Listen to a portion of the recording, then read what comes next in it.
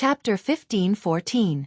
The crystal clusters were like a purple tide, engulfing the last section of the gray city wall that stood in the middle of the tide. The countless crystal worms were like a huge wriggling mother body entrenched on the ground. The process of this mother body slowly engulfing everything was suffocating and despairing. Another flag disappeared in the purple sea. It was like a lonely sail that disappeared into the whirlpool, representing the annihilation of another army at the hands of the crystal clusters. In the tower, Hugh blocked the door and shouted to his commander in despair, "Sir Knight, we are surrounded." Shoo!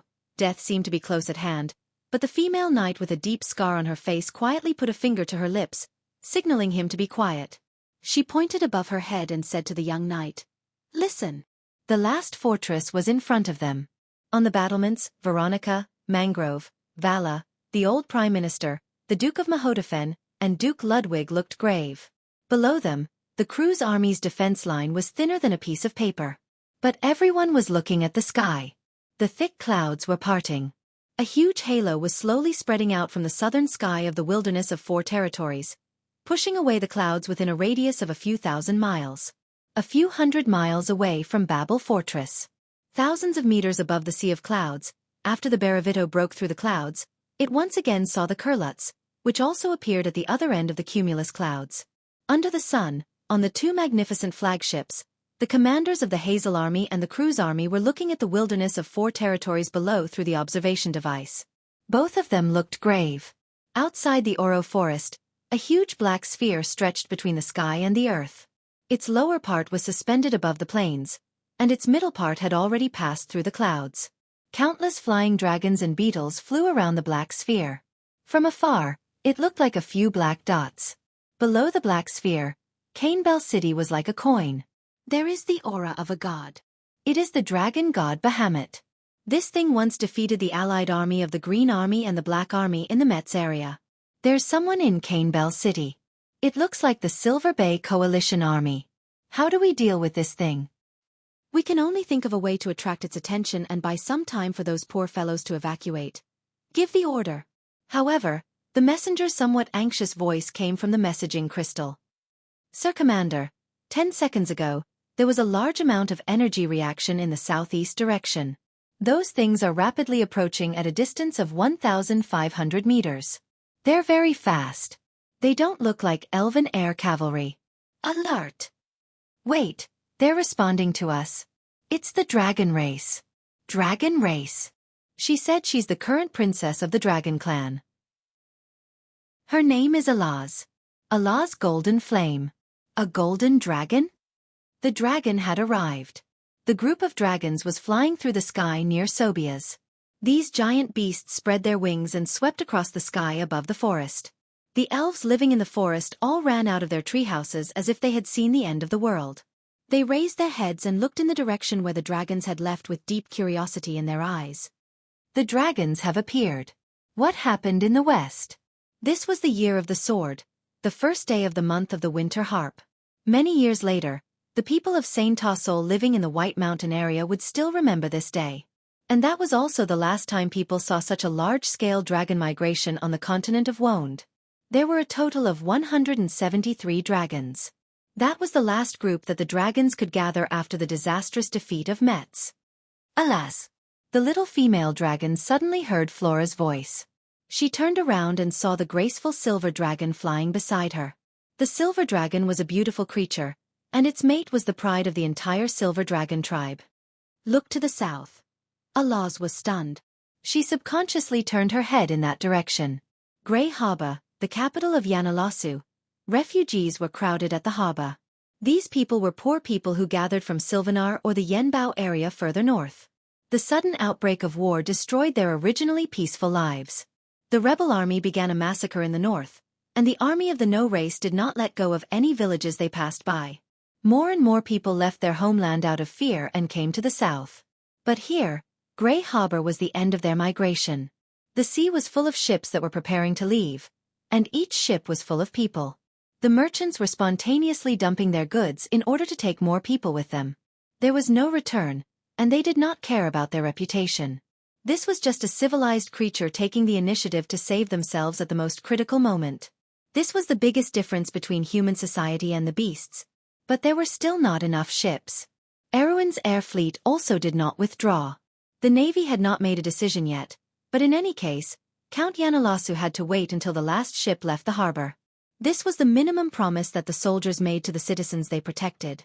The harbor was also full of all kinds of giant sea monsters. They were actually the servants of the gray fin naga. The refugees boarded the backs of these giant beasts with fear and nervousness, but everyone who left the harbor on the giant beasts bent down and bowed respectfully in the direction of the lighthouse. There the Frost Dew Queen stood side by side with her deputy, the sea monster Bridget. "See, Bridget? That's why we're here." The queen's face was a little cold, but her rectangular pupils shone with a strange colorful luster in the sun. The sea monster shook her head. "We don't need the gratitude of these mortals, your majesty. After the Battle of Ampere Seal, we don't owe these Erewhon people anything." "Is this all you see?" The sea monster Bridget turned around and looked at her queen. "For a long time, the people of the sea have been excluded from the circle of this world. Do you know why?" The Frost Dew Queen replied, "Because we once missed the best opportunity to engrave the name of the Naga race on that sacred white stone tablet." She pointed to the distant sea and said, "This is why we came here. We missed it once, and we must not miss it a second time." In the sky, the clouds were getting fewer and fewer. In a reception room in the city hall of Grey Harbor, Count Yanalasu and the Naga warrior Sani, who were sitting on the sofa, stopped talking at the same time, feeling something. In the hall outside, it was already a mess. People rushed onto the street and looked south. Something had happened to Grinoires. Someone was shouting. A bright pillar of light shone dazzlingly in the southern sky. In the ruins of the lighthouse, Freya looked up with a shocked expression. "What is that?" Brando, who was beside her, didn't say a word, vaguely guessing something. In the illusion, Amandina had no idea what was happening in Wonde. She looked at her with some confusion. "My father?" Martha nodded. She drew a picture with her hand. In the picture, there was a bright room. The afternoon sun was shining into the room through the floor-to-ceiling arched windows. The silk curtains on one side were pulled open and fell to the ground, and the shadows just covered the bookshelves on the wall. At the desk, Viscount Borg-Nesson, who was obviously much more mature than he was 10 years ago, held a grey stone fragment excitedly and said to his knight colleague, "Old man, do you remember our conversation here last time? I think we're close to success. I already have the exact whereabouts of that stone fragment." The serious knight also had a few more deep wrinkles on his forehead than 10 years ago, and his temples were graying. He looked at his companion and said, "Shippard, I think the tree herders have noticed you." Viscount Nesson shrugged. "Of course. They're not stupid. They're just aware. I don't think I've exposed my identity yet." Amandina looked at the two people in the room in shock. She subconsciously took 2 steps forward and reached out to grab something, but her feet never stepped into the room. This is my family's manor in Aldrin. I recognize this place. This is the 2nd floor of the manor, my father's study. And who is he? How does he know my father's real name?" Amandina asked in surprise. Martha gestured for her to continue looking. Amandina bit her lips. She remembered something that happened 2 years before her father went missing. She was only 12 years old at that time.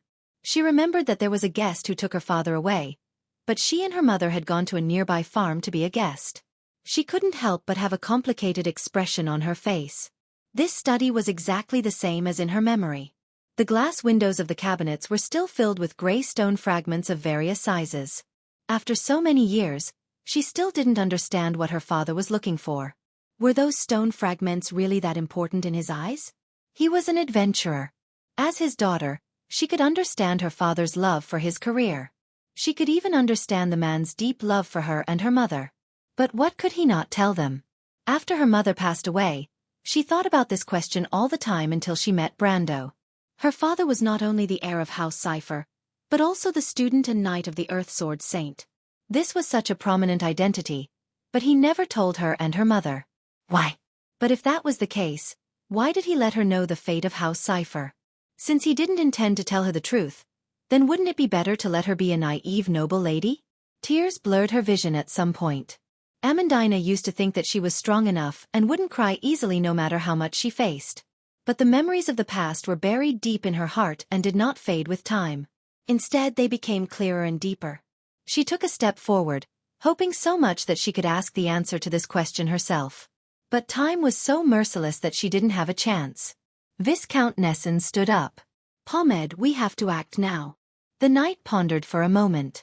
"Have you asked her opinion?" Viscount Nesson shook his head. "I can't find her. She left the royal family after adopting the baby girl. I don't know if she has been to Grenoires, but the marshal has passed away for 2 years. Even if we know something, we have lost track of her. I've asked Scott, but he doesn't know either. I don't dare to look for the marshal's grandson, lest I bring him trouble. Old man, although the marshal is no longer around, it doesn't mean that our mission is over. You should still remember everything we saw in the illusion under Alcash. We have to stop the prophecy from happening. This time we have to do it ourselves." The knight nodded silently. "But what about your wife and daughter? Do they know about it?" Viscount Nesson was silent. There was obvious hesitation on his face. "It's not fair for you to do this." The Viscount shook his head. "Pommed, you know what we're doing. There's no fairness in this. Our companions have left one by one, but we're still here, aren't we?" He sighed slightly. "I do love them very much, but if I don't do it, it's not love. It's shirking responsibility. As a husband and a father, I have a reason to protect them, in my own way. I promised Sadie, do you remember? From the moment I gave her the wedding ring, I had to fulfill my promise." The knight looked at him. Viscount Nesson took a deep breath. "Just like the marshal entrusted us with, we have to make a decision. Do you understand, Pommed? I want to leave hope for my daughter and the world she lives in. Even if it costs me my life. I do love them very much, but if I don't do it, it's not love. It's shirking responsibility. I want to leave hope for my daughter and the world she lives in. Even if it costs me my life."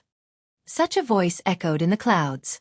In Bragg's, all the residents on every street stopped what they were doing and looked at the sky in astonishment. Some of them were locals who lived in Grey Rat Street. They had once been neighbors of Amandina's family. Their lives had not changed at all in the past 3 years. Even though Erwin had experienced a lot, to them, how much worse could their already poor lives get? Some people had come to Grey Rat Street and some had left. The rich had moved to the north during the Second War, while the poor could only continue to stay on this old and cramped street. However, many of them still remembered the family of 3 that used to live here, whose identity was completely different from theirs. "Isn't that the voice of Viscount Nesson and Miss Amandina? I heard that Viscount Nesson went missing many years ago, and his daughter left Bragg's a few years ago. Miss Amandina is doing well now. I heard that she married Count Randner." "That's hard to say. The situation in Erewhon is so chaotic right now. Who knows what will happen in the south? I really hope that Lady Martha can protect the eldest princess. Sigh, it's really pitiful. Their family are all good people. Even though Viscount Nesson is a noble, he treats people with kindness and doesn't put on airs. In this world, good people are always unlucky." "Who said otherwise? But what's with that voice in the sky? Didn't Viscount Nesson go missing for many years? Did you see that light? That's Kirkle, right? What happened in the north?" Everyone was discussing. But no one noticed that behind the crowd, a cripple had dropped the sword in his hand. However, he didn't seem to notice it at all. He only looked at the blue sky with a pale face. In Silver Bay, a young mage stood on top of a hill, allowing the wind to blow his long hair. The mage listened to the 2 voices that he was once familiar with. He didn't know when, but his face was covered in tears. "Did you do it? My companions." Amandina seemed to have seen that summer night again in her days. That night, the witch's back seat was especially bright in the southern sky. The stars were reflected on the water surface, quietly flowing with the river Brags. Viscount Nesson watched his daughter return to the house, sighed, and turned his head back. In the silent Brugloss, there were already lamps lit up in the dark night. Far away was Bunapan Avenue, and the noble district was like a star that fell to the ground. In a house far away, warm orange light shone through the window. The silhouettes of a family of 3 could be seen in the window. A husband and wife, a father and daughter. Their laughter seemed to come from the other side of the river. It was warm and real. He stood up with his hands on his knees and picked up a shovel from the corner of the wall. He dug a deep hole under a chestnut tree not far away. He crouched beside the hole and carefully buried a box. After doing all this, Viscount Nesson wiped his sweat and stood up. He looked at the new soil under the tree, his eyes full of tenderness. "Annie, I'm sorry. I hope that one day, you won't hate me because of this. I won't ask for your forgiveness, but there are some things in this world that we must do. It's not just because of the responsibility of House Cypher's bloodline to this kingdom. More importantly, there are many people around us who are worth protecting with our lives. Perhaps one day, my daughter, you will also meet such a person." He slowly took off the necklace from his chest and murmured, "For Erwin, Lady Martha, please protect me. This is my last hope." Amandina was already sobbing when she saw this scene. Braggs and the Street of the Grey Rat people were silent. No one understood what this scene meant. But for Brando, the scene in the Forbidden Orchard on Mount Bucci 3 years ago was still fresh in his mind. It was a father, a husband, a hero. The soundless skeleton could not tell him everything in the past, but the weathered parchment recorded the most sincere feelings. Two people born in different eras. At that moment, their fates intersected. Their gazes could not cross life and death, but their ideals and beliefs could still be transmitted. Freya bit her lips silently. The illusion was changing. It was in the sky, presenting the unknown story of the past in front of everyone. People saw with their own eyes that Viscount Nesson fulfilled his promise. He had snuck into the tree shepherds and obtained the grey stone, but Myad, the goo-worm lord, had discovered his identity. At the last moment, the knight Palmside sacrificed his life to pave the way for his companions. After a long chase and escape, Brando saw the place he was familiar with. Wasn't the golden demonic tree in the valley basin? Viscount Nesson hid in the depths of the crevice. The tree herders who could not find him planted the seed of the golden demonic tree in anger. And in the cave, the trembling father wrote the last letter of his life on a piece of parchment with a quill. "Martha above, I may not be alive for long. If I die..." Amandina covered her mouth. She still remembered the scene of that day. In the small and dim room, there was a knock on the door. When she saw the young man's face through the crack of the door, her fate changed. But she clearly remembered how Brendel handed the letter to her at that time. The words on the letter were so clear in her memory, as if it was yesterday. Big drops of tears rolled down the girl's cheeks and rolled into the dust. In many areas of Wound, everyone stopped in their tracks, silently watching this moment. They saw Viscount Nesson use the last of his strength to pick up the grey stone piece and place it on the parchment. He seemed to want to write something, but the light of life in his blue-grey eyes was fading. The quill finally slipped from his hand and rolled into the gravel. It was the end of a hero. In the 10 cities, many people bowed to salute this scene. Although they could not really understand what this man was protecting, no matter where, the brave were always worthy of respect. Veronica slowly retracted her gaze and looked at Mephisto beside her. "I have seen this man's daughter," the Ash Sword Saint replied. "She is very outstanding and did not disappoint her father." "I know her," Veronica replied softly. Mephisto turned around and looked at the female commander with a puzzled expression. "Do you still remember the past?" Veronica asked. "The days when we learned swordsmanship together. At that time we were still very young." Mephisto could not help but be silent. Does he still remember the good times of the past? Of course. The illusion was still changing. In the dark palace, the great king had entered the moment of his death. The hero of the past, the Flame King Gretel, looked at his knight by his bedside. He suddenly remembered the most glorious moment of his life, but more than that, he was burdened with heavy responsibilities. But at the end of his life, the memory that appeared in the depths of his mind was still that unforgettable scene. He did not know how long it had been since he last dreamed of that place. The underground holy temple that changed their lives. In the darkness, the 4 sages stared at the stone walls of the holy temple. On those tall stone walls, there were all kinds of patterns drawn with strange patterns. The light of the torches flickered. A huge altar was reflected. On the obsidian platform, a human baby girl was sleeping in crystal amber. It seems that what Odin said is true. Eloranta stared at the patterns on the stone walls. This is the ancient language of Novan, the language of the divine people. The Azure Lance did not kill the Twilight Dragon. The 7th war may be coming soon. Then aren't we doing something wrong? Fanzan said loudly. We have overthrown the rule of the Myurnas, So now what do we have to fight against the Twilight Dragon? Shut up, Fanazane. The blond young man's blue eyes glinted with wisdom. The sacred sword Odorfice shone in his hand. He spoke to his companions. The Myurnas are already rotten. Their nobles are addicted to the glory of the past. What can Odin change? He chose us because he did not want to see the hope of this world die slowly. Since we have inherited this fate, we must bravely go on.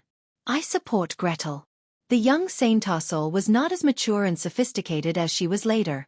The elven girl's face was pure and determined. Sister Eloranta, do you see anything from this? The Earth Sage turned around and nodded. Gretel is right. We still have a chance. Although that chance was so illusory. The old man raised his trembling finger and pointed to the person he trusted most. The once proud young man, the chief of the Flame Knight, was now also old. Time was so cold and merciless. The king who had once created an empire was now speechless. But from his trembling movements, the old knight already understood everything. It was a tacit understanding of 2 centuries, and there was no need to repeat it with words. He nodded solemnly. That day, Miss Rose came to the depths of the deadly frost forest, and a crystal stag witnessed a falling meteor in the magnificent night sky. 130 years after that, a country called Aween was founded. In a verdant valley. After a great battle, the knights celebrated their hard-won victory. But their king, the late King Eric, left everyone's sight alone. He came to the quiet lake, and another person was quietly waiting for his arrival on a rock by the lake. The late King Eric looked at the knight he trusted the most. Have you made up your mind, Walter? He asked. From now on, you will lose your identity, your honor, and even your life. You may become the things you hate the most in your life. Your fate will forever be tied to this sword, and you won't be able to rest in peace. Until one day, when my descendants are no longer worthy of the sword's recognition, it will come here and quietly wait for its true master. The knight stood up silently. He didn't answer, but he had already knelt on one knee. The amber crystal on the altar shattered, and Princess Constance looked at the baby girl in her hand in shock. Darius, the man with a serious face shook his head. Don't worry about this, let's see what's written on the stone wall first. The female officer beside the princess named Gwendolyn looked at the two thoughtfully and answered, That's the ancient language of Fenno, the language of the divine people. I just happen to understand the knowledge of this language in a book. What's the content? The Dusk Dragon is about to awaken, but the mortals still have hope. The Dusk Dragon? Darius turned his head. So what we saw in the illusion was real? My lord, the monsters we encountered outside are called crystallizers, Gwendolyn replied. You saw their strength, but that's just the weakest branch of the crystallizers. They're just monsters formed on the basis of the original creatures of Woned, and the real crystallizers are unimaginably powerful. Not to mention that the crystallizers themselves are not just a branch of the Dusk species. So if the Dusk Dragon didn't die in the hands of the Azure Knight, then it's inevitable that it will make a comeback. Its claws and teeth are all over the various worlds in the chaos, and once they enter our world, it's enough to destroy everything. If that's the case, where's the hope of the mortals? Gwendolyn smiled slightly. Maybe it's here or maybe it's in Erewhon. It was the same sunny afternoon. The middle-aged Viscount Borgnessen smiled and said to his visiting companion, I've investigated clearly. The only hope Lady Martha left for our world is sleeping in Erewhon. At this time, Viscount Nessen still seemed to have no idea about his future fate. The knight looked at his companion. Do you still remember the prophecy we saw in Alcash, Pomide? The knight nodded. The sword that changed fate. Viscount Nessen clenched his fists and showed an excited expression. Pomide, that's the throne of destiny. And the crystallizer that the tree herders have been searching for is the final guide to that hope. It's divided into 5, and is actually a beacon. It's the guidance Lady Martha gave us.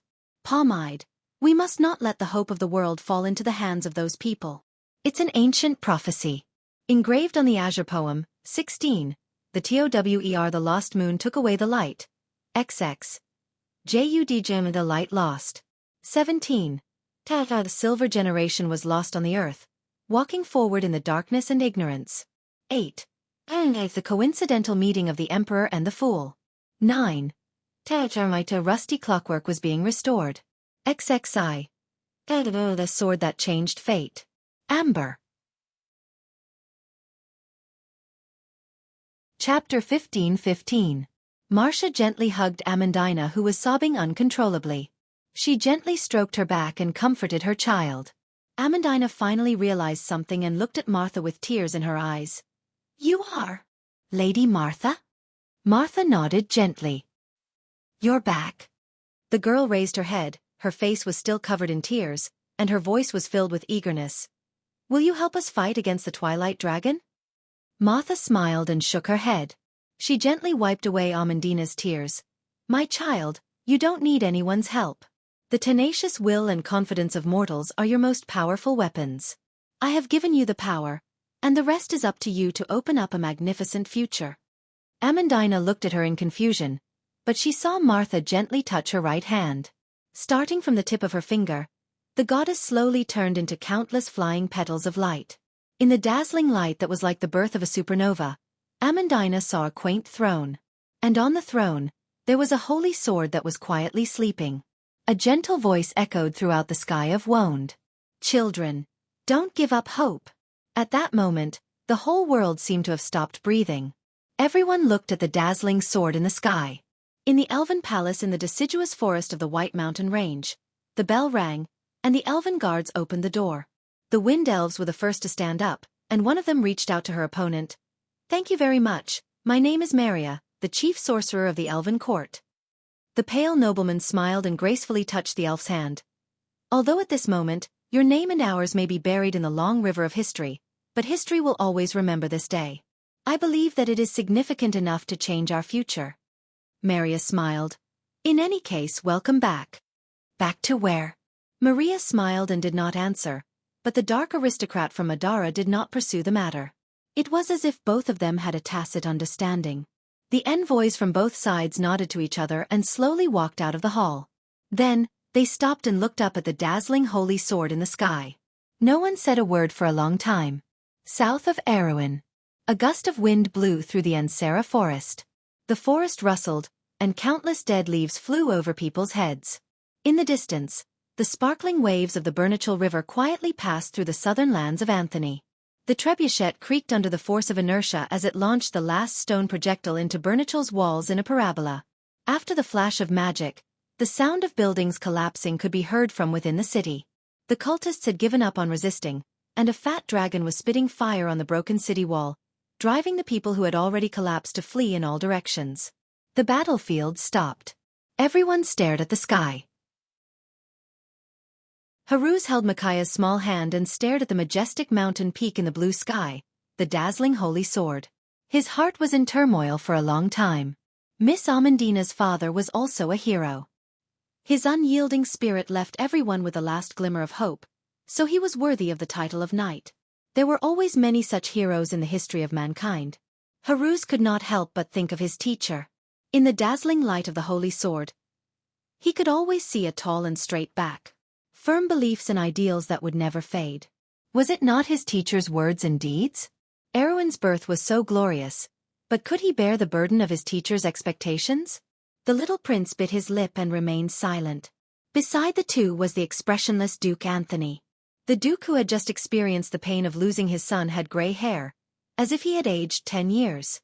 He held his only granddaughter in his arms, the only bloodline left to him by his son and daughter-in-law.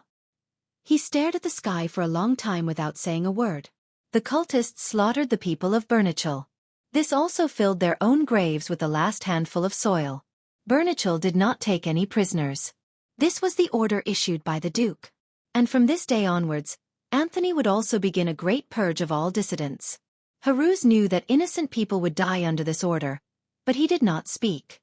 Sometimes civilization needed iron and blood, and Erewhon's decay had reached a point where his bones were visible. As a king, he must learn to take responsibility. A man who wears a crown has no right to cherish his feathers. A country must move forward, and someone must bear the stigma for it. Haruz was aware of this in his heart, but if someone had to pay the price for all these mistakes, it would not be Erewhon's people, but the Twilight Dragon. He clenched his fists. Behind him, Medusa Lysimeka was also shocked by the strange scene in the sky. Her reptilian prismatic eyes reflected the sword deeply, and her eyes flashed with hesitation and determination. "It really exists, everything is real." Her friend, the sexy dark elf, grabbed her best friend's arm and looked at her worriedly. Xianxia? Kaya's action alarmed Haruz in front of her. The little prince looked back and was startled to see Xianxia's strange behavior. He thought Xianxia was worried about him and hurriedly said, "Sister Xianxia, you don't have to worry. This attack was unexpected, and no one can blame anyone for it. Besides, I'm fine now, aren't I?" But he didn't expect that as soon as his voice fell, Xianxia grabbed him with such force that he almost cried out in pain. His body's subconscious reaction was to use black magic to resist, but Haruz stopped the impulse because he saw the Medusa's eyes, clear and clear, without the slightest intention of hurting him. "Miss Xianxia, you?" he whispered, gasping for breath. Micaiah also turned around, tilting her head and watching the scene with interest. She asked the little prince with her eyes if he wanted to help, but Haruz shook his head at her. Xianxia lowered her head with a rare look of seriousness on her face. Looking at her best friend's expression, the dark elf Kaya seemed to realize something and quickly asked, "Xianxia, have you thought about it?" Medusa looked back and nodded. "Kaya, we have lost our home.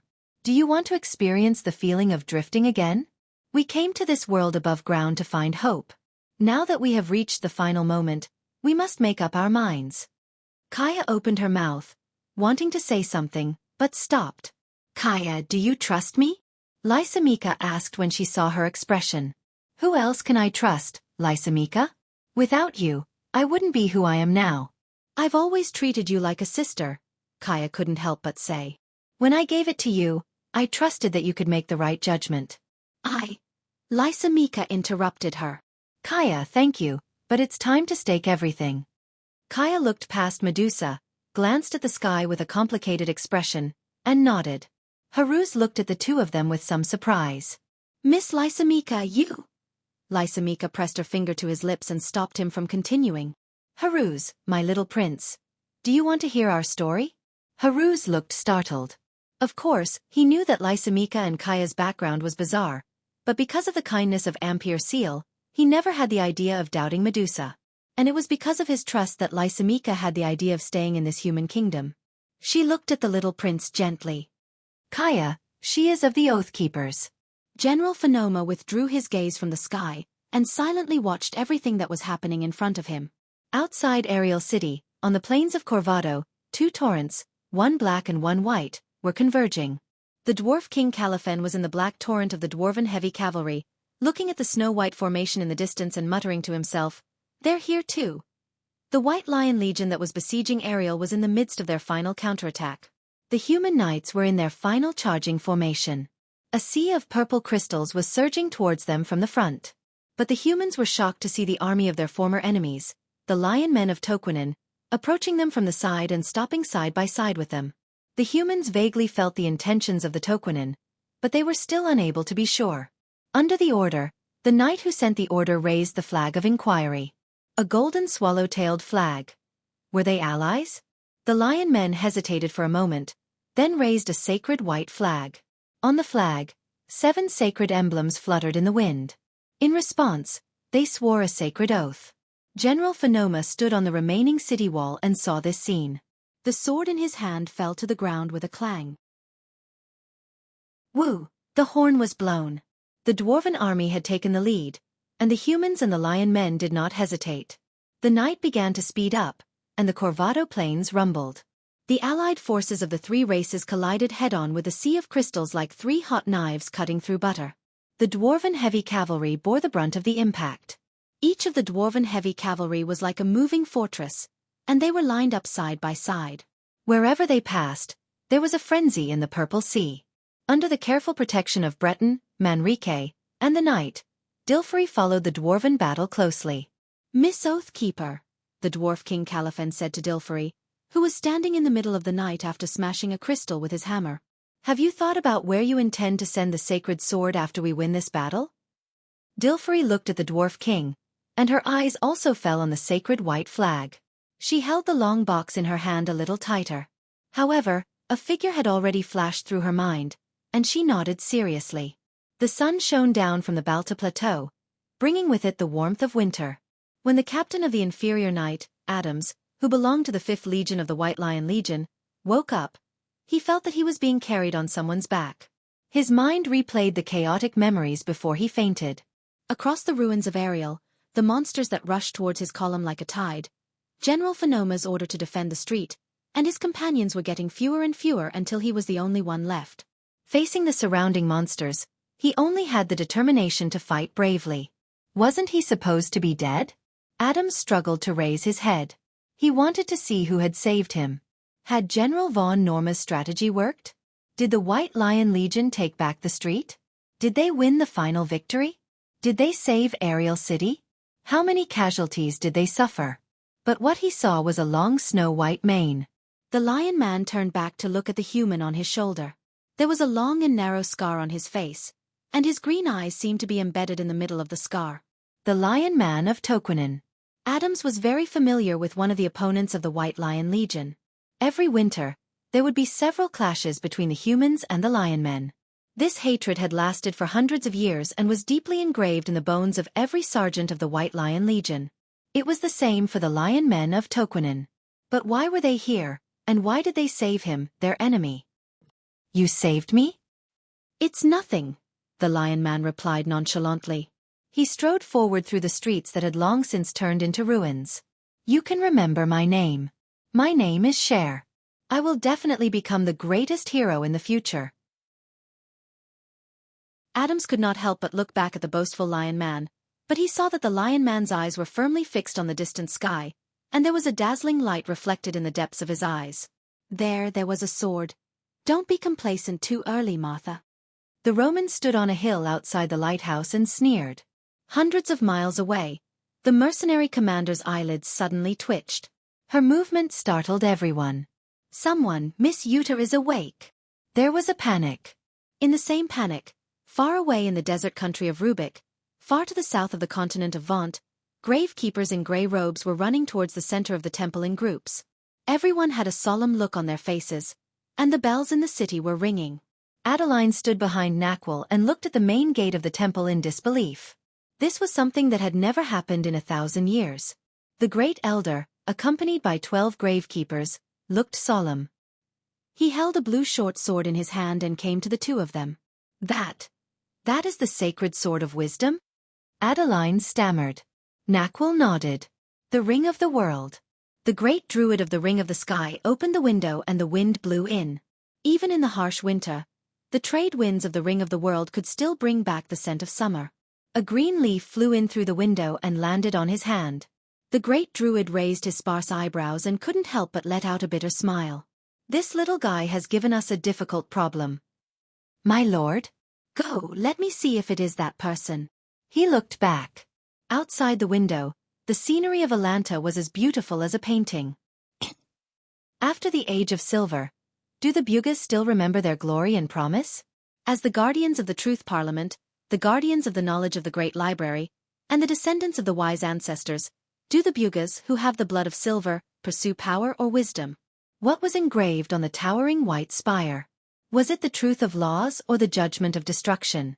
The mystery of the universe that everyone once explored in almost infinite lives, is it just the ravaging and trampling of the weak, or the persistence of true knowledge? I believe that the Bugas are wise, because no matter how the pros and cons are weighed, how the gains and losses are chosen, what can make the silver people more glorious is always knowledge and truth, not strength and power. I believe that the wise have a long-term vision, and can cut through the heavy fog and see the true future of the City of Silver. I believe in civilization, not barbarism. Just as I believe that wisdom will eventually defeat greed, I believe that the people of the clouds can make themselves make a decision that they will never regret. Because I believe that we still have a glorious future. And this is what I want to say, all of it. Kanaiki, in the Cloud Temple, the Prime Minister's daughter in a white robe gently threw away the script in her hand, raised her head, and looked at the thousands of silver people on the circular staircase venue. There was complete silence. Solomon stood next to Delphian with his eyebrows down, his expression calm. He looked up at his colleagues, burning with the flame of wisdom, in his eyes that saw through everything. He appeared very calm. Let's vote. Thousands of hands were raised. No one opposed, no one abstained. Lady Tanya the fairy stood on Phoenix's shoulder, her silver eyes looking at the somewhat calm and somewhat proud human girl with some shock. Then there was a storm of applause. sweeping through the audience. The year of the sword. The first day of the month of the winter harp. The bugas announced a break with the Sarsadrians. The wizard war had just begun, and it was nearing its end. When Amandina woke up, she already felt the warm and familiar embrace. She raised her head weakly and looked at the familiar face, and Miss Freya's somewhat complicated expression. She hurriedly struggled, but could not break free from Brando's embrace. Her face was a little red. "My lord." What's wrong with me?" Brando looked at the silver pattern on his lady aide's right hand, and answered word by word, "You saved everything, Amandina." Chapter 15-16. The wind blew across the silver sand dunes, and the gravel was lifted up. In the sky, the clouds were gradually gathering again. Brando seemed to remember something and handed the weak Amandina in his arms to Freya. "Wait for me." Freya nodded silently. Brando turned around and stepped on the sand to Wizard Sadra's side. The once famous wizard leader was now disheveled, and he was no longer as majestic as he used to be. He bent his body and lowered his head, staring blankly at the sand until Brando's boots appeared in his field of vision. Only then did he raise his trembling head and stare straight at the young lord. He opened his mouth and said in a hoarse voice, "You must be very proud, human." Brando looked at the man's cloudy eyes. His silver pupils were bloodshot, like an old and dying beast. He did not even feel angry in his heart at the moment. He only replied faintly, "This is the choice of the people of Sasald. Does it feel good to be a traitor?" Wizard Sadr made a gurgling sound in his throat and laughed coldly. "So what? You are not a mortal." Brando looked at him and could not help but show a trace of sadness in his eyes. "Don't you understand? If we think we are, then we are one of the majority of people in this land," he said quietly, "because there are no transcendents in this world. Even Mother Marcia never thought that she could be high and mighty. The truly pitiful ones are those who cut themselves off from the rest of the world. Sadr, there is no such thing as being born noble in this world, and blood cannot be a barrier between people. What Lady Martha gave you was not power, but responsibility. Unfortunately, you don't understand." He slowly opened his arms as if he was embracing the wind and said softly, "Why are we proud? I am a mortal, a member of this tiny kingdom. I am the Lord of Tonagel. This insignificant identity, but I cherish it very much. Why am I proud? It is not the power I was born with, but the trust people have in me. It is the connection and promise between people. It is all the precious feelings in this mortal world. We are proud because we dare to protect all the beautiful things.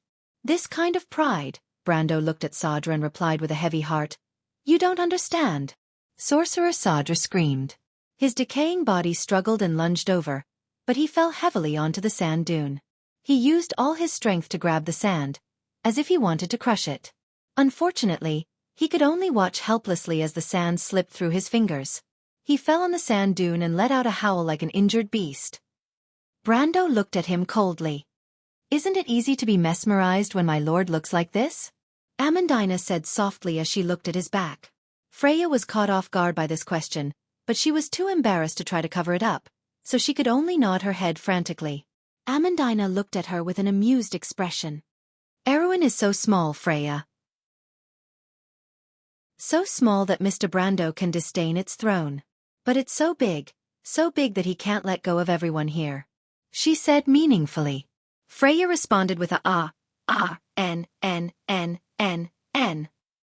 "Freya, other than the Roman lady, you are the first to know my lord." Amandina continued softly, "Although there are some things that I don't want to say, everyone can see it. If one day, one of us is unable to return from the battlefield, will you regret your thoughts at this moment?" Freya was stunned. She looked at Brando's back in the distance with a complicated expression. "Amandina, You don't have to tell me," Amandina said. With that, she turned her head and gently bit her lip. Freya's voice was like a mosquito's buzzing. "Miss Amandina, I look really that obvious?" Amandina's eyes widened. She turned around and looked at the hopeless ostrich. After a while, she finally couldn't help but cover her mouth and burst out laughing. Degenerate! Wizard Sadr lay on the sand dune, his voice like a candle in the wind. Brando took one last look at the sad guy and turned to leave. but the king of wizards seemed to have a final burst of strength. His whole body trembled violently, and he shouted with all his strength behind him, "Vladimir the Great will not let you go." Brando stopped and didn't look back. "What a coincidence, me too." Adept Sadra's final expression was one of shock and astonishment. He made a cracking sound in his throat and reached out as if he wanted to grab something, but his body's functions had long been lost along with his magic power. His head tilted slightly, and his whole body lost its vitality like a piece of dead wood. The wind and sand rose, and the corpse of the Sasaldian wizard leader disintegrated like a weathered object, turning into sand and disappearing with the wind. Freya supported Amandina as they walked over. "What's wrong with you?" Brando looked at her face, which was a little too red. "No, nothing." The Erewhon Valkyrie hurriedly changed the topic in a panic. "Brando, are we going to war with the Sasaldians again?" "It's me," Brando replied casually. "The wizard war is over. Erewhon shouldn't be involved in this war anymore, but there are still some debts I have to collect. Prince Levin's death, Eek and his wife's death, everything must be accounted for." The burning giant ship was like a torch falling from the sky, and the steel was distorted and let out a wail similar to that of a giant beast. "Woo!" The people watched this tragic scene. The flames lit up the sky and reflected on everyone's faces. Although the small airships around the Flash tried their best to save some people, the 300 soldiers on the ship were destined to spill their blood on this foreign land. It slowly fell to the ground, and everyone solemnly saluted in that direction. In the flames, the heroic spirits became eternal. The Flash sent the last signal, indicating that we should continue forward. The soldier who gave the order held the note with red eyes, and for a moment, did not know whether to continue reading. The old man waved his hand, leaned on his cane, and left without a word. The night was silent behind him. Many people knew that the person on the ship was the old man's eldest son. The people had lost too much, so much so that they had lost the right to grieve. The sky was already in chaos. The formation of the floating warships was intertwined with each other, and all kinds of emergency airships made the airspace even more chaotic. In the sky, there were flying beetles and screaming dragons, and dragons of different colors were fighting each other. The light of magic penetrated the entire battlefield from time to time, and various colors of light and smoke intersected in the sky. Burning fireballs whimpered as they fell from the sky, and finally turned into a dazzling ball of fire that hit the ground.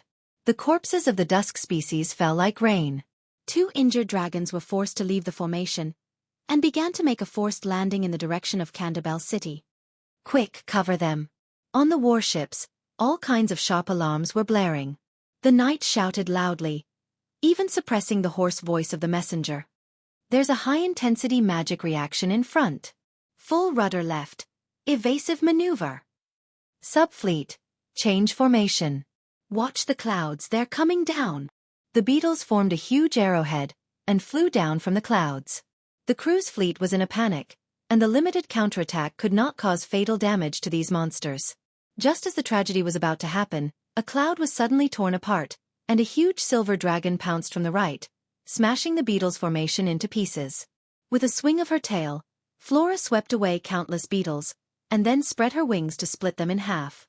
She turned around in the air, and then had the leisure to signal to the cruise fleet. The appearance of this elegant creature immediately caused the entire fleet to cheer. Everyone raised their hands, and excitedly waved the weapons in their hands. The captains and first officers on the warship saw this scene, and their hearts were filled with excitement. It was as if they had returned to the War of the Holy Saints 1,000 years ago. The battle had entered a white-hot stage. A sub-fleet of the Hazels suddenly broke away from the main fleet's formation, and launched a radical arrow formation towards the center of the battlefield. Their target was the huge black ball of light in the clouds, the source of the Battle of Canebell. The crazy actions of this fleet immediately triggered the situation of the entire battlefield. Everyone stopped, and many knights rushed to the side of the ship, and looked at the scene in shock. The black ball obviously felt threatened.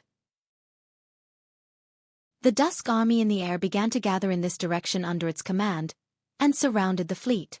Alaz was the first to react. "Stop them." The little female dragon's majestic voice resounded through the sky.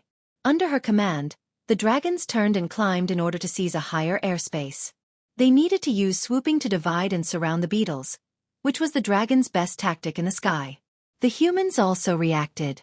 "Buy time for them." Sir Armand raised the cane in his hand, and the flagship cruise was the first to turn, and then everyone saw the flag change formation. All main warships entered the battle line. The entire fleet exposed its side at the most dangerous moment, and released a group of Pegasus Knights. The cruise knights raised their spears and roared as they rushed towards the flying beetles. For cruise! The command was given. On the side of the ship, the Flintlock Regiment had already set up a long dragon spear, and the filling crew finished filling it in a few seconds. The flag-bearer waved his hand, and a row of white smoke rose from the side of the cruise ship. The flying horseshoe beetles seemed to have crashed into a wall, and the first few rows fell down like rain. On the ground, the forced landing of the two dragons caused a commotion. Everyone in the Silver Bay Coalition army was in awe of this battle, and they knew that this would be a war that would determine the fate of the entire world. Everyone silently prayed for their compatriots, praying for the fleet and dragons that came out of nowhere. The attack of the crystal clusters on the ground temporarily stopped, and more crystal clusters were spreading their crystal wings and flying into the sky. Many people spontaneously ran to the top of the city wall and looked at the sky. They clenched their weapons in their hands, and wished that they could join the battle themselves. But the commanders of the coalition army had not given the order yet. The old white sword Saint Brant saw the two injured dragons that were forced to land, and suddenly grabbed his coat from his attendant, carried his sword, and turned to leave the city wall. Little Duke Malvis was stunned when he saw this. "Uncle Brant, where are you going?" Brant did not turn his head. "Time's up to fight." Duke Malvis was stunned. But suddenly, he made up his mind and quickly caught up. "Uncle Brant, count me in." Brant turned his head and glanced at this guy. "You will die." Little Duke Malvis gestured with his hand on his chest. "I know." Brant then nodded approvingly. "That's more like it." The two of them walked down the horse path. Under the city wall, the soldiers looked up at their commander, and their expectant eyes said everything. Amidst the creaking of the capstan, the heavy city gates slowly opened. The human knight was already in formation under the city wall, and the young knight looked at the purple crystal sea in the distance with a solemn expression. They took a deep breath, and their pupils of different colors were all filled with nervousness. Brant stood beside these young people and pointed his sword forward. "Get ready!" The knight pulled down their metal masks, and the white mist condensed into frost on the metal. The first and second rows began to jog faster and passed by the suspension bridge. The spears were like a forest, and the banners were like the sea. Brant turned his head back on his horse and saw that his granddaughter had already climbed to the top of the city wall. The nun princess's expression was cold as she stared at the crystal cluster sea in the distance. The two dragons had already fallen to the hills in the north, and the crystal clusters flew in that direction in an overwhelming manner. She raised her hand, and the Book of Gaia had been released from its restraints and was surrounding her. The pages of the book were flipping. A huge magic circle appeared above the girl's head. The crystal clusters noticed the movement in this direction, and a few of the long-range crystal clusters immediately began to divert their firepower. However, the stray arrows that flew past Magadal were also blocked by a pale yellow light net. The girl's voice was clear as she spoke. Chapter 7, Creation. She raised her hands, and in a loud roar, stone pillars that were tens of meters wide rose from the ground. The knight was jogging faster, and these stone steps were like waves that carried them forward steadily, as if a bridge had been raised in the purple crystal sea. All the crystal clusters that rushed towards the bridge were immediately crushed by a bright yellow crystal storm. All the soldiers on the city wall were stunned. Then, there was a burst of cheers. In the sky, the two commanders looked at the scene on the ground and nodded at the same time. Their colleagues below were not simple. The Silver Bay Coalition Army's actions at this time were just right when the Twilight Army was about to move. Even they felt uncomfortable watching it, let alone the other party. Now that the Crystal Cluster Army could not take care of the front and rear, in a sense, this greatly reduced the pressure on them. In this case, of course, they would not waste the wonderful assistance of the Silver Bay Coalition Army. On the battlefield, the Hazel subfleet was close to its limit. The Hazel people sent out their last signal flag. The flag had no meaning, it was just a salute to their colleagues. Everyone was quiet. It was a flag that symbolized wisdom and courage. The two commanders took off their hats, held them in their hands, and saluted in the direction of the flag. The giant dragon swooped down, splitting the swarm of Zergs on the battlefield into two, so that they could no longer catch up with the Hazel people's fleet. The main fleet of the Cruise people and the Hazel people were firing round after round, and the bullet screen did not stop for a moment. The battlefield seemed to have stopped at this moment. The small fleet released their last air knight. The knight piloting the mech rushed into the swarm of zergs in front with fearless courage. Then, there was a dazzling flash, explosion and shockwaves, as if countless suns were lit up in the sky at the same time. Everyone raised their heads. They watched as the fleet tore through the opening and went straight into the black ball in the clouds. A signal was transmitted to the entire fleet at the same time. A bigger explosion was produced. At that moment, it was as if the whole world had darkened, and only a bright ball of light was left in everyone's eyes. The ball of light suddenly shot out in all directions, and the dazzling white light shrouded everything. The huge roar caused everyone on the battlefield to experience tinnitus and deafness for a short period of time. Thus, this white and flawless world seemed to have quieted down. The shockwave swept through everything in an instant. The closest zergs were directly vaporized into ashes. The airflow affected the giant dragons, forcing them to scatter their formation, not to mention the human fleet. The airflow almost knocked everyone off their feet. But people quickly got up from the deck and looked in the direction of the black ball. Then everyone sucked in a breath of cold air. Above the huge black ball in the sky, there was a huge head. A metal dragon. Across the world, the city of Candlebell was as small as a speck of dust in front of it. Its indifferent silver eyes looked at the world. Half of its body was exposed outside the black ball, and only half of its wings had not been stretched out in the ball. It was obvious that the life-risking attack had interrupted its teleportation process. Looking at the metal dragon, the dragons were silent. Allah's heart was filled with complicated feelings. Once upon a time, it was the dragon's faith and pride, the dragon god Bahamut. But at this moment, they had to bid farewell to their past.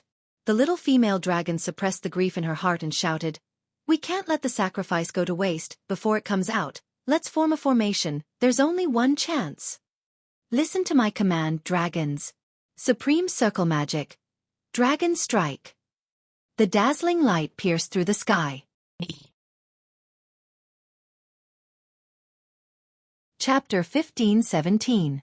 String Magic. These three words represented the most destructive power since the era of the gods.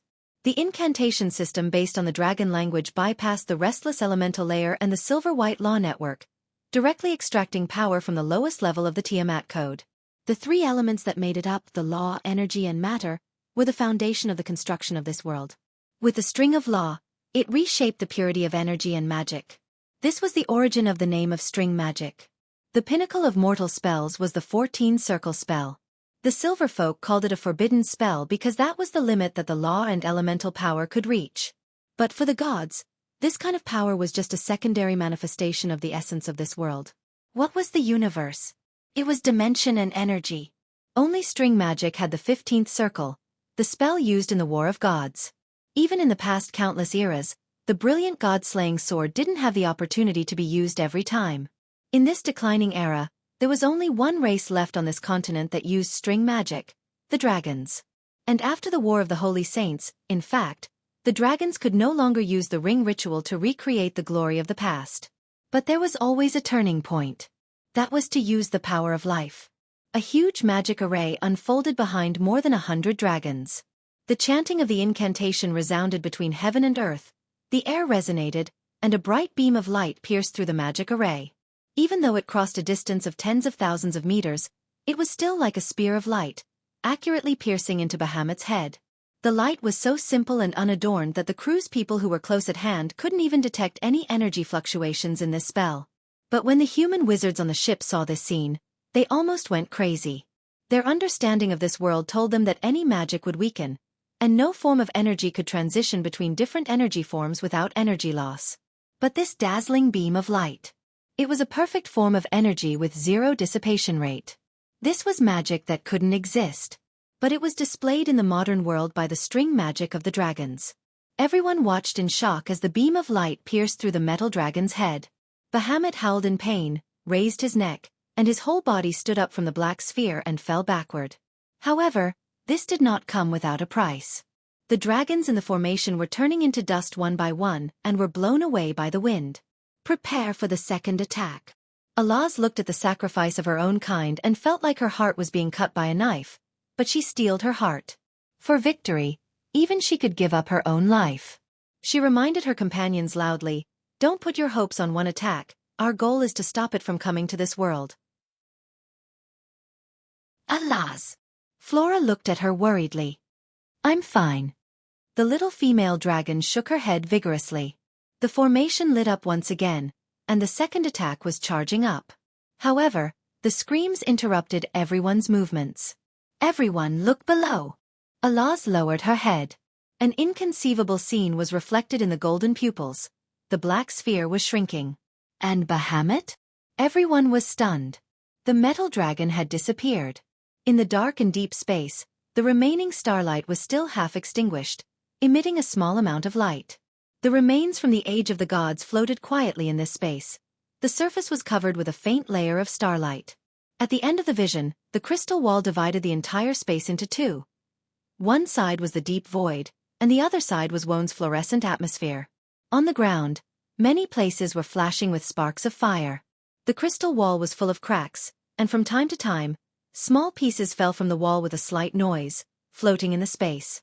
In the distance, rows of constructs were distributed in the vast sky, shining with a metallic luster. A shrill scream filled with hatred and resentment suddenly shook the entire space. The floating remains were pushed back by the sound wave, colliding with each other. One of the metal dragons suddenly retreated and crashed into the building. One side of its metal face, from its eye socket to its jaw, had completely disappeared, leaving only a pitch-black hole. It screamed in pain and rolled around, spreading its platinum wings and crushing countless constructs into smithereens. It was so furious that it turned around and was about to pounce on the space crack again. But at this time, a cold snort came from the darkness. Bahamut, I didn't expect that you and I would exchange identities in this war. This voice stopped Bahamut's movement. It turned its huge head slowly in that direction, and saw a giant wolf, standing like a mountain, step by step in the void, and came to a place not far from it. Ekis raised his head and looked at the scene coldly. Rebel! Rebel! Bahamut let out a series of low growls. Die! It turned around, spread its wings and pounced on Ekis. But Ekis only needed to move slightly to the side to avoid its attack. Her eyes flashed with a strange light, looking at her old enemy. Lord Twilight Dragon, is it fun for you to control these broken toys? As she spoke, she raised her claws and slapped the metal dragon's back, sweeping it away. With a loud noise, Bahamut crashed into the crystal wall in the distance like a meteor. The crystal wall, which was clearly cracked everywhere, didn't tremble in the slightest when the metal dragon crashed into it. Not even a trace of crystal powder fell from the wall. The dragon crawled up shakily. But how could Ekis give it the chance? She leaped over and stepped on the fallen dragon god. Amidst the cracking sounds, the platinum dragon was stomped onto the crystal wall. The dragon let out a low roar of anger. Ekis understood that the Twilight Dragons had already left this body, and now this fallen dragon god was only fighting based on instinct. She snorted coldly. Without Tiamat's law, it seems that you don't even have a brain. Without Martha's support, how are you going to fight me? The metal dragon couldn't understand her words at all and struggled frantically. Ekis raised her head, and the silver hair on the back of her neck stood up. She stood on Bahamut's body without moving an inch. She even squinted her long and narrow eyes, appearing somewhat enchanting as she sneered. Still struggling, your brain really isn't clear anymore. You were interrupted in the process of descending, and even suffered a dragon strike. If it were me, I wouldn't feel good, let alone a piece of trash like you. As she spoke, she mercilessly slashed down with her claws. The power of this claw was so great that even the space under the sharp claws produced layers of ripples. This claw slashed heavily on Bahamut's neck. Although it didn't break through the power of law, it still made it let out a painful howl. Ekis was unmoved, and bit down like a real beast. The metal dragon's voice suddenly changed from a roar at the beginning to a low cry of pleading. But gradually, even the sound of the wailing gradually became softer. Ekis' claws stepped on its shoulders, and the sharp teeth that could destroy everything finally pierced through the layers of power of law, and bit down on the dragon god's neck. With a soft crack, Bahamut's massive body shuddered. His only remaining mercury eyeball flickered for a moment before finally dimming. That was the last moment of a god. Although it was somewhat ironic, in this war, the two sides that originally represented order and chaos had now switched positions. Looks like order has won again, Ekis said to herself somewhat sarcastically. After confirming that her opponent was completely dead, She raised her head and let out a long howl from afar. After several eras, she finally killed this damn reptile. But it represented Martha. Thinking of this, Ekis turned back and looked at the woman wrapped in a black robe in the distance. Sophie stood on a floating ice crystal asteroid, calmly watching the war. A war between gods, but it was so barbaric and violent, and lacked the beauty it should have. But in fact, when one's power exceeded a certain level, the battle actually became simple and direct. Ekis let go of Bahamut's body, and the huge metal body slowly flew out. It could be foreseen that in the next few hundred years, this wreckage would soon become a part of this silent space. Another god slumbered in the world. I have already proven my sincerity. Although I could have not killed it, after rebooting this world, it should have been a part of me, Ekis said. So, little witch, now it's your turn to fulfill your promise. Sophie nodded. Yes, she answered, her voice unchanged. The girl raised her head, and her gaze passed over the giant wolf that was like a mountain range, and looked at the distant wound. In the darkness, rows of constructs were suspended in the starry sky, their edges emitting a faint light. She raised a finger and made a symbol. That was the Eye of Truth of the Inquisition. Then, there was the Ouroboros of the Inquisition. The World Tree. The Dragon of War. Tiamat. Sophie's pupils flowed with green light, and rows of data fell in her eyes like a waterfall. As she drew symbols that represented authority, from near to far, the rows of constructs in the starry sky lit up. Ekis closed his eyes. She sighed in a low voice. Sure enough, this is the entirety of the law of Tiamat. I have to say that you are really smart to be able to build such a huge system. Then, after they all belong to me, can I restart this world? No. Sophie shook her head. Ekis suddenly opened her eyes, and her gaze was terrifyingly cold. Why are you going back on your word? Our agreement is that you can only restart this world when everyone has given up hope, Sophie replied in a manner that was neither servile nor overbearing. I don't object to you taking over the authority of Tiamat. For the new world, it doesn't matter who the mother is. But at least in this era you have to abide by our agreement. And if I don't agree? Ekis asked in return. You don't have the authority, Sophie looked at her quietly. You won't get the throne of destiny until the very last moment. Ekis bared her snow-white teeth, and her eyes flashed with a dangerous light, but Sophie raised her head and looked at her fearlessly. Very well, I will abide by the agreement. Sophie nodded. But there is one more question, Ekis said. What question? I'm very curious. Who are you? Ekis narrowed her long and narrow eyes dangerously.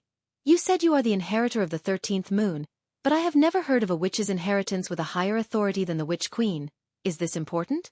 Of course, this concerns my judgment of your goodwill. Sophie thought for a moment and replied, You have also never heard of the existence of an inheritor of the 13th moon, Ekis. Ekis was silent. Sophie then continued softly, Actually, I am the third experiment subject. The third experiment subject? In the curved surface plan, Miss Roman represents the path of coexistence with the dusk, and I represent the path of complete suppression of the chaos magic.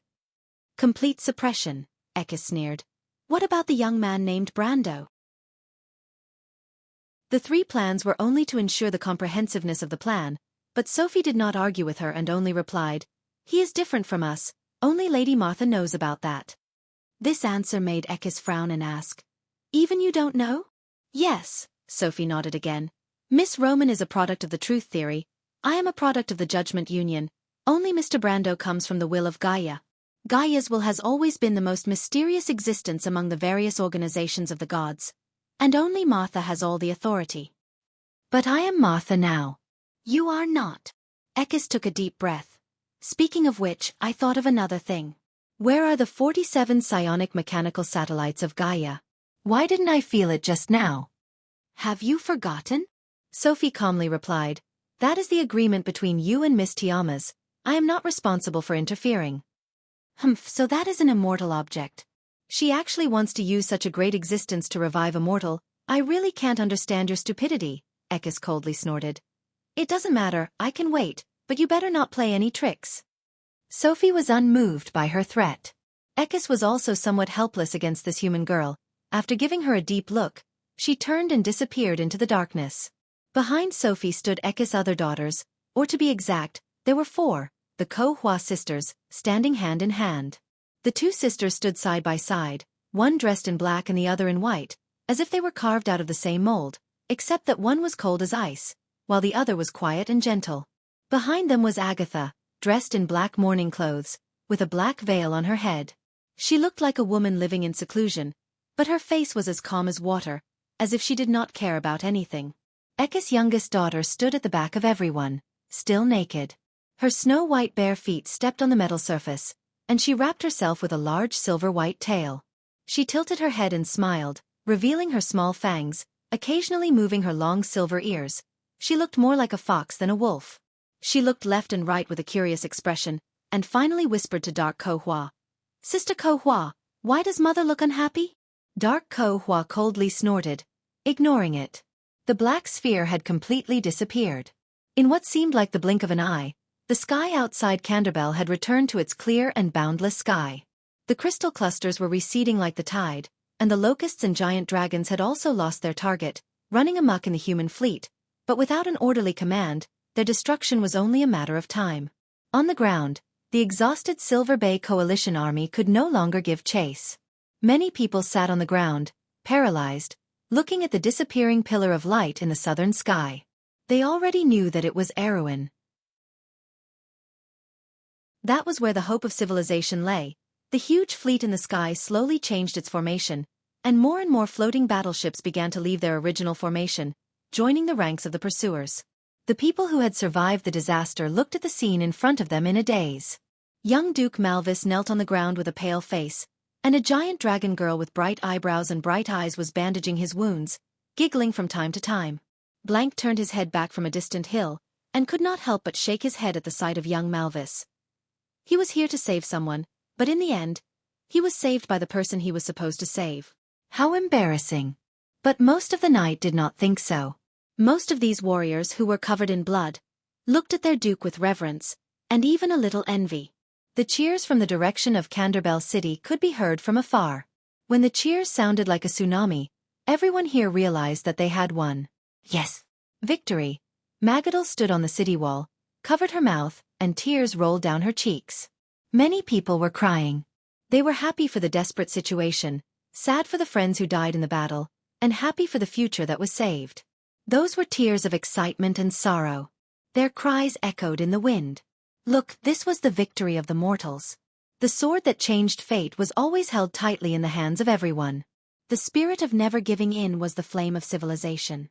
Allah spread her wings, and let the shadow of the giant dragon sweep across the land, patrolling the entire battlefield in the sky.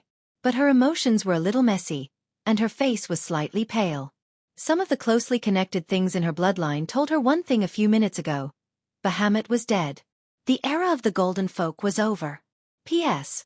Although it is not necessary, but after thinking about it, I still want to ask for monthly votes. After all, this should be the last time I ask for monthly votes for this book. Chapter 15:18. Ling looked at the people in the distance. Several girls were chattering as they picked up firewood in the woods by the road. They were wearing thick cotton-padded clothes and their faces were red from the cold, but laughter could be heard from afar from time to time. The greatest and most real damage that war could do to a country in a short period of time was the decrease in the number of young adults. Erewhon had experienced too many wars in just 3 years. Men went to the front line in batches, and only the figures of old people and women working in the fields could be seen. But even in the most difficult times, people would not give up optimistic hope. In this winter, more than 130 babies were born in ABs. For every family, these children symbolized the future. In the distance, the snow had wiped away the traces of war, burying all the pain and ugliness under the white and flawless snow. The seeds of weeds were quietly waiting under the snow-covered soil, waiting for the next spring to turn this place into a land full of vitality. The tenacity of life sometimes lay in its insignificance. In the distance was the tall and straight figure of Valhalla. Its green branches and leaves were like jade even in winter. It was rooted in the ground, slowly absorbing the magic power underground. There was a thin layer of clouds on the horizon, setting off the sunset glow that was as red as fire. Sister. Ling turned around. Lotus was wearing a black fur coat with golden buttons. The furry collar set off her white face, and her silver hair hung softly behind her head, tucked under the hood. Scarlet, who brought her over, squatted down and looked at the little girl gently. She adjusted her collar with her hand and said to the two, "I'll go first. There are still many things to do in Mintai City. I'll come back to see you tomorrow." Lotus nodded obediently. "Ling, take care of your sister." Ling also nodded silently. "Sister Scarlet, we know you're busy," Lotus replied in a childish voice. "We'll take care of ourselves." "Thank you." Scarlet smiled, her red hair reflecting the afterglow of the setting sun. She held the spear, cupped Torian's face with her hand, and looked at Ling with some concern. Then, she reluctantly straightened up and walked into the forest, looking back 3 times with each step. Before leaving, she turned back and waved to the sisters, motioning them to go back quickly. Lotus looked at the back of the mountain girl disappearing into the woods, and the expression on her little face became lonely again. "Sister, are we still going to find Mother?" Ling nodded. "Why did Mother leave us?" Lotus asked. "Is it because we did something wrong?" Ling grabbed his sister's cold hand and shook his head. Lotus lowered her head. In the distance, a few girls picking up firewood had entered the city. Dusk was getting darker, and lights appeared in the city of Valhalla. In the residential area, the voices of mothers were calling their naughty children to go home. Smoke was rising from the roofs, and occasionally, there would be 1 or 2 scolding voices coming from the houses. The orange light cast the silhouette of a warm family on the road. People were hurrying home, and in the crowd, an older sister was holding her younger sister's hand, forming the whole of this broken family. In the distance, a woman silently watched this scene, one hand holding the wall, her fingers unconsciously grasping the brick. "Why don't you go see them?" "You don't understand," Tiama's Bai said faintly to the little girl on her shoulder.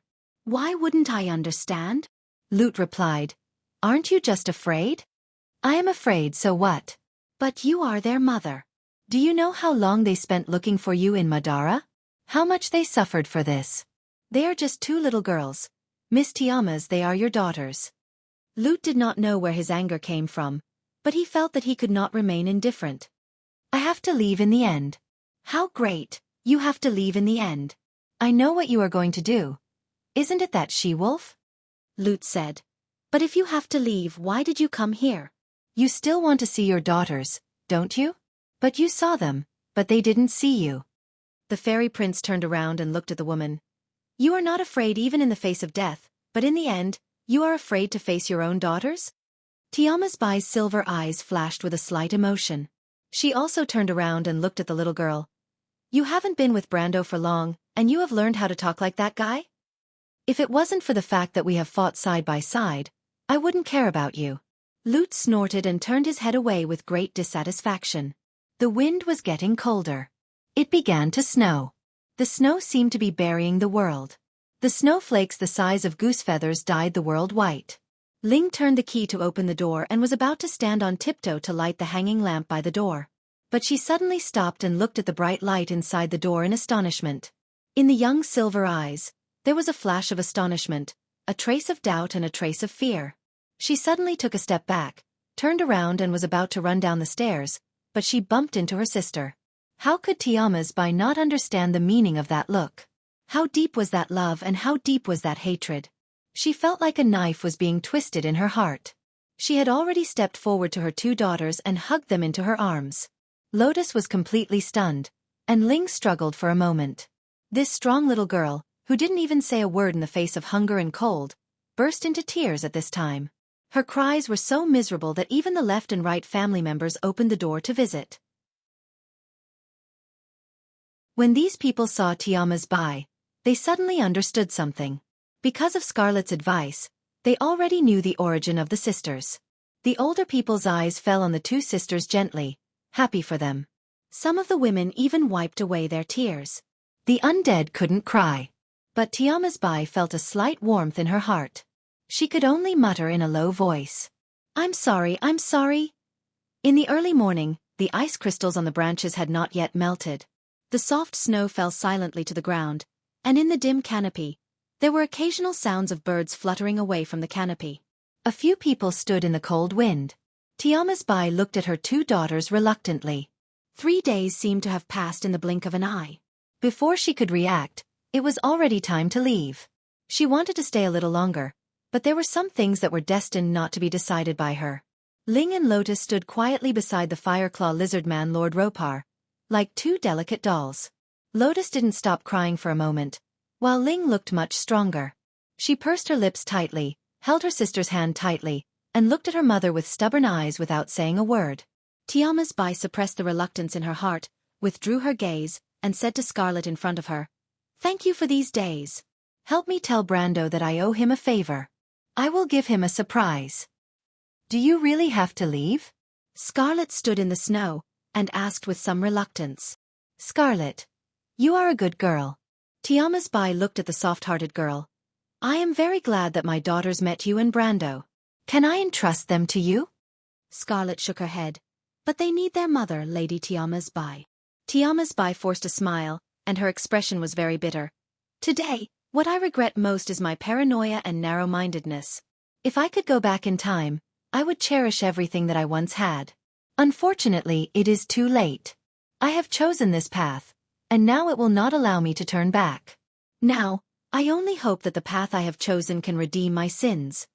Scarlet lowered her eyelids, and her eyelashes trembled slightly. She felt very uncomfortable in her heart. She took a deep breath and understood that she could not change anything, so she nodded and said, "I will, Lady Tiama's Bai. I will take care of Ling and Lotus as my own sisters." "Thank you, Scarlet," Tiama's Bai exhaled, and the water vapor formed a white mist, making it impossible to see her expression. "These 3 days in Abyss were the best 3 days of my life. I will always remember these days. And remember my daughters. They will be different from me, and their future will be different from mine." She took a step back. She took one last look at her daughters. "Try your best to come back alive," Lute suddenly said. "Ekis and Dusk are not that scary. There is nothing that cannot be solved. At least we have to have hope in our hearts, Lady Tiama's Bai." But Tiama's Bai did not answer. She resolutely turned around, leaving everyone with a green cloak. Scarlet saw her hesitate for a moment at the edge of the forest, but in the blink of an eye, she disappeared into the darkness. Lotus finally could not help but bury her head in her sister's chest, sobbing softly. Ling silently looked at this scene. Scarlet walked in front of the two sisters, and with infinite pity in her heart, she reached out her hand and touched her sister's cold cheek. She could always find her own shadow in this somewhat cold girl. Transmitting the warmth from her palm, the mountain girl said softly, "From now on, we are family." Ling raised her head and looked at her. Her silver eyes flashed with tears. "Can I?" Scarlet asked gently. Ling bit her lip and nodded.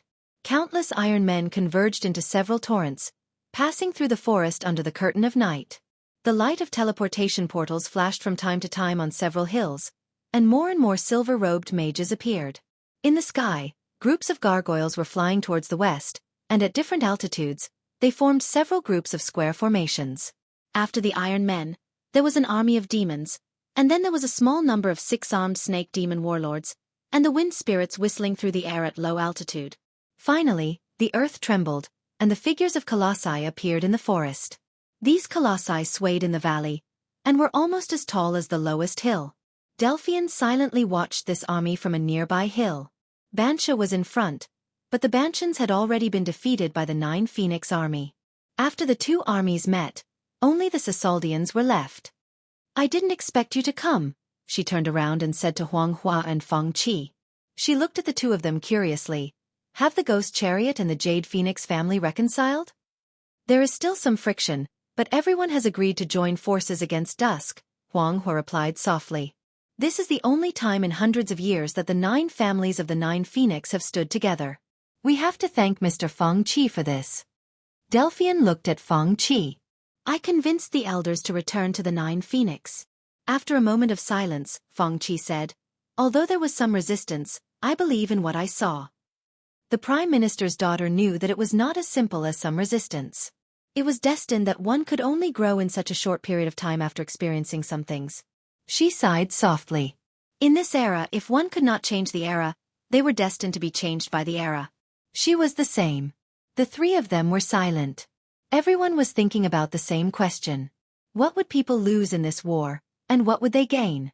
A noise came from the bushes behind them. The noise alarmed the three of them. They turned around and saw the silver dragon lady walking out of the forest. Mithril's face was pale, and she did not seem to be in a good condition.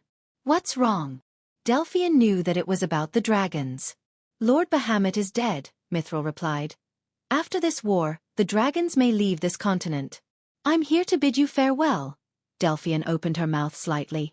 This girl, who only had ambition in her heart, felt a strange feeling in her heart. The moonlight shone on the forest.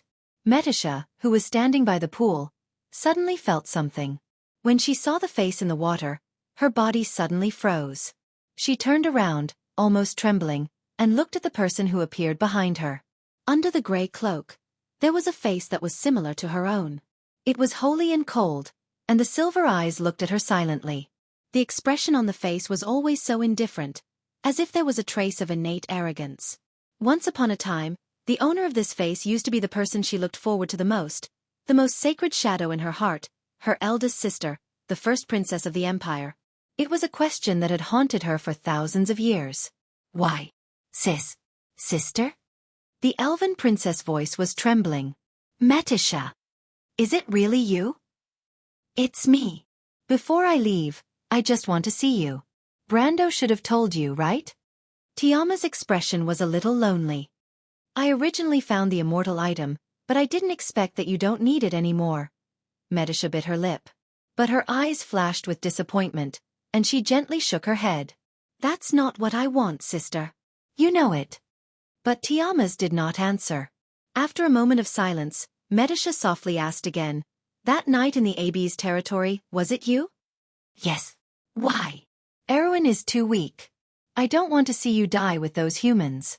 Are you suddenly concerned about me? Metisha's voice suddenly became agitated. But at that time, why didn't you do anything? Answer me, sister. You don't know, right? No, I received your letter. Metisha's weak body trembled.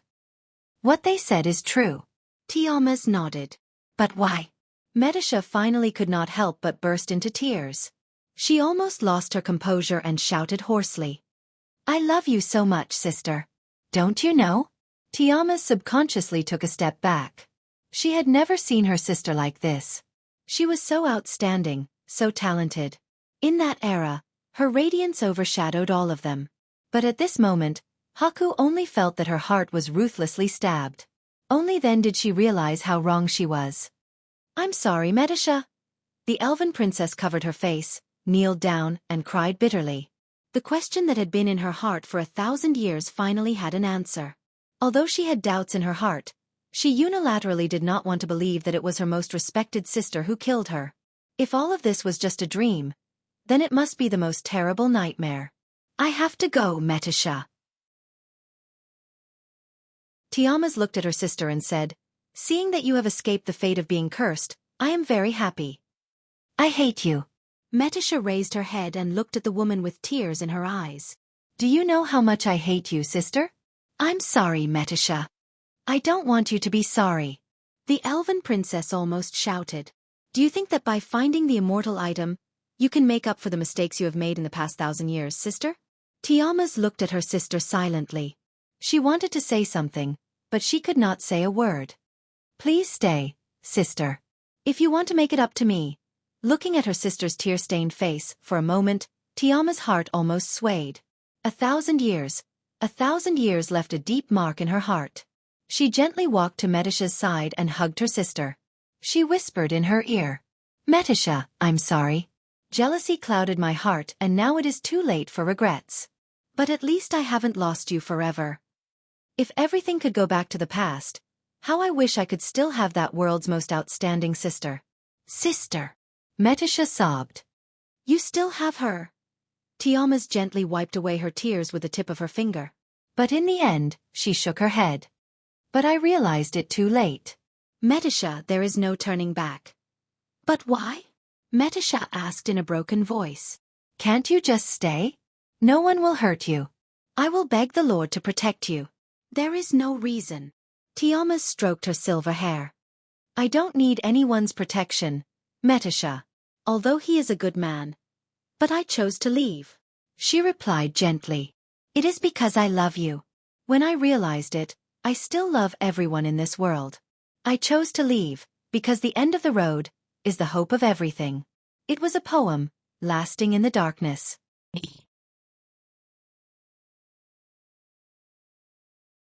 Chapter 15:19.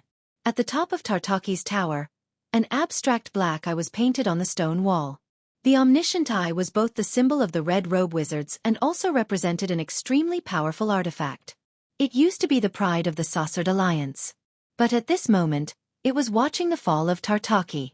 The city was burning, and the Wizard's Temple, the Wizard Vault, was crying out. The load-bearing stone pillars were cracking under the high temperature, and the entire majestic building was collapsing with a huge roar. Looking further into the distance, the whole city was billowing with smoke, and there were still flashes and roars of explosions coming from afar from time to time. The battle had spread to most areas of the entire city. In the sky, gargoyles belonging to different forces were fighting each other. The wind spirits and wind elements whistled through the low-altitude region. On several streets paved with snow-white marble, the originally exquisite green belts and municipal buildings were long gone. The ground was also covered with scorched spots, and iron men with a metallic luster on their bodies were lined up in rows. Behind them, the great demons fired the flintlocks in their hands one by one. A row of white smoke emerged, and these timid creatures immediately scattered back. Behind the army, a tall snake demon wielding 6 scimitars was supervising the battle, chopping off the heads of all the demons who dared to pass by her. Looking down from the sky, the saucered people were gradually retreating, and the defensive line was shrinking. Finally, they were concentrated in a few areas such as the Supreme Square. Behind them was the last fortress of the saucered people, the Omniscient Tower, and they had nowhere to retreat. To be exact, the saucered people had lost everything. Defeat was already destined.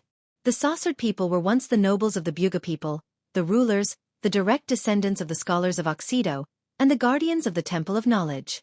But these glories were long gone. After the azure lance pierced the sky, the era of mortals came. The saucered people also fell into the dust, and more heroes of ordinary origin emerged, and finally formed the structure of the 12 silver city-states today. 7-3, the outcome had long been determined. The era of the aristocratic elite was now buried in the dust of history. The saucered people could still hold on, but Solomon, Logar, Lone, Arketh, Ajani, and Osartan had not yet made a move. These 6 wizard leaders were the best in different fields. They were the legends of their time in the era when they rose like shining stars. Every name was an immortal epic in the history of Wonde. The king of the wizards, Solomon, was known as the most powerful wizard after the era of Tumen. Logar, the Blade Lord, not only reached the peak of rune magic, but also created the glory of the artisan wizards. Lone and Arketh and Artan, Ajani and Ajani. Sorcerer of the Sorcerer. Sorcerer, especially the founder of the tower. Not only was he proficient in spatial sorcery, but he was also the school of sorcery. Every name was as bright as a star, shining in history. They did not make a move, not because they had any scruples, but because they could not bear to. The king of the wizards, Rosidar, had died in Tonajul. The Winged Lion City was only in name, and one of the red and blue alliances was gone. Among the remaining 11 cities, if the Storm Throne and Latakia were destroyed, would the Bugas still be the Bugas? Would the City of Silver still be the City of Silver? That was the pride that had been passed down for thousands or even tens of thousands of years. Would it really fall in their hands? On the Supreme Square, Storm Queen Olatras looked at the sky with her cold silver eyes. There was nothing in the sky, but she knew that her old rivals were observing the city's every move through the void. Flashes of lightning shot out from her fingertips, plowing through the Buga's army like a storm. The Iron Men fell, and the spirits were burned to ashes. The angry wind spirits screamed and pounced on her, but they were also torn to pieces by the lightning. The lightning in the wizard leader's hands could even pierce through the void. The ground trembled. A colossus raised its fist and swung it at her, but Olatras only stretched out a finger and gently tapped the fist of the colossus. Countless sparks flew out from its joints, and the colossus fell forward as if it had lost its support. Cowards! You want to use this trash against me? Olatras shouted to the sky. Do you expect them to exhaust my mana so that I will bow down to you, cowards? The two sides were allies, and they knew the weaknesses of each other's weapons like the back of their hands. Not to mention, Olatras could cast elemental spells and was known as the most powerful successor of the elemental tyrant after Tumen. Everything in front of them proved that the rumors were true. It was just that the Queen of Storms was better at variants of elemental spells, lightning and storm spells. She raised her right hand and released countless lightning into the sky. After the lightning disappeared into the clouds, it refracted back to the ground and fell like a storm, turning several blocks into ashes. Don't be delusional. If you want to hit me, come out and fight me fair and square. Old fogies who hide their heads but show their tails, do you dare? In the void, Silver Flame Tumen took a step forward, but he was blocked in front of him. The Time Lord, Ajani, looked at him with her silver eyes and shook her head. I dare, a voice came from afar. Olatras raised her head and saw a golden flame rushing towards her. It was Phoenix Flame. She was like a jumping flame, crossing a distance of thousands of meters with every turn. In a few moments, she had passed several blocks, leaving only a golden-red afterimage in the eyes of the people. The flame jade pendant on the 9 phoenix gloves shone brightly. Her long hair fluttered in the wind, and her emerald-like eyes contained a dazzling golden flame. She had grown a little taller than when she left Brendel, and under the snow-white combat suit, her future slender legs were beginning to take shape. With a punch, the flame seemed to ignite everything from thousands of meters away. A fire phoenix flew out with a clear cry, sweeping across the entire square and pouncing towards Olatras. Olatras snorted coldly, not taking the little girl seriously at all. With a wave of her hand, the fire phoenix was smashed into pieces. Her silver eyes shone brightly, and her slender fingers curled up slightly. A shadow appeared above Rataji. It was an iceberg that spanned several miles. It was hanging upside down in the sky. The Queen of Storms turned her 5 fingers and pressed down gently, and a thunderous roar came from the iceberg. The huge object was smashed into pieces, and it came crashing down like an avalanche. Before the iceberg arrived, the chill had already hit them. It was as if the whole sky was collapsing. Looking up, one could see the sky falling and the earth cracking. But Huanghe didn't dodge. She didn't seem to move at all. A silver net of light appeared above her head. The net of light was made up of 23 crisscrossing silver lines, which appeared from the south to the north. The width of the net was exactly the same as the iceberg. When the iceberg fell, it collided with the silver net. The silver lines that made up the net bent down slightly, but the iceberg was already smashed into pieces, turning into a rain of ice that sprinkled down.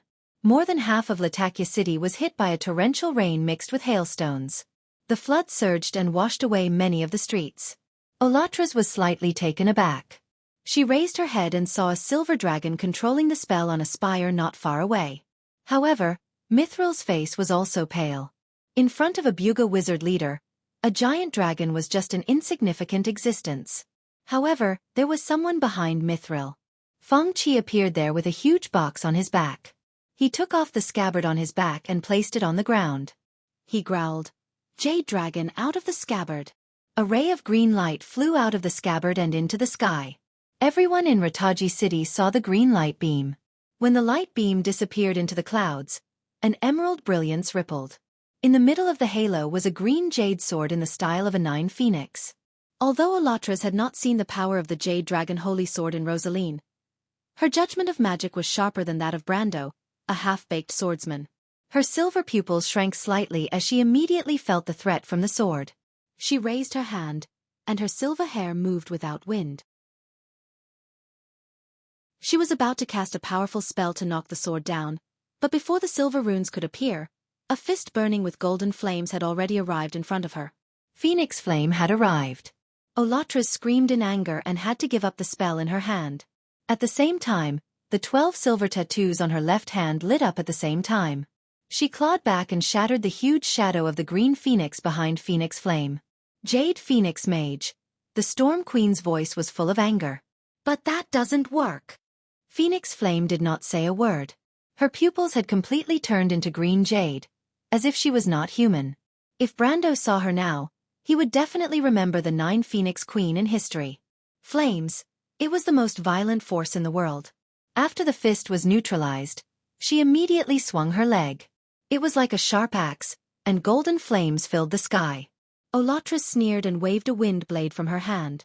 It was almost like a whirling storm, like the tail of a dragon, and heavily whipped phoenix flame. Like a cannonball, Huang Hua was sent flying, crashing into a nearby building. The sound of a building collapsing could be heard, and dust flew in that direction. "Damned mortal," she muttered, raising her head with a grave expression. The jade dragon holy sword in the sky had finished charging. A translucent giant green dragon flew out of the sword and pounced on the Storm Queen on the ground. The distance of a few thousand meters was just a small distance for it to move its body. The green dragon roared in mid-air and swung its claw at Olatra's. For the first time in a battle, Olatra's expression changed. She did not take the mortal owner of the jade dragon holy sword seriously, but the power of the holy sword itself was not to be underestimated. It was undoubtedly an ancient sacred object, just like the azure lance. How many people could take a full blow from it unscathed? The Storm Queen crossed her hands and quickly chanted magic words. Layers of mesh-like light curtains unfolded around her. There were a total of 6 layers from the front to the back. But before the 7th layer of defense could emerge, it was cut open by the claws of the green dragon. The sharp claws cut through the 6 layers of light without stopping and swept heavily on her body. Olatra screamed as she was sent flying. She crashed into Rataki's omniscient spire and felt that all the bones in her body were about to break. Blood flowed from her forehead. If not for the power of the law protecting her body, this blow would have been enough to kill her. Olatra's finally felt that her life was in danger, and a cold light flashed in her silver eyes. She never thought that she would die at the hands of a mortal. A terrifying ripple swept across the entire city of Rataki. Olatra's took a step forward, and the beam of lightning even penetrated the stone floor under her feet.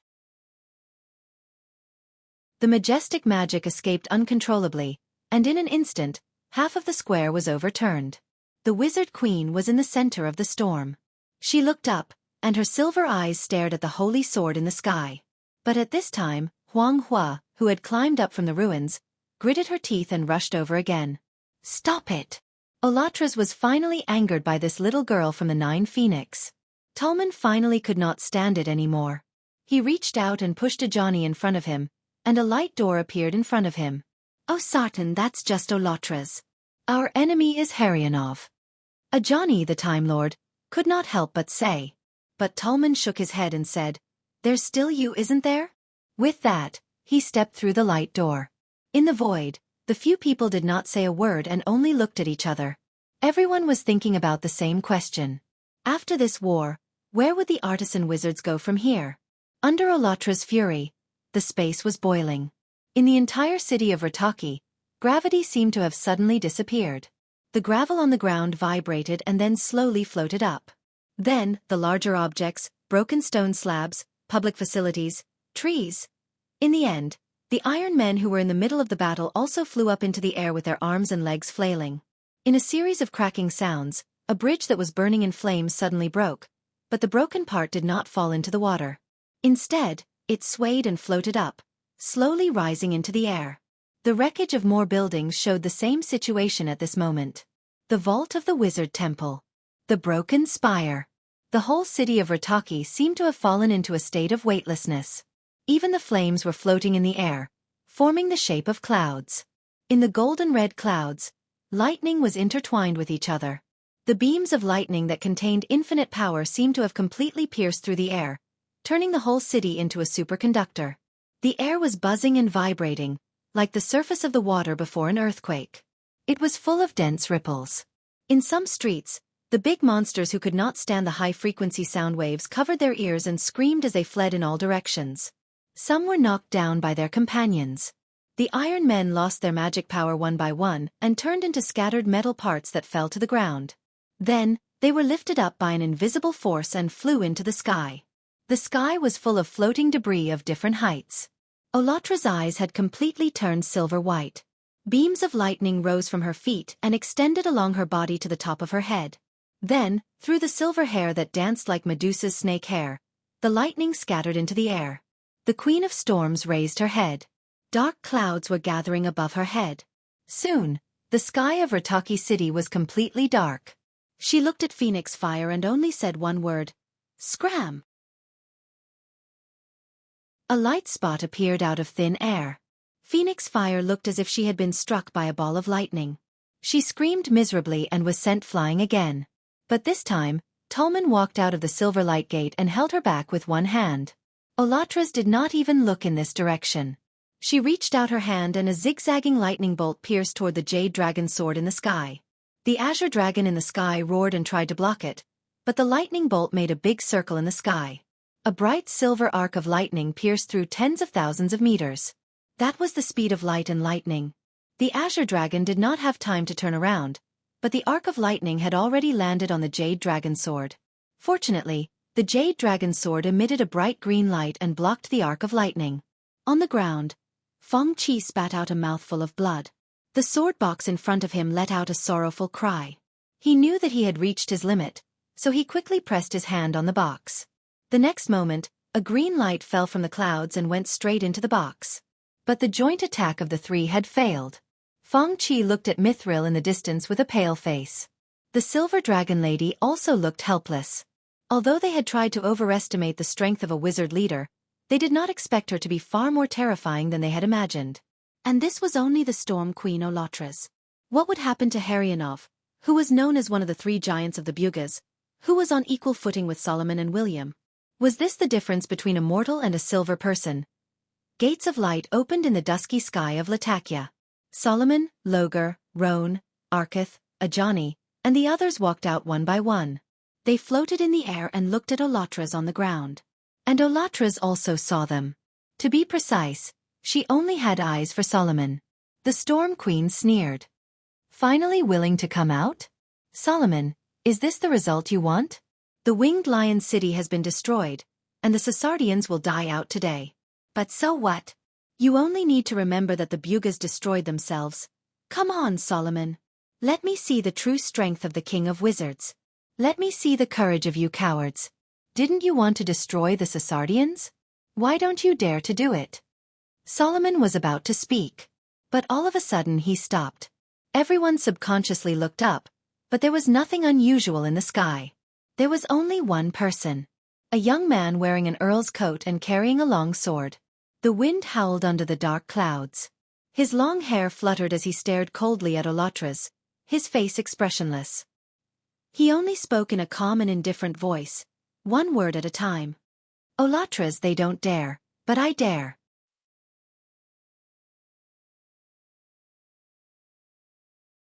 Chapter 15-20. Teacher. Huang Hua struggled to stand up. Her voice was weak but filled with joy. Brando nodded at his student with a warm expression. Among the people present, only Tolman and Solomon recognized the newcomer, while the others revealed puzzled expressions. Until Oratex helped them ask the question. Who are you? The Queen of Storms frowned at Brando and asked. Brando reached behind his shoulder and grabbed the hilt of the holy sword. He gently pulled out the sword. A bright light shone on everyone's eyes. Holy sword Odorfice! Someone exclaimed. Brando pointed at Oratex and said, the Sathard people have done so many good deeds in Erewhon. They wouldn't have thought that someone would come to collect the debt, right? You. Oratex curled her lips in disdain. I don't want to talk nonsense, Brando replied. Simply put, after today, the Sathard alliance will no longer exist. What a big tone. In the distance, Akani also frowned when she heard this. It was obvious that a mortal's tone made her somewhat unhappy. Is it? Brando turned around and shook his head at her. Blood for blood, it's just right. Oratex was so angry that she laughed. Erewhon people? I've never heard of that. But her laughter immediately stopped. Fear quickly appeared on her face. Because behind Brando, rectangular silver lines appeared in the air. Tens of millions of silver cubes flashed and swept across half of Latakia in an instant. It was a power that made everyone tremble in fear. And in this world, there was only one power that could make the sages feel uneasy. Did you see it clearly? There's no mistake. That is, Solomon, Logar, Roan, and Arketh were shocked. The power of existence. Only Brando's expression was calm. It was as if he did not hear anything around him. He only focused on his sword. He held the sword to his chest and held the blade with one hand.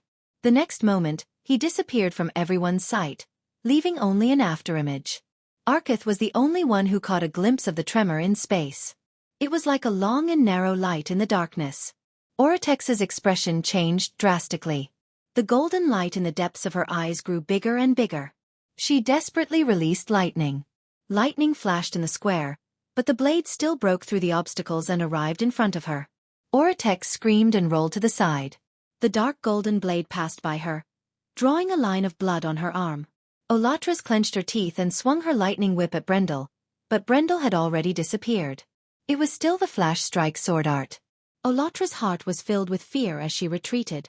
She was not afraid of the flash strike sword art, but the power of its existence had already frightened her. She only wanted to leave this place, but all of a sudden, her heart began to throb like never before. Alarm bells began to ring. She immediately. That's impossible. Oratex felt like she was going crazy. How could there be such a swordsmanship in this world? In the eyes of others, it was a sword performed by Brando's afterimage. It was the same flash strike sword that crossed space. It looked extremely strange and illogical. But the afterimage did not reason with Oratex. It suddenly flashed. Oratex threw herself forward with all her strength and rolled on the ground to avoid the sword. But it left a wound on her lower abdomen. She clenched her teeth and pressed her lower abdomen, but Brando had once again appeared behind her and slashed with his sword. Oratex was scared out of her wits. She subconsciously reached out to block, but 3 of her fingers flew up. She screamed in pain and hugged her hand. However, Brando disappeared again. In the place where he had flashed before, the afterimage was lifting Frost chant Sinna. No. Oratex's cry was full of despair. This was the fastest sword in the world. It was beyond everyone's imagination. Brando did not even use the power of existence. Whenever his body flashed, an illusion would appear. Every attack would be split into 2. Spatial flashes and illusions filled the narrow area at the same time. In an instant, Brando's afterimage flashed at least 7 times. It was the Blade Storm. It was Flash Strike Sword, but it was also 9 luminary sword art. Olatras lowered her head in a daze and looked at the sword wound on her chest.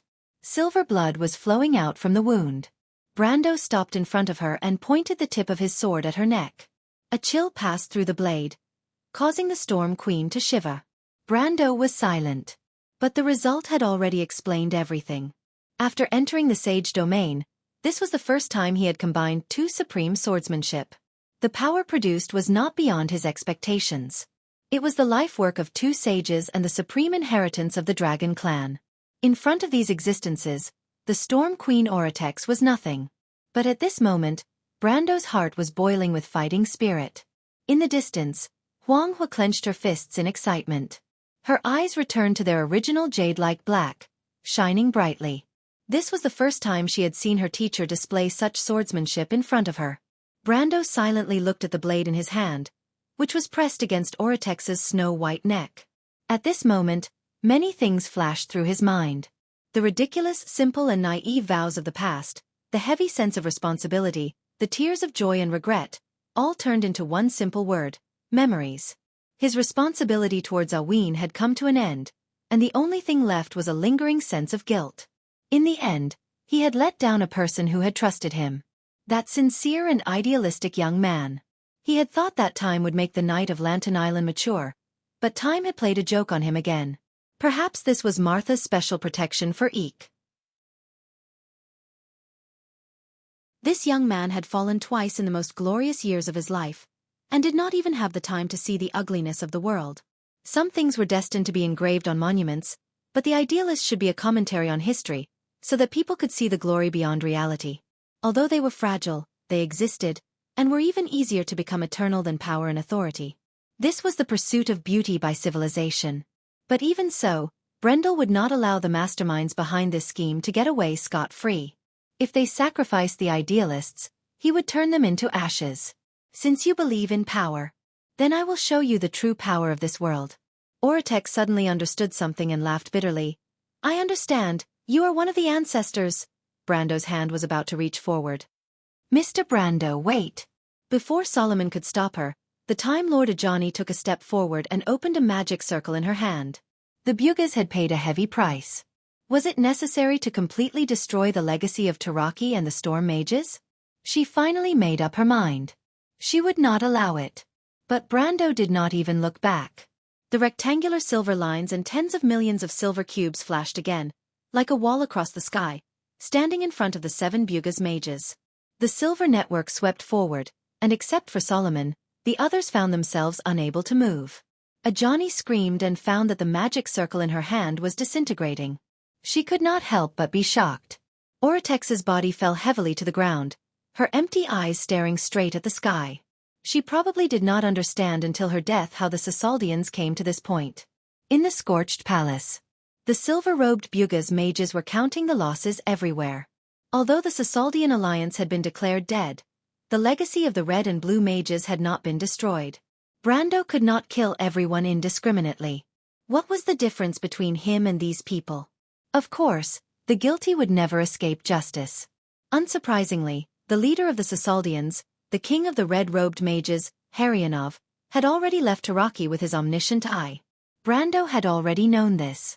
When he first opened the Tiamat law network, he had already scanned the entire Taraki, but he did not find any trace of Haryanov. Ironically, every Sasaldian was unaware of this. The Storm Queen, Oratex, probably did not understand until her death that she was actually an abandoned pawn. But only such a heartless person could let go of everything and collude with the Twilight Dragon. Brando wandered aimlessly in the palace. But a person blocked his way. It was a tall mage.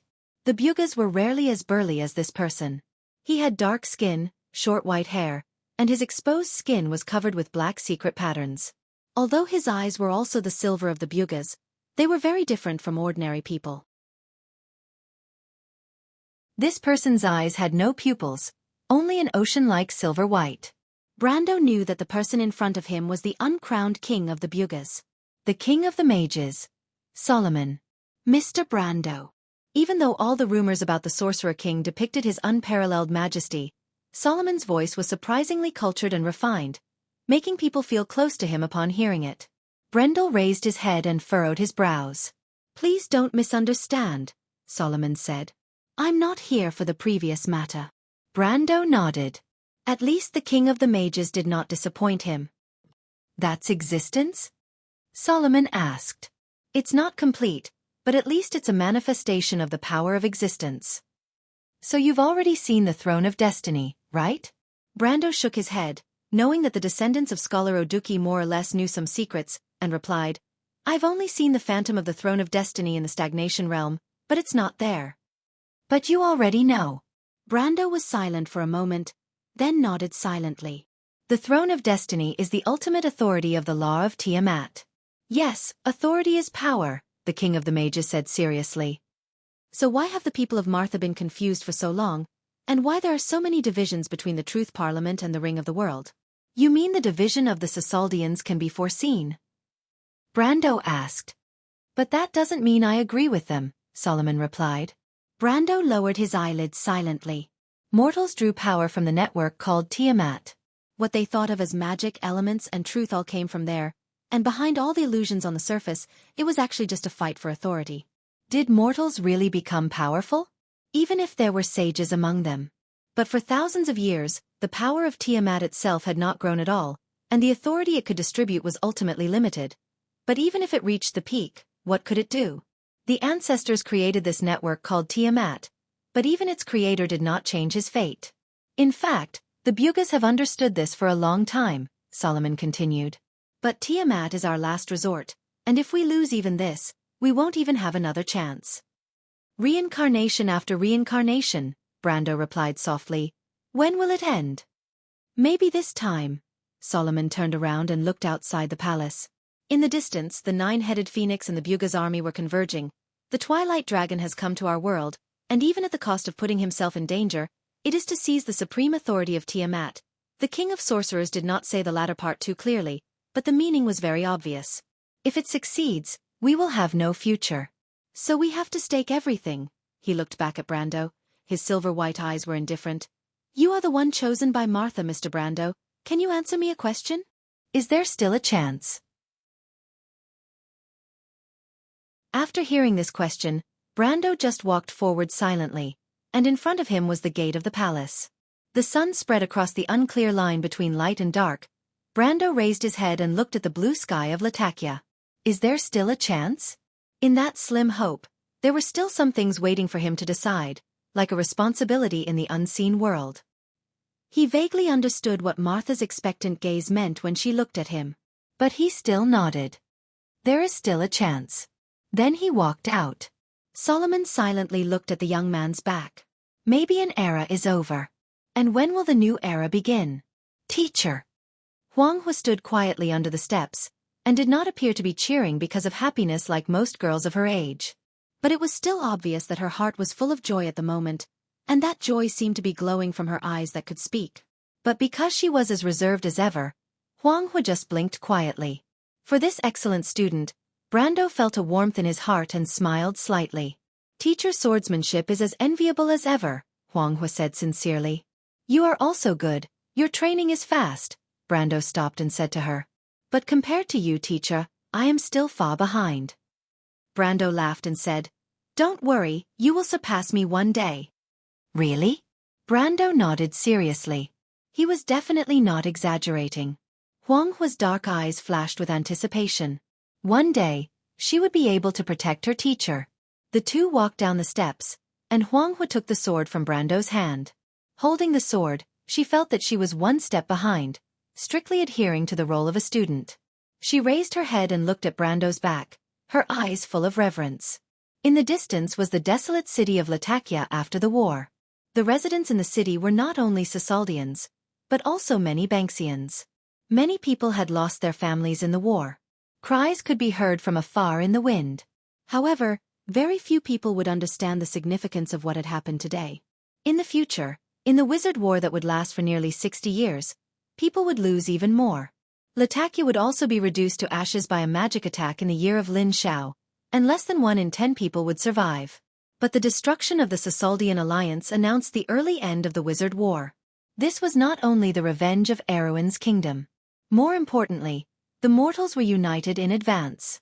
The armies of the Bugas and 9 Phoenix would further eliminate the Centaur clans on the Great Plains who had surrendered to the Sisaldians and the Twilight Dragon. After the loss of the tree herders in the Battle of Cruz, the strength of the Twilight Dragon's other arm, All for One, would also suffer a heavy blow. This war could at least announce that the threat from the civilized world had come to an end, and people could finally free up to deal with the real threat from the Twilight Dragon. But Brando did not feel relaxed. Since the destruction of the Sisaldians could be predicted, then the Twilight Dragon had given up 2 important chess pieces in Cruz and Saint Tassol, just to create a disaster in White Mountain and internal strife in Erwin? No, that was obviously not enough. William Peaster held up the glowing staff in his hand and carefully walked through a dark hall. His footsteps rustled in the silence, as if this was the only sound left in the deep space. He carefully observed the situation in the hall, a grave expression on his face.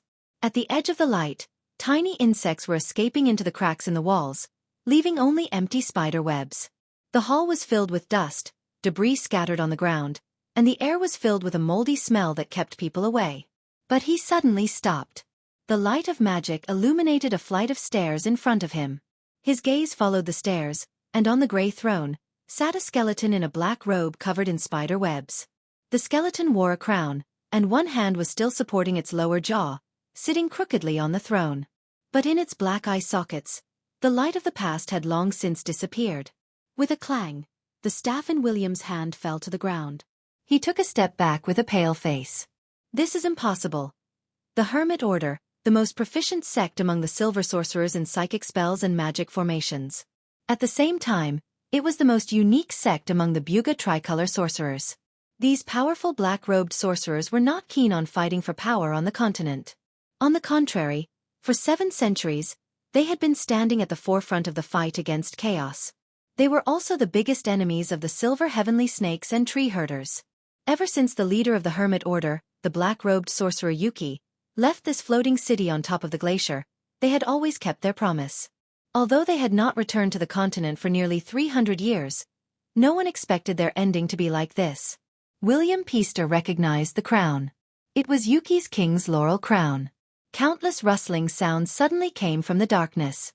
The leader of the sorcerers suddenly turned around, and the staff on the ground naturally flew into his hand. He released the light in front of him, and immediately, a hideous creature was illuminated in the shadows of the hall. Devil. In fact, William had already recognized who it was. It was a tall monster standing in the middle of a group of inferior demons. It opened its mouth and laughed silently at him. William Peaster, I didn't expect that the one we've been waiting for here would be you. What a surprise. Cyril, the king of the nobles, you've actually awakened.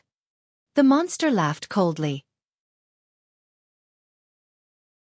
It's only a few hundred years earlier than you expected. The old sorcerer's expression suddenly changed. P.S. I saw that someone in the book review section tipped 50,000 Qijian coins this morning. Thank you to this 16031102240890 reader.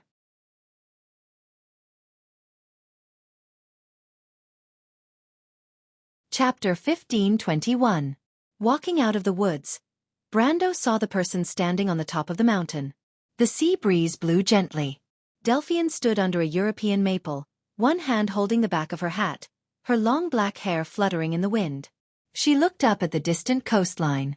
In the distance, the green hills and the blue sea intersected.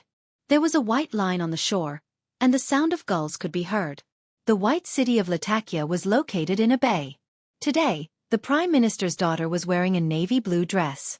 The hem of the dress was raised, revealing the black stockings underneath. Her charming curves contrasted nicely with the fiery red fruits on the wild apple tree by the mountain.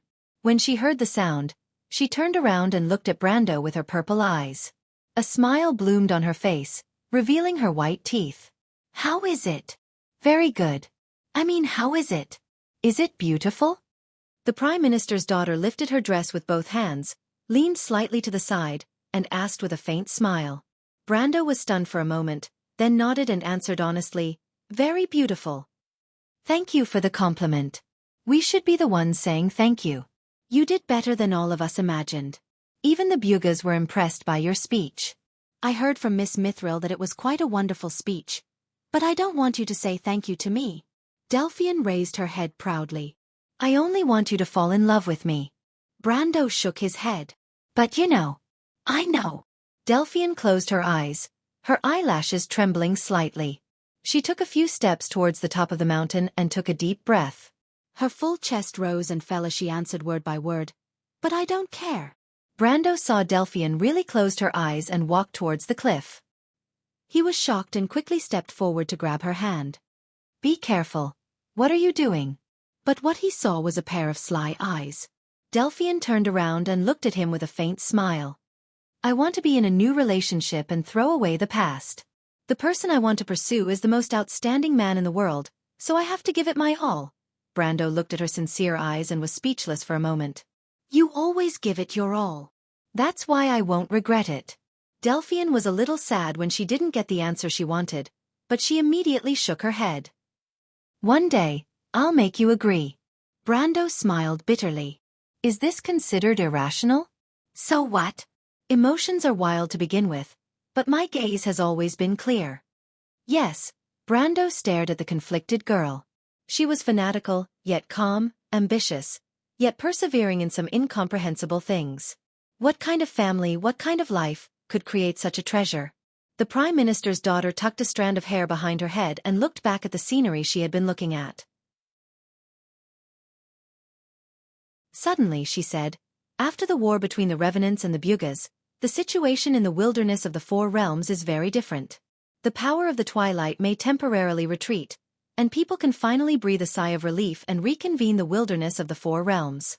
I heard that this time, even the Toquinen and Hazer will be represented. She tilted her head. So, where do you plan to go next? I'll go with you to Saint Tossol this time. Brando replied. Delphian smiled very happily. She quietly took Brando's hand. This will be another sacred conference. Is that what you want? Brando looked at her.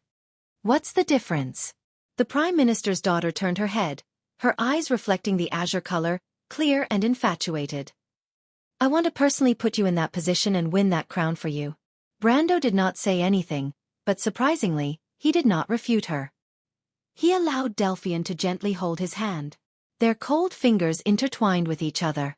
The two of them held hands tightly, and just like that, they were silent, looking at the land in the distance. That was the last scene of the Year of the Sword. The boundless green field. Dressed in a dignified long dress, the Count's daughter held a holy sword in her hand. Under the protection of the night, She gently jumped out of the carriage and stood in place, looking up at the towering city gate. Ampere Seal. She had once again returned to this city in her lifetime. This city carried too many of her memories. It was already the end of January, and the season was just beginning to fade. On the banks of the Monabel River, teams of knight were going in and out of the city gate. The arrival of the dwarf king Califen and his dwarven heavy cavalry caused quite a commotion, but fortunately, Breton recognized the captain of the knight who came to take charge, and thus the misunderstanding and conflict was resolved. News of Corvado's great victory had already spread throughout Erewhon. When the knight knew that the dwarf king had come, he respectfully bowed to the latter, thanking him for his righteousness. Then he described the current situation in the south to Breton and the others. After the Battle of Tonajul, the allied forces of the nobles of the north and south had in fact disappeared. Except for a few unlucky ones who died in the war, most chose to surrender. However, this time, Her Royal Highness did not forgive these people's crimes, and instead imprisoned them all. Such a harsh punishment naturally caused a strong resistance, but then the Tonajul people used their strength to teach these nobles a painful lesson. They let Ranner win the battle, and completely sealed the victory of the war in the south.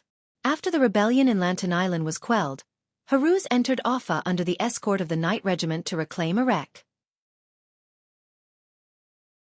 3 weeks ago, the third column of the White Lion Legion stationed near Erech began a counterattack, and within a week, captured Ampere Seal. At this time, the royal fleet was attacking the Count of Grey Mountain under the command of His Royal Highness. The battle to recover the north that Erewhon had been looking forward to for a long time was about to start. The kingdom that had been divided for a long time seemed to finally come to an end at this moment. In the south, the Tonajul people led by Princess Graphine had successively conquered Magetan and Kirkle, and besieged the important minister under Duke Grinoires, Medjk, in Brags. The Highland Knight had already pledged allegiance to the royal family and entered Viro from Karsuk. Although the nobles of the south had not finally surrendered, it was only a matter of time before they were defeated. When the Knight Regiment of the White Lion Legion heard the news, these young people all cheered. This was the future of the kingdom, the dream that they had been pursuing all this time. Finally, at this moment, everyone could see the dawn of victory. After today, Erewhon would be reborn in the flames, ushering in a new kingdom. The young people all bid farewell to Breton and Manrique, requesting to return to the ranks and rejoin the White Lion Legion. They were only waiting for His Royal Highness, the future king, to give the order, and truly grasp the victory in their hands. Breton silently looked at the turbulent waves of the bay, his chest also surging with emotions. From Fortress Reedon to being a small guard captain until today, he had witnessed the collapse and rise of this kingdom, witnessed the nobles fighting for power, the shadows of swords, and schemes behind the scenes. And finally, one day, this ancient kingdom would see the light of day again. But he understood that all of this was due to that person. As expected, he shook his head. It's still too far away. Everything is coming to an end, Manrique suddenly said. Yes. No one knew what the future would hold. However, the kingdom was waving goodbye to its past. When history and the future intersected, a new sunrise would rise from the horizon once again. In the crowd, Dilfrey was also silent. When she heard the news of Barandal's death, she found that there was not the slightest ripple in her heart. It turned out that after experiencing so much, compared to what she had seen and heard in the past year, everything she had experienced was just so insignificant. She looked at the holy sword in her hand and was stunned for a moment. Where is that Count Tonajul? The dwarf King Califen suddenly interjected. He carried his warhammer on his shoulder and looked down at them condescendingly.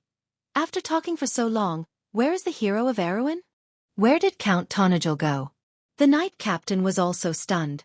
My lord, he seems to be no longer in Erewhon. What? My lord Duke, are you there? The maidservant held an apron with one hand and gently knocked on the door with the other. Then she turned her head and looked at the two knights behind her with her beautiful brown eyes. She shook her head and whispered, My lord said that he wanted to be alone for a while. My lord has been alone for a day and a night, one of the knights could not help but say, and he hasn't eaten a single grain of rice. But, the maidservant wanted to say something, but before she could speak, the other knight had already grabbed her hand and pulled her away. At the same time, he gave his companion a look. Wait, you can't. The maidservant was shocked. The first knight had already grabbed the doorknob with one hand and slammed it heavily. With a loud bang, The thin-winged wooden door was directly broken. The knight pushed the door open with one hand. Before he could take a step, he heard a terrified scream behind him. "My Lord Martha!" The maidservant looked into the room with a pale face. She covered her mouth with both hands and almost fell to the ground. "My Lord Martha, my Lord Duke." The knight also took a step back with a solemn expression. In the study, Duke Vero was wearing his favorite robe when he was alive. He was sitting in his chair with a livid face. The former ruler of this land was now tilting his head lifelessly. Green foam was dripping from the corner of his mouth to his chest. His eyes were wide open, and his stiff hands were placed on the table. His right hand, with blue veins popping out, was tightly holding an empty crystal bottle. A suicide note was quietly placed on his desk. "Ah!" The maidservant screamed again and rushed out of the room. One of the knight tried to grab her, but was stopped by his companion. The knight grabbed his companion's hand and shook his head. "Let her go. It's also a good time to inform the others that Sir Christopher is not here. There is no one in charge in the castle." "Then what do we do now?" "Did you see the letter?" "We have to protect this place," the knight replied calmly. "Go and inform Miss Eugenie. She has the right to know everything. From now on, no one except the members of the House of Vero is allowed to enter this room." His companion nodded silently. At this moment, Castle Valendon was in chaos. "Ready?" The knight captain raised his hand. "Fire!" With a soft whoosh, a rain of arrows flew high into the sky, drawing a beautiful parabola in the air. They flew with the wind towards the walls of Bragg's in the distance. The wind rustled the note in Princess Griffine's hand. She pressed down on her long silver hair and looked up, using her beautiful eyes to look at the city in the distance. Under the cover of dozens of snake lizards, the white lion guards had already begun their attack. The giant beasts were so large that they were almost at the same height as the walls. All they had to do was turn their bodies sideways and let the soldiers on the towers lower the long ladders so that the commandos could rush up the walls. The tree elves and centaur archers on the towers were a nightmare for the nobles' private armies. After losing the advantage of being on top of the city wall, the defensive line that Duke Grinoires had high hopes for had become nothing more than a bubble. Needless to say, the Valkyries that flew across the sky. Under their pressure, the Wyvern Knights in Brugloss couldn't even fly into the sky. In less than a quarter of an hour, a white flag was raised on top of Brugloss's city wall. On top of the castle, the former leader of the silver-winged cavalry, Medshk, silently looked at the land that once belonged to him. The black smoke in the city and the flashes of magic that were approaching reminded him that failure was near. He stood bleakly in the wind, his heart filled with unwillingness. Why did they lose? Not only did the alliance have the support of all the nobles, but they also had the secret intelligence provided by All for One and the support of the powerful Sossalds. But why did they lose? And they lost so thoroughly. It was as if the history of Erewhon had been completely rewritten overnight. Everything was like a replay of the Battle of Ampere Seal, a battle that was enough to change the history of a kingdom. After the battle, all the illusions were shattered like bubbles. Tonagel again. Why is it always Tonagel? Medshk punched the battlements hard. If he had known that the grandson of that damned Darius was under his rule, he would have found that bastard and executed him. But this idea was just an impractical way to vent his anger. He shook his head, his heart full of regret. He was too anxious and lost everything. "Sir, we have to go." The attendant came up from behind and tugged at his sleeve, whispering, "It will be too late if we don't go now." Medshk nodded. The former commander of the silver-winged cavalry had always been a cautious person who cherished his life. As early as before the First War of the Black Roses, he had pledged his allegiance to All for One, but in the first liquidation of All for One after the Ampere Seal Conference, he had slyly hidden himself under the name of faking his death. It was not until after the Second War of the Black Roses that the royal faction betrayed the Princess Royal that he regained the trust of Duke Grinoires through the revival of All for One. This person's slyness and forbearance could be seen. It could be said that the whole world knew that this former leader was a lackey of All for One, but every time, he luckily escaped the judgment of justice. This time, if he hadn't gotten too carried away, he wouldn't have fallen into this situation. But even so, he had arranged a way out for himself. Even if he was stripped of his noble status again, at least the wealth stolen from Bragg's would be enough for him to enjoy his old age. Besides, the nobles might not completely give up. There would always be a day when they would rise from the ashes. He could wait. He took a last look at the city that once belonged to him with some regret. Then, he followed the attendant and left the castle's rooftop. But just as he entered the hall, the attendant let out a scream and fell on his back. Medshk stared dumbfounded at the middle-aged man who suddenly appeared in front of him with a crossbow in his hand and the trembling arrow in his attendant's throat. It was a middle-aged man who was extremely down and out. His hair was disheveled and his face was covered with dust, but only a pair of eyes were still shining.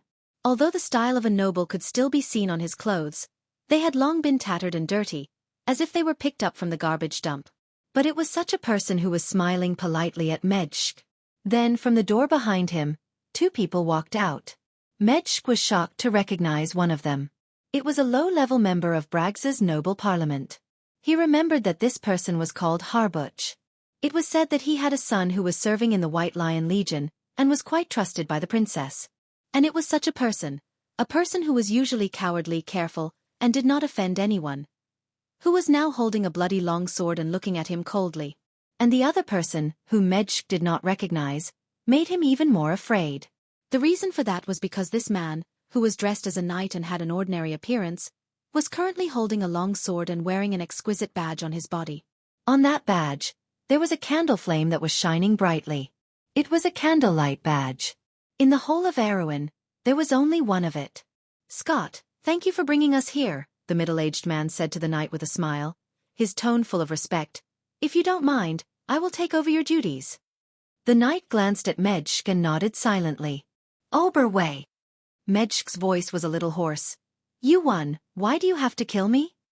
You killed me and imprisoned me here. Do you think that I don't intend to take revenge?" Oberway looked at him coldly. "You joined the All for One and sold the information of Butchie to Madara. Do you think that no one knows about it? And the betrayal 30 years ago, do you really think that no one will remember it? But I am a noble, you can't." "Noble, you are just a lackey of the All for One." Medshk's eyes widened. He opened his mouth and suddenly roared. He pulled out his long sword and slashed at the two of them. But before Oberway could make a move, Medshk saw a long sword piercing his chest. The funny thing was, he did not even have time to see when the sword was pulled out. He made a gurgling sound in his throat and trembled as he knelt down. "You actually dared to attack the son of a sword saint," Oberway said sarcastically. "At least before you die, I admire your courage, old man." Medshk fell to the ground. Scott then pulled back his sword. Oberway looked at him and said sincerely, "I haven't seen you for many years, but your swordsmanship hasn't deteriorated at all." But the man just shook his head silently. In the evening, Princess Griffine finally saw the head of the silver-winged cavalry commander, who died with his eyes wide open. But she did not even look at it. She just turned around and handed the note in her hand to Oberway. "My grandfather committed suicide, and the Vero family has surrendered to the Highland Knight of Karsuk. They hope to be protected by me. What do you think, Your Highness?" Griffine closed her mouth. She did not know what kind of thoughts she should have in her heart. Was she happy? But not necessarily. After all, he was her grandfather. Maybe she was sad, but maybe she was not. She shook her head gently. "I am not bloodthirsty, but those who participated in the rebellion must be punished. As for the innocent, invite Miss Eugenie to represent the Vero family as a member of the Parliament of Nobles." "The Parliament of Nobles? Is it the new Parliament of Nobles?" Oberway looked up and asked. "Yes, the nobles of Erewhon will be reborn in this war and lead the country with a new attitude. There is no need to leave the old things behind." Griffine laughed self-deprecatingly. "At first, I wanted to promise you an earl's land, but now it seems that I will have to break my promise." Oberway was concerned about this and shook his head. "These are not my pursuits. Although it may be a little pretentious to say this, but compared to your knight, it is nothing. But at least I am glad that some people are blinded by profit and greed, but there are always people who have not joined them. Teacher, you are one of them." Oberway smiled proudly. Griffine looked at him and asked, "Teacher, I would like to invite you to be the first speaker of the Parliament of Erewhon."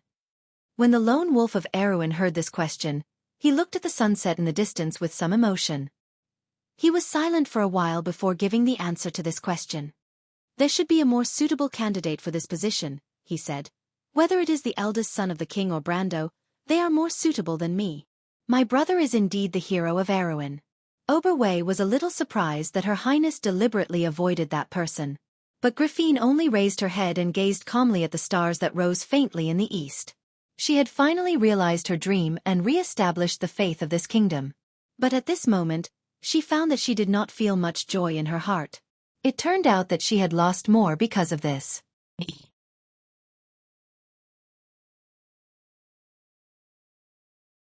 Chapter 1522. The purple sea was disappearing from the valley. The herald stared blankly in that direction.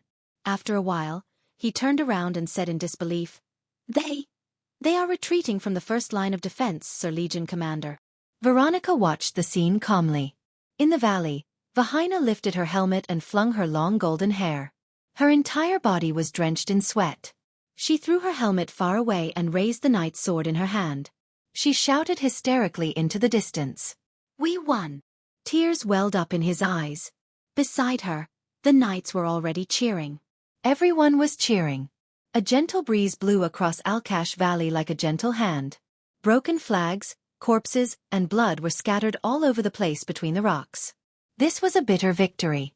In the air, on countless airships, the people of Hazel and Cruz watched this scene together. This was the first time in 3 months that the crystal cluster had retreated. Its significance was self-evident. This was the beginning of the year of the Swift and Swift. In the past 6 months, the drastic changes that people had experienced were far more violent than any other time in history. The civil strife of the Cruz Empire, the fall of the Black Moon, the advent of the Mana Tide, the Twilight Revival, the White Mountain Calamity, the Erewhon Rebellion, the beginning and end of the Wizard War. In the end, however, Wonde emerged from a series of complicated events. With the end of the Wizard War as the backdrop, and the Bugas publicly bowing their heads, Saint Tassol and Madara finally moved towards an alliance. In the pitch-black darkness, people finally saw a glimmer of light. That was perhaps the darkest moment of the past before dawn. The joint fleet of the Hazel and Kurlutz crossed more than half of the White Plains, riding a perfect full stop at the end of the battle. In the Year of the Sword, Bahamut fell outside the city of Canebell. The Lion Men, who had rejoined the Sacred Covenant, abandoned their former enmity and helped their former enemy, the Erewhon Empire, quell the rebellion in the Battle of Corvado. After the fall of the Sassard Alliance, the 9 Phoenixes and the Bugas began to clean up the remnants of the Twilight Dragon in the Great Plains of the East, the bloodthirsty wasteland centaurs. Once the war on the Eastern Front was over, it was foreseeable that the re-establishment of the Sacred Covenant would be imminent. Silver Bay sent out a second coalition army. The Undead Army had just arrived in the area of Vasselin under the command of their emperor, and the 2 Elven armies had already walked ahead of them and entered the valley of the Solan Forest. The wilderness of the 4 realms was just ahead. But before these new forces arrived, the Battle of Alkash had already ended. On the 7th of February, the Silver Bay Coalition Army led by White Wolf Blademaster Blanc and Princess Magadal arrived. 2 weeks later, the Human Coalition Army recaptured the first line of defense of Babel Fortress. After this battle, the Twilight Dragon finally began to restrain his power. Perhaps after the Sassard conspiracy was thwarted, the Lord of Chaos was tired of repeatedly wasting his power in one place. But retracting his fist was only for the next attack to be more powerful. In many areas, especially in Silver Bay, people celebrated this miraculous victory. But for more human and elven leaders, it was becoming clearer and clearer that this was not the end. It was apparent that the victory of this battle wasn't the end of everything. On the contrary, it might just be the beginning of this long war. What followed next would no longer be schemes and tricks, but true bloodshed and slaughter. The time seemed to be getting closer and closer. A new round of the Wilderness of the 4 Realms was already in preparation. This time, the Kurlutz chose Mankator as the venue for the meeting. This place was called the Holy White in the language of the Myurnas in the past. It was once the place where a sacred oath in the War of the Holy Saints was concluded. It was located at the old site of the Holy White Conference in the middle of the wilderness of the 4 territories. The hidden meaning of choosing such a place was, in fact, known to all. The states of Silver Bay, the people of Hazel, the people of Fanzan, the people of Buga, the people of 9 Phoenixes, and even the wild elves of Eloranta and the druids of the Ring of Sky had already responded to the call of this covenant, not to mention other countries and forces of different sizes. The 4 holy cathedrals once again came together, and the scene of 1,000 years ago reappeared at this moment. And far away in the mountains north of Erewhon, an army of dwarves was also crossing the snow-capped mountains. Their destination had long been determined. In the King's Valley of Balta. The snowstorm for a week had stopped on this plateau. This would be the last heavy snow of this winter. After the heavy snow, under the cover of snow, the mountains and forests were already preparing for the coming season of vitality. Everything was waiting for the snow and ice to melt, and the spring of the year of the Swift would announce its return. That would be the hope of the revival of all things. But at this moment in the snow-capped valley, it was a different scene. The knights of the White Lion Legion were lined up in rows, looking up. Behind the rows of flags, there were restless multi-headed lizards. At the feet of these giant beasts, the archers of the tree elves were comforting their huge companions. Commander Finney was pacing around the neat centaurs, looking at the sky with a bored expression. The silver fleets from Trentheim were entering the valley one by one, shining brightly. Then, the figures of the Valkyries appeared in the sky, and when the Pegasus burning with gray-white flames flew over the valley, cheers and shouts of joy could be heard. Following closely behind them were the Wyvern Knight and the few Griffin Knights. The knights held the flag of Erewhon high, the silver war flag fluttering in the wind, causing the atmosphere in the valley to reach a climax. The cheers shook the snow and ice on the treetops in the distance, falling into the stream below. The floating ice floated on the water, spinning and disappearing into the distance. At the end of the stream was the warm south of the kingdom. In those places, spring was already in full swing. But suddenly, a few figures appeared in the temple in the middle of the valley. One of them was small, but the figure seemed to gather the hearts and strength of the entire kingdom. The valley suddenly quieted down. Only the sound of breathing could be heard. Everyone raised their heads, waiting for their commander, their king. In the whistling cold wind, Haruz breathed out white air, blinking slowly, looking at the entire valley. He gathered his cloak, which was very inconsistent with his height. The long cloak dragged on the marble floor, golden red in color, and the white cotton was like a cloud. He seemed to be a little too weak, almost not like a king, but more like a princess, a somewhat thin and beautiful little girl. But he was firm enough, reminding people of the equally brave Princess Phosha. The cloak was like a silent agreement, to bear the burden of the future heir of the kingdom. For the past 100 years, the kings of Corvado had chosen to take the throne in Winterclaw Castle. There, they would receive the scepter and crown symbolizing the king from the bishop of the Holy Cathedral of Fire, and become the true ruler of the land. But today, there was something special. The crowd slowly separated. Haruz turned around, and his silver eyes reflected his sister. Accompanied by Sir Oberway, she slowly walked up the stairs, step by step, and came in front of him. He looked at the crown in his sister's hand. The somewhat dull silver crown was inlaid with a sparkling gem. It was Gorlin's gem. It was once born in the hands of a hero, and witnessed the birth of another hero. When people found it from the ruins of the lighthouse, the brilliance of the gem was not damaged at all, as if nothing in the past could leave any trace on it. Just like the loyalty and unyielding of this ancient kingdom, it also represented the indomitable courage of the people of Erewhon. Haruz looked up. His silver eyes were a little watery, and he silently looked at his sister. "Are you ready?" At this important moment, Griffin was a little distracted. She held the crown and asked softly. Haruz nodded seriously. A ceremonial officer came up and handed the ruby scepter and golden apple to him. Haruz held the two symbols that symbolized royalty and power, and looked up slightly nervously. Princess Griffin looked at him and said seriously, "From today onwards, you will inherit the will of the kings of Erewhon and become the new master of this land. But it is not only rule, but more responsibility. The oath that the late King Eric made under his sword was to protect this land." "Haruz," she asked again, "are you ready to lead this kingdom forward?" Haruz was silent. He felt a little regretful that on this important occasion, the most important person to him was not here. Compared to taking on this responsibility, he wanted to be recognized by his teacher more. In his mind, only that person was the eternal hero. Without him, where would he and his sister be? But when he thought of his teacher's expectation of him, Haruz's heart became firm again, and he nodded solemnly. "I am ready, sister." "Make the oath. From this moment on, I will be the king of Erewhon, but also the courage of Erewhon." I swear that I will stand in front of everyone and protect this ancient kingdom until the end of my life. Princess Griffine nodded, and she looked at Wolf Knight. Oberwei took a step forward, looked at Haruz and said, "Your life is still long, my king, but the oath will last forever. Remember, if one day you forget today's oath, not only will the Lionheart sword leave you, but every Erewhon will call you a traitor." "I will never betray you, Oberwei. I hope to see this day." Oberwei raised the Lionheart sword in his hand. There were shallow cracks on the bright blade, but it was no longer a symbol of a sword. It was the power given to the king by the nobles and the people. He put the sword on Haruz's shoulder and gently gave it to the young king. Then he put down the sword and helped His Majesty put it back into the scabbard. At that moment, a young lady in the crowd quietly watched this scene. She felt a little pity in her heart, but she was also filled with relief. Wolf Knight took a step back and let Princess Griffine come to her brother. Princess Griffine held the crown in her hand and carefully placed it on Haruz's head.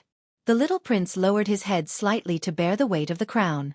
Griffine said with a little sternness, "Remember this moment, Haruz, this will be the last time you bow your head. From today onwards, you are the king of this kingdom. You are the symbol of courage of all Erewhon. Don't let this ancient kingdom lose its backbone."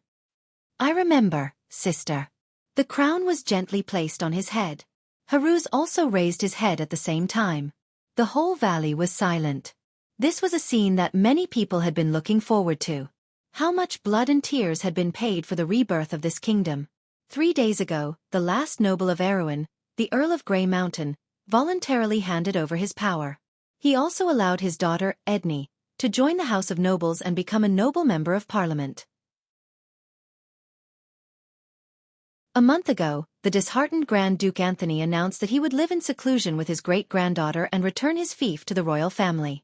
Then Grand Duke Karsuk was also willing to accept the royal family's invitation and go to the high official's residence in Corvado. With the support of the Cataloso family, the Highland Knight had completely turned to the royal family and accepted the incorporation of the White Lion Legion, becoming a military force that truly belonged to Erewhon. In the harsh winter of the Year of the Sword, all the nobles who participated in the rebellion got what they deserved. All the nobles who participated in the collusion with All for One or had an affair with the Sausalds were still hanging on the gallows outside Ampere Seal.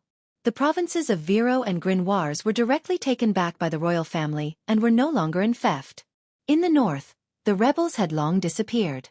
Count Yenbao's last resistance also surrendered under the attack of the royal fleet. The fate that awaited these people would not be much better than the nobles who participated in the rebellion in the south. Perhaps being stripped of their noble status was already the most merciful treatment. Behind this great recovery was the biggest change in the history of this ancient kingdom. For the first time, the entire kingdom was completely integrated and not actually controlled by the fiefdoms of various sizes. This was the birth of a central monarchy, but it also witnessed the contract between the royal family and the nobles and the people. In the future, this might be a country that belonged to all Erewhon people. Just as Brando described in the letter. A week ago, the hero of Erewhon, the Lord of Tonajal, the Knight of Her Royal Highness, the legendary Count Tonajal sent such a letter from the distant Saint Tassol. In that letter, he entrusted everything about Tonajal, including Valhalla, to his only student in Erewhon in written language for the first time. The Count's actions shocked everyone, but other than disbelief and shock, there was also deep admiration in people's hearts. Some people could turn the tide in a difficult situation and save everything. These people were called heroes. However, some people were able to calmly walk out of the halo of glory. While the people of the world were still indulging in illusory pride, his eyes had already seen through history, and through the layers of fog, he saw the fixed future. Perhaps they should be called fools. But no matter what, the people of Erewhon would remember such a name, just like how they remembered their grandfather. At this point, history would not repeat itself. An old kingdom burned to ashes in the fire. But another new Erewhon had appeared, just like the shining crown. For Erewhon. For His Majesty the King. May the black pines be evergreen.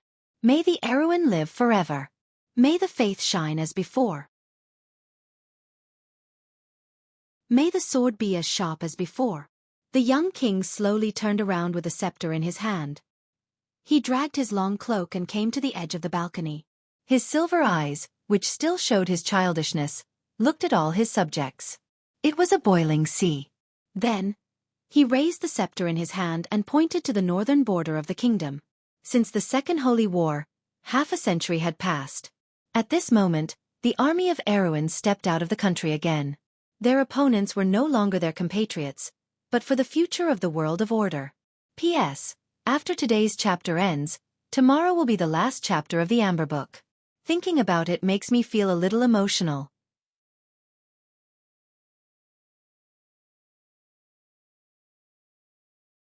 Chapter 1523. Mankator was an inconspicuous place in the wilderness of the Four Territories. It was a beautiful wilderness full of dill and marigold flowers, but it was uninhabited and did not pass through any important trade routes. The wilderness was located on an unknown piece of land. Occasionally, travelers who passed by this place would discover that the sky was high and the clouds were vast. There would always be a lone sacred white stone tablet standing on the horizon. And that was the Holy White Monument. A period of history that was known to the world had built up its reputation. More than 1,000 years ago, the four sages, Flame King Gretel, Wind Queen Saint Tossol, Holy Saint Fanzan, and Earth Sage Alanta led their people here to sign a sacred oath with the Silver Elves, Bugas, Mountain Dwarves, Hazel, Lion Men, and Dragons. They carved their oath on the monument, and in the flames of war that lasted for 100 years, they finally ended the dark reign of the Myrnas. Although the Mountain Dwarves, Lion Men, and Hazel withdrew from the covenant one after another, it did not detract from the glory of the Holy Alliance itself. People even compared it to the oath that the people of Order had sworn to fight against the Twilight in the Pale Epic. This covenant not only allowed the people of Iron to become the rulers of this world, but more importantly, it also promised hundreds of years of peace after that. Although today, the covenant itself had faded a little, and the people of the future had gradually forgotten the glory and integrity of their ancestors. But at least people had not completely forgotten everything in the past. When the Twilight Dragon once again became the enemy of every person of order in this world, they once again remembered this lonely monument standing in the wilderness. Since the 4th month of the year of the Swift, there had been a succession of envoys from all over the world. The first to arrive were the people of Cruz. Other than the 2 commanders who had to stay in Babel Fortress, Cruz's envoys were also in the envoys, including Vala, the old Prime Minister, Nidevan, the Duke of Mahodafen, and Duke Ludwig. This lineup was a little too large, and it made the other countries somewhat puzzled. However, considering that Flame King Gretel was the previous leader of the Sacred Alliance, the actions of the Kurlutzians were not incomprehensible. Lastly, the Wind Elves of Saint Tossol had sent out a formation that was almost equal to that of Cruz. Apart from their regent, the Lord of Lorendale, Istaville, the true crown prince of the Wind Elves, the Hunter siblings, were also present. Tumen and Fanzan traveled together. Other than the Fanzan knights that were sent to the south to support Cruz, the Night Kingdom, Grecius, had sent almost the entire kingdom to the south to enter the wilderness of 4 territories. Other than participating in the war against the Dusk, the Holy Light Knights and the Supreme Judgment Knight Regiment were escorting a special envoy group into Saint Tossol. As for the item that the people of Fanzan were escorting, the Templar kept it a secret that even the commander of the Fanzan Knight Regiment in Babel Fortress did not know about it. Other than the descendants of the 3 wise ones, the envoy group of the undead of Madara was considered light. Other than the Dark Knight Regiment, there was almost no one who was particularly important. However, no one dared to underestimate the commander of the envoy group. This was because the founder of the Dark Empire, the supreme ruler of the undead, would personally lead the group. When the people of Cruz, Saint Tossol, Fanzan, and the undead of Madara arrived one after another, representatives of countries and organizations from all over the world also arrived one after another. In June, this small wilderness that was previously unknown to people was completely different. Looking down at Mankator from the sky, except for the sacred white stone tablet in the center, it was completely a white sea. There were camps, tents, and fluttering flags. A month later, on a certain morning in the month of flowing fire, the dwarf king Califen and his dwarf army appeared on the horizon. 3 days later, Erewhon's White Lion Legion arrived. Since then, the forces of order had gathered together. There seemed to be a faint smell of midsummer in the air. The summer wind from the White Mountain blew across the grassland. Large patches of marigold flowers bowed their heads. Looking from afar, there were waves of grass of different depths. The air was filled with a sweet smell, and wild bees were flying. It was the season when the flowers were at their peak. Brando stood in the middle of the grassland, quietly looking at the sacred white stone tablet in the sky. The lonely boulder had not been weathered after thousands of years. Legend had it that the oath of the 4 wise ones and the kings of the continent was engraved on the boulder. A faint light hung down from the sky, enveloping the center of the stone tablet for thousands of meters. It was like a wonderful scene. Even without getting close, Brando could feel the sacred breath in it. It was similar to the oath on the Pale poem, witnessed by the Code of Tiamat. The law of this wilderness responded to the sacred agreement of the ancient kings and maintained its integrity. He had no doubt that anyone with bad intentions who approached the stone tablet would be rejected by the power of the law. It might even attract the attack of the ancient spirits. This was why this place was still intact after thousands of years. This was actually a place left behind by a saint. He looked back. Not far away, Metisha, Mephistopheles, and Andrique were still fighting, but the latter two were obviously at a disadvantage. Brando could see that the Mephistopheles and Andrique's soul-stealing cards were very sharp, but the Silver Elf Princess's pure white fast attack was even more terrifying. She raised the alarm and constantly summoned a small batch of Paladin Knight, which made Andrique unable to summon the vampire count.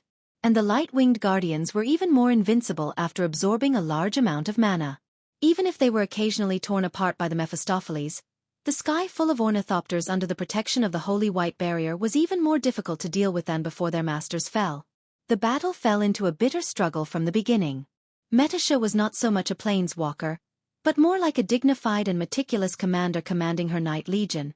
Once the derivative she summoned gained a foothold on the battlefield, all kinds of barriers and buff spells fell on the army, making it harder for the Mephistopheles and Andrique to resist.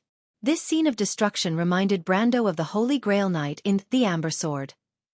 Herod's Knight was relatively weak in a head-on battle, far inferior to a warrior or even a Holy Inquisitor. But once the Knight of the Holy Grail had enough time and resources, this kind of superior knight would be an invincible existence. More importantly, the Knight of the Holy Grail was the best team leader. The battlefield where he could truly display his strength should be in a team battle or even in a guild battle. The title of the strongest knight was not just for show. Brando himself was a warrior, but he liked to team up with this kind of knight the most. Unfortunately, there were very few Holy Grail knights in The Amber Sword. One reason was that the doctrine of the Knight of the Holy Grail was too strict for the players. More importantly, this kind of class was too weak in one-on-one combat. Metisha's performance made Hao Ren's eyes light up.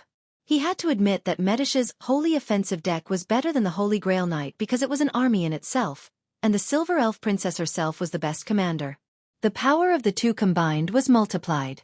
It could be said that Mephistopheles and Andrique's Soul of Light and Darkness deck in a sense was not inferior to the Holy Offensive deck in a sense. The advantage of this deck was that it won through the black and white cycle and lifesteal. Its attack was strange and deadly, like an unkillable shadow. But not only did it have the ability to survive, but with the support of the lifesteal enchantment, it was more like a black wizard who was good at curses. But unfortunately, the difference in experience between the two was too far away from Metisha, and their tactics were not on the same level. When the latter summoned the legendary archangel, the Dawn Consul, Arima, it could be said that the victory was already decided. When the last two forbidden vampire lords were reduced to ashes by Metisha's lance, the Mephistopheles finally shook his head with a bitter smile and removed the enchantment. A layer of grey light in the air shattered, and the vampires turned into bats and disappeared. "My lord, Miss Metisha is too powerful." Mephistopheles did not have blood circulation and did not sweat, but he still kept some of his habits when he was alive. He was panting subconsciously, making him look more like a weak little girl. "We are no match for her." Andrea also walked over with a straight face. Her originally pale face was now as dark as a stormy cloud. Although they had not seen each other for a long time, Brando at least knew his subordinate's temper. He quickly comforted her.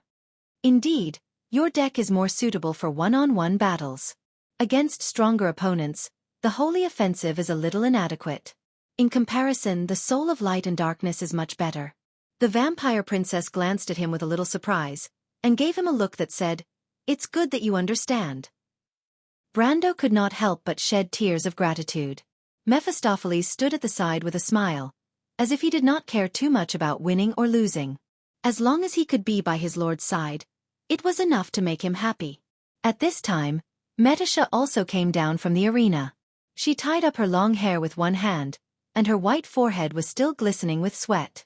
She put her lance aside and looked up at her lord with an extremely gentle smile. "My lord, how was it?" Brando was stunned. Metasha and Hippamera returned to Wone together with the seven-pole dragon queen, Wuxia. It was said that they first went to Erewhon and returned to the wilderness of the Four Territories. In fact, the three of them left Erewhon later than the White Lion Legion, but because of Wuxia's powerful strength, they arrived at Mangther one step ahead of the dwarf king, Califen. But this was not the key point. What made Brando a little distracted was that the little silver elf princess had changed too much after returning from the trial field. The little princess, who was still a little childish before, had now fully grown up. She was like a blooming lily, with a perfect figure, a pure and flawless temperament, and a snow-white knight's attire. Coupled with her long silver hair that cascaded down to her waist like a waterfall, the princess gradually exuded the charm of a young girl in the most brilliant years of her life. This unparalleled beauty stunned Brando for a moment. It was not until Amandina coughed from behind that Brando came back to his senses and replied awkwardly, "It's okay. After all, you have some land cards in your deck. If it's just 1 or 2 battles, you can still hold on. But the efficiency of Nirvana Rebirth is too low. If it's a more difficult battle, I'm afraid you'll have to prepare more holy water in advance." The little silver elf princess had a mischievous look in her eyes at Brando's distraction, but there was also a faint trace of happiness. She saw that Amandina behind Brando seemed to have something to say, so she obediently walked to the side. Amandina nodded to her. "The priests of the Holy Cathedral of Fire are already making use of the time to make more holy water, but in order to deal with this war, the standard of the holy water produced will not be too high. After all, the price of high-grade holy water is too high. It may provide a small amount to some of the high-end combat forces of the Order. My lord, you have the strength, but don't expect too much." Amandina arrived with the White Lion Legion 3 days ago. Although Brando was no longer the Count of Tonagel, many people understood that a considerable part of the Tonagel's upper echelons were only loyal to him, not to mention that Princess Griffine and Haruz still left him an honorary chairman position in the Noble Council. But even so, in fact, in order to avoid suspicion, Amandina herself gradually faded out of people's sight. On one hand, she did not care much about it, and on the other hand, she just happened to have more time to pursue her interests and research. But in front of Brando, she would always be the well-organized Amandina. Brando looked at Amandina with some guilt. He actually understood that Princess Cypher had her own political ambitions, but she gave up too many things for him, so he could not repay her no matter what. Fortunately, he finally understood a truth. Some things were like a kind of tie, and not being able to repay it was not necessarily a bad thing, just like family, friendship, and love. He nodded silently, understanding that what Amandina said was indeed a problem. A truth in this world was that no matter how much money you had, there would always be a day when you spent it all.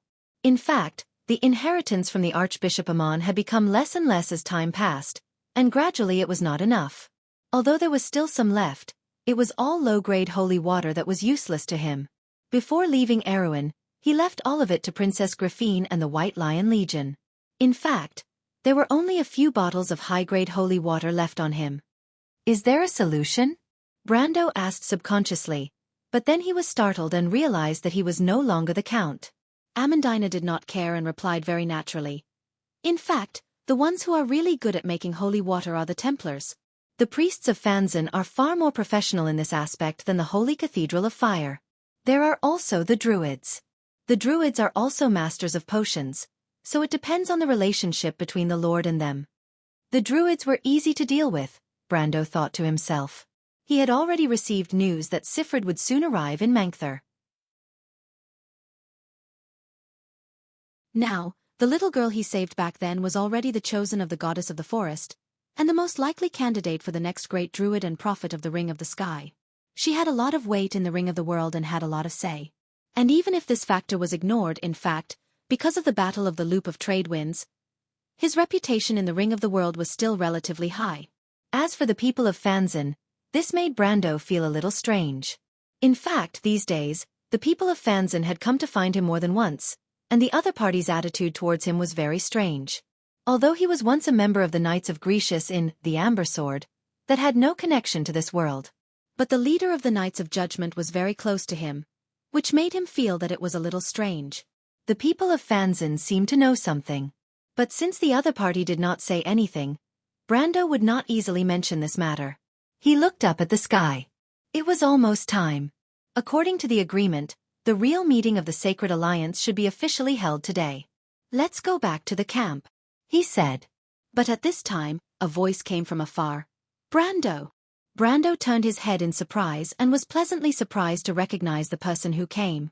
It was Vahina, the daughter of the Duke of Mahotafen. But the Vahina today made Brando slightly unable to recognize her.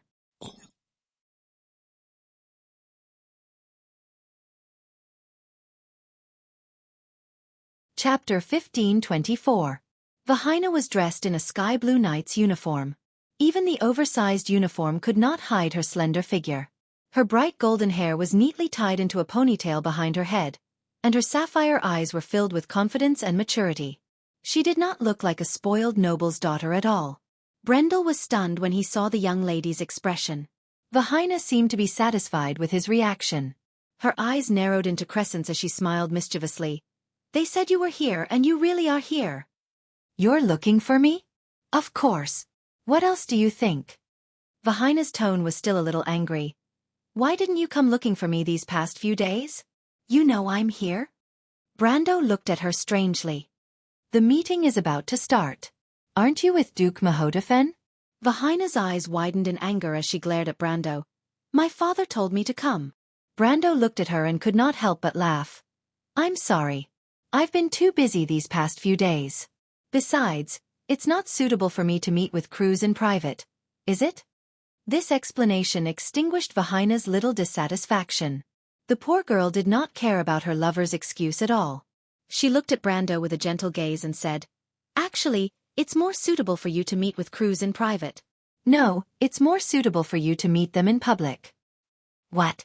Brendel paused for a moment, wondering why the young lady was starting to spout nonsense again after just a few sentences. He could not help but look at the knight beside Vahina. The two young knights were looking at him enviously. They were obviously admirers of the flower of Mahotafen. However, Vahina did not mind the gazes of her two companions. She did not hide her admiration at all. "That's true. What's so good about Aween? If you're willing to join the Empire, you can have everything you want." "Don't we already have the answer to this question?" Brando replied with a smile. If someone else had asked him this question, he might have felt displeased.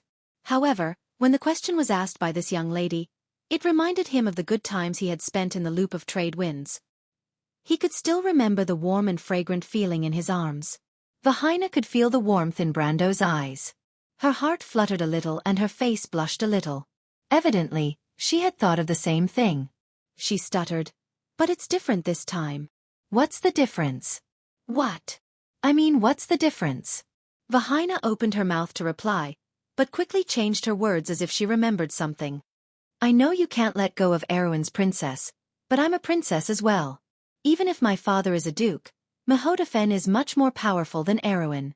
If you're willing, I can consider it for the Empire." Brando did not know whether to laugh or cry at her words. Even though he knew that this young lady was not ordinary, he could not help but feel that she was a little too passionate at times. Even Amandina could not help but turn her head to the side, her shoulders trembling uncontrollably. Metisha tilted her head and looked at the scene with interest. Vahina's face was also red, but the warmth and generosity of the people of the Empire were different from the people of Erwin.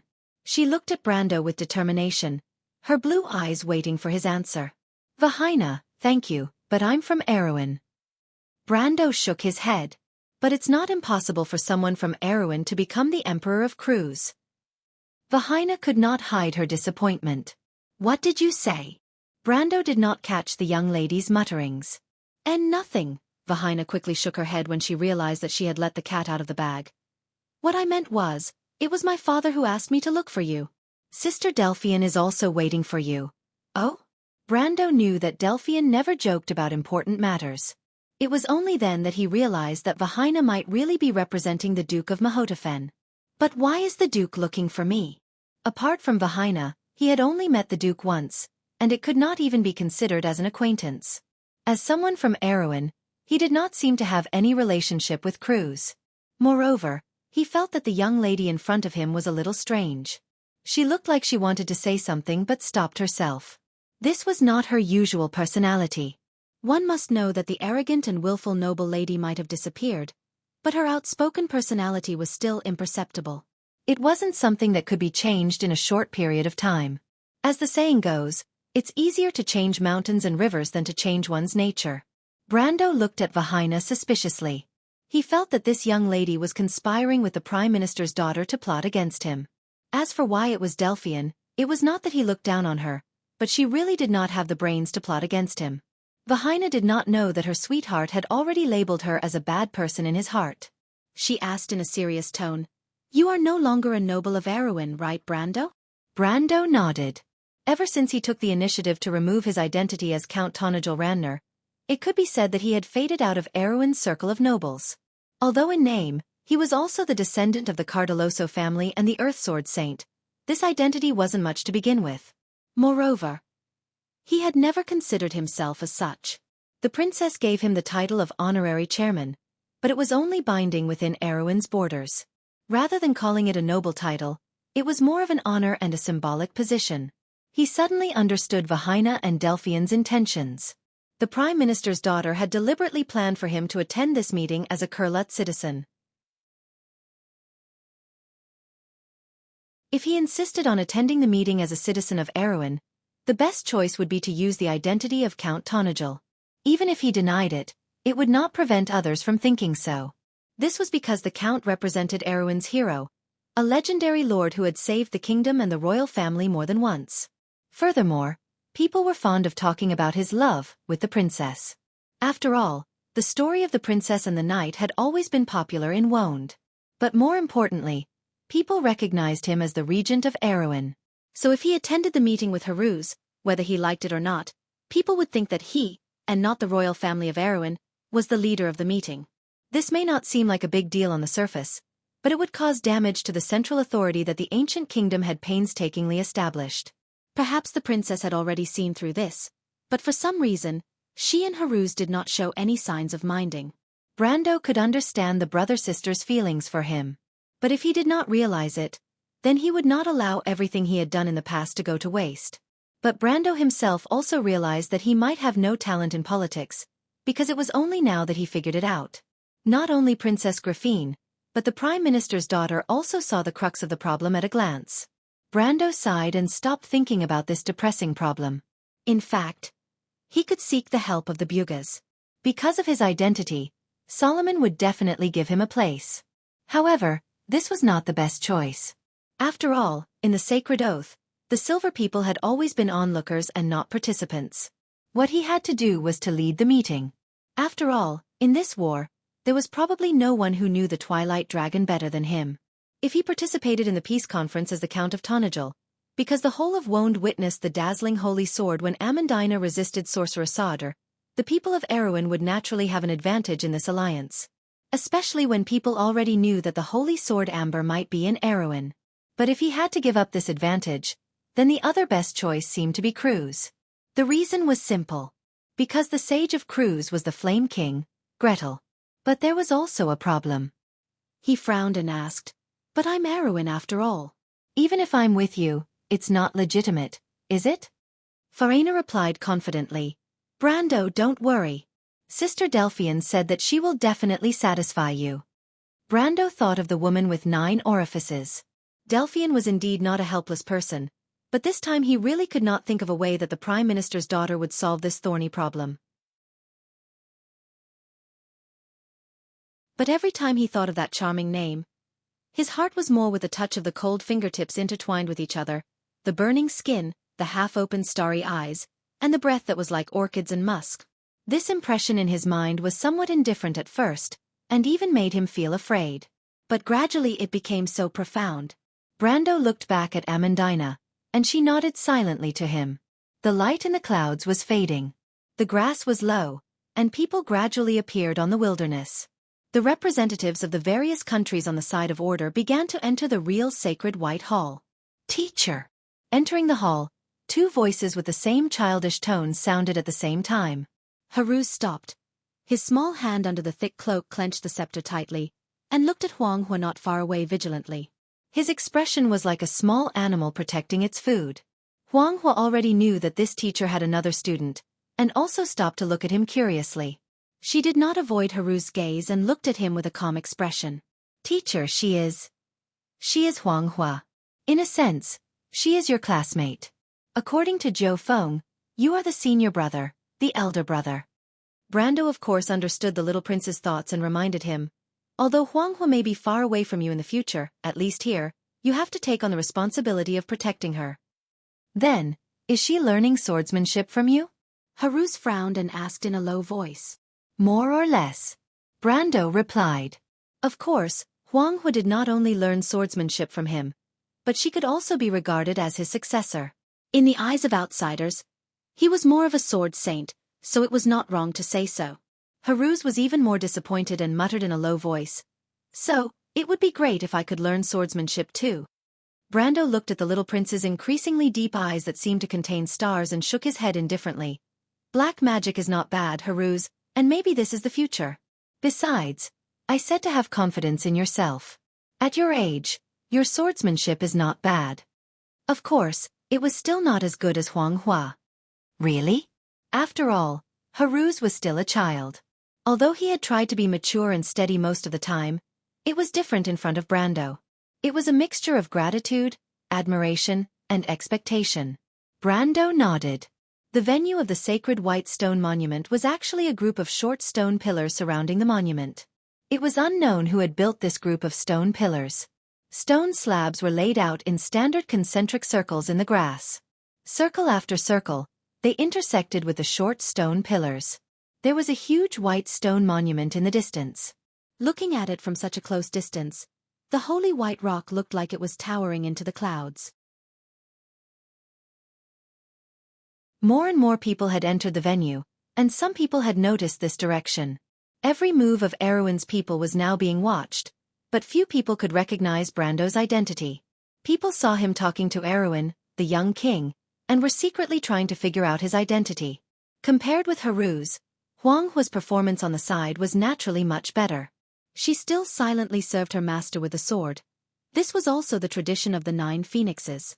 Seeing Huang Hua take the sword from Brendel and stand to the side, many people were even more surprised. Over the past few days, people were gradually able to distinguish the identities of the people of the 9 phoenix. Huang Hua was the Jade Phoenix mage of this generation and the princess of the 9 phoenix. Needless to say, her status would be extremely respected in the future. She might even be above the royal power. Otherwise, she would not be representing the 9 phoenix to participate in this meeting. And these 2 important people were actually related to the young man. Who was he? Perhaps the only ones at the scene who did not have doubts were the Bugas, Cruz, and a few wind elves of Saint Tossel. In fact, even among the wind elves, many middle-level nobles were whispering about Brando's identity. But under their gaze, Brando saw Yaruta. Mr. Brando. Yaruta hurriedly saluted Brando. Peya did not lower her head, but the proud huntress remembered her absurd actions that night. Her face burned a little and she quickly turned her head away. Fortunately, her skin exuded a healthy bronze glow and her blush was not noticeable to outsiders. Seeing this pair of hunter's son and daughter, Brando thought of Saint Tossol, the Wind Empress. He sighed slightly. You have done well, Yaruta Peya. I have heard of your deeds in Alcash. You have not let down the ring of the Wind Empress in your hands. Lord Saint Tossol will be proud of you. He then looked at the Lord of Lorendale behind the 2 and nodded slightly to the latter. Apparently, he had heard of the other's glorious deeds. It was not necessarily a bad thing for the siblings to have such a person to teach them. You are the grandson of Darius? Istavil met Brando's gaze and his eyes flashed. Yes. Very good, Darius has a good descendant, Istavil nodded and replied. Unfortunately, the lifespan of humans is too short. Your grandfather is the best opponent I have ever met in my life, but you are not bad either. It may not be a bad thing for the coalition to have a commander like you. Brando knew the grudge between his grandfather and this person. In the long war 60 years ago, the commander of the coalition forces on the Saint Tossol side was this person. However, the elves had a long life, rich experience, and excellent strategists emerged one after another. The king of Lorendale became famous at least a century earlier than his grandfather. The Earth Sword Saint was definitely a genius to be able to fight him to a draw and even gain the upper hand. His great reputation in the entire Holy Cathedral of Fire was not accidental. But the words of the Elven Lord still stunned him. "What did you say, Mr. Istaville?" In response to this question, the king of Lorendale's grey face showed a natural smile, but he did not answer again. Instead, he left with Yaruta and Peya and returned to the elves. But just this one encounter had once again caused a stir in the entire venue, and more people turned their eyes in this direction. On the contrary, the discussion within the Wind Elves had subsided, and it was obvious that most of the elves recognized the other party. This count may not be a legend in Erewhon, but his other identity was not to be underestimated. As the one who signed a contract with the Wind Empress, he held the Holy Sword of the Earth and the Blade of Golden Flames. No matter where he went, he was a living legend and was respected. Some people also turned their eyes to the Lion Men of Toquinen. It was self-evident what the Holy Sword of the Earth, Halran Gaia, meant to the people of the White Plains. And it was said that in the early days, the Lion Men had a bad relationship with Erewhon because of this. They also sent people to Erewhon to seize the Holy Sword, but in the end, nothing was done. But Brando did not care about this. He continued to walk forward with Haruz and Huang Hua, occasionally exchanging his experience with his two students. As they got closer and closer to the center of the venue, the huge chalky rock in their field of vision became more and more shocking. People retreated to both sides, and only the really important people could enter the area next to the stone tablet. Only 2 representatives were chosen in the whole Silver Bay, and most of the small countries could only send 1 person, but they could not enter the core area. Those who could really walk to the side of the stone tablet and engrave their names on the sacred contract were only the descendants of the 7 former kings. At most, there was the 9 Phoenix and Madara. More and more people began to speculate about Brando's identity. It was finally time for Huang Hua to leave, because she had arrived at the area where the 9 Phoenix delegation was. She bowed to her teacher, returned the sword, and turned to leave. Behind her, Brando saw Feng Qi again, but the guy looked a little angry, as if he was not happy to see him. "They're all looking at you, Brando." Vahina's voice was a little happy, and she paid attention to the surroundings as she walked. "They must be guessing who you are." But Amandina shook her head and answered calmly, "They're just curious. Once they know who we are, they won't pay so much attention to us. Erewhon is important now, but it doesn't mean that Erewhon has become important in the kingdom." "I understand, Miss Amandina." Haruz quickly shook his head. Back in Tonajal, Amandina had been his teacher for a longer time, and he was a little afraid of her lecturing style. "We'll face our own identity." Amandina glanced at him and nodded. But Vahina could not tolerate Brando being looked down upon, not even by his own teacher. She retorted, "That's not necessarily true." Brando turned around and looked at the confident young lady with a strange expression. He was becoming more and more suspicious of her performance today. "What did Delphian say to you, Vahina?" "And nothing." Vahina was shocked and quickly shook her head. "Nothing." "Delphian didn't want me to say, Brando." Vahina was forced into a corner and could only bitterly betray her teammate. "Anyway, you won't be disappointed, right?" "I hope so." "Are you angry, Brando?" Vahina asked carefully. Medisha giggled behind him, but she quickly blushed and covered her mouth. "Do I look like I'm that petty?" Brendel laughed helplessly. "All right." In truth, the girl was just a little worried in front of her sweetheart. "By the way, where's Ropar?" She still remembered the Lord of the Fireclaw Lizardmen who saved her life in the Imperial capital. Lute took him to the Fire Elemental Plane, the River of Scorching Heat. Brando answered casually. He saw Magadal in the crowd, and the Nun Princess also saw him at the same time. She quickly stood up and nodded to him with a smile. To Magadal, Brando was not only the most likely candidate to get close to the Throne of Destiny and obtain the Amber Sword, but more importantly, this close friend of hers, a knight, had saved her life several times. But in her heart, Brando was far more than just a simple gratitude. Fortunately, no one noticed the distant glance between the two, or else the venue would have been in an uproar. The Silver Bay states were the first to respond to the call of the Kurluts and the Sonorso Wind Elves to establish an alliance, and it was under the leadership of this Nun Princess. They had participated in the Battle of Cane Bell and the Battle of Alcash, and at this moment, They were already influential in this venue and were no longer a force to be ignored. Whose loot? Vahina asked doubtfully. A little fairy. They are flame fairies, creatures born from the fire elemental plane. The fire elemental plane is their home. Brando answered. So the fire elemental plane is also the home of the Fireclaw lizard men? So Ropar went home to visit his family? Vahina's slightly naive explanation made Brando smile slightly, but he understood that the Fireclaw lizard men and Loot's trip might not be that easy. After the Battle of the Elemental Frontier, the 4 elemental planes had long collapsed, and the natives there had fled to the material plane. Now, all that was left was a dead and distorted void. The reason why Loot and Ropar returned there was only to obtain the inheritance of the fire elemental plane. Correspondingly, the other little fairy and the crystal stag Malurcha also returned to the shallow sea realm. Thinking of the shallow sea, he couldn't help but think of Miss Tata and couldn't help but sigh. Vahina couldn't understand why he was sighing, but she didn't have time to think about it. Because with Haru's departure, everyone's eyes finally fell on her. Although the little prince was slightly surprised by Brando's choice. Teacher, are you really not coming with us? He furrowed his brows and looked very sad. His eyes were already flashing. If he hadn't remembered his identity, he probably would have cried in front of everyone. Brando shook his head. He knew that although the little prince pretended to be strong on the surface, the weakness in his heart had not been completely eradicated. He was that brave Princess Phosha, and also that Haruz who cried at the slightest thing. But for the sake of the kingdom's trust, this little youth had actually sacrificed too much. Fortunately, a scream suddenly came from the distance in the crowd.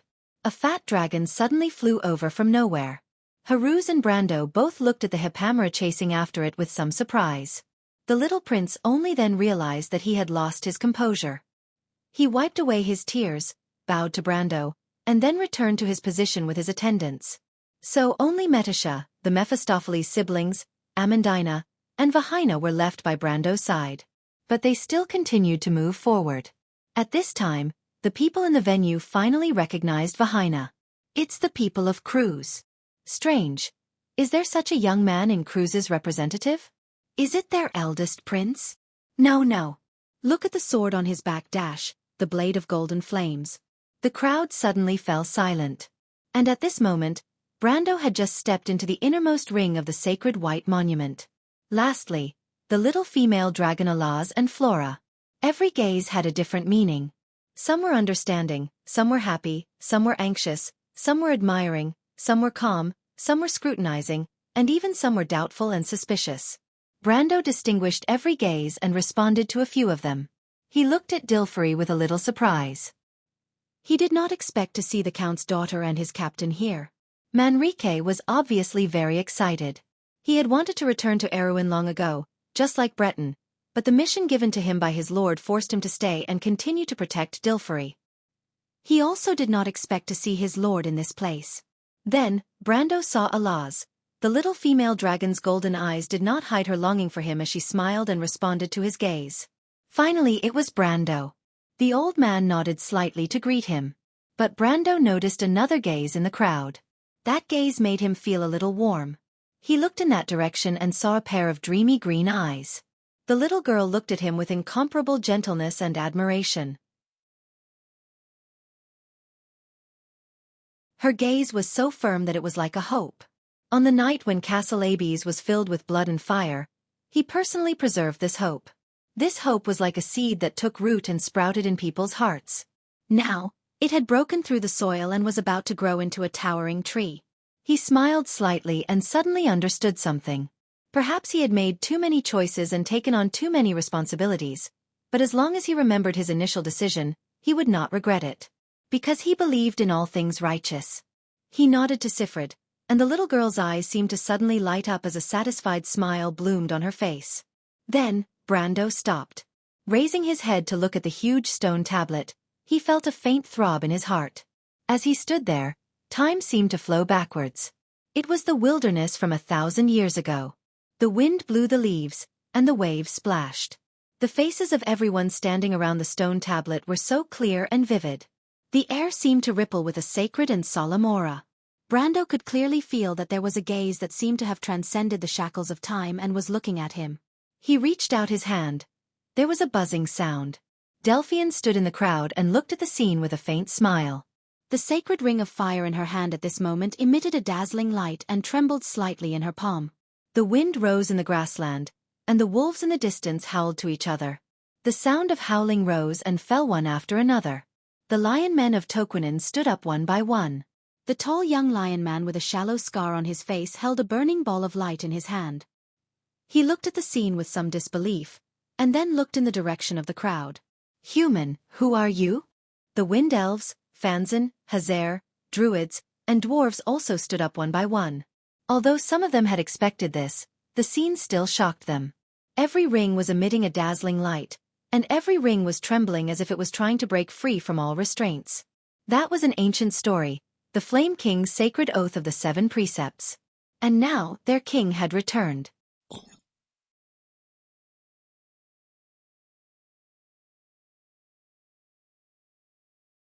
Chapter 1525.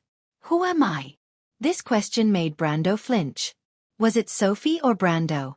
Was it Count Tonagel or the descendant of the sword Saint Darius? Was it the hero of the people of Erewhon or the savior chosen by Martha? Was it the fool or the king? Among these many identities, which one truly belonged to him? Brando looked at the tall holy white stone intently. The afternoon sun shone on him. Time was like flowing sand, and the sun also changed its light. The shadows on the stone wall also became vivid, like pictures, engraved with unpredictable time. It was a hero who broke the sky. A king was taking off his crown. It was the twilight of a sage. The belief of an idealist. 4 shadows overlapped with each other. Like changing light, they finally converged on a person. Brando stood silently in front of the stone tablet. Like layers of light feathers, they converged behind him, and finally turned into nothing. Everyone looked at this scene and looked at each other. What did the crisscrossing light and shadow on the stone tablet mean? Was it an illusion, or a revelation? Who was this young man, and how could he cause such a strange scene? Among the crowd, only Tumen's eyes were certain, and he nodded slightly. It was a calmness known as wisdom and foresight. It was as if the fog of the future no longer turned into heavy curtains. The flame of wisdom split a path of blood and fire from the thorns of darkness. Because he had seen the last light of dawn, he was no longer afraid and confused. Brendel felt something in his heart and turned around. One pair of eyes was young. The other pair was old. One was a student, and the other was a teacher. The young one was introverted and aggressive, while the old one was calm and composed. 1,000 years of time at this moment was like a torch passed down from generation to generation. The new and the old converged with each other. Brando nodded to the old man. He did not dare to thank him for teaching him. Perhaps these were the 2 ends of history. Everyone who bore the responsibility would not choose to let others do it. All the illusions disappeared, and even the rings retracted their radiance.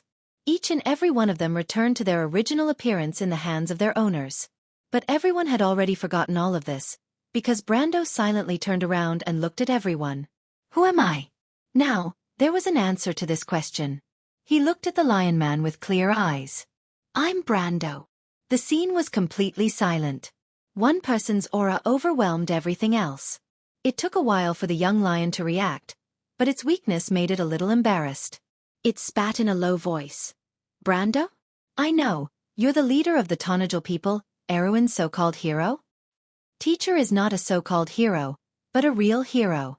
Haruz was the first to stand up, glaring at the lion man. That's just Erewhon's hero. The lion man shook his head. This is the seat of the king. What right does he have to stand here? Is he not the king? Princess Magadal's soft voice interrupted. Did you not see everything on the stone tablet? The young lion man took a step back. It did not expect that no one would support it. Even the Bugas and Silver Elves did not stop all of this from happening.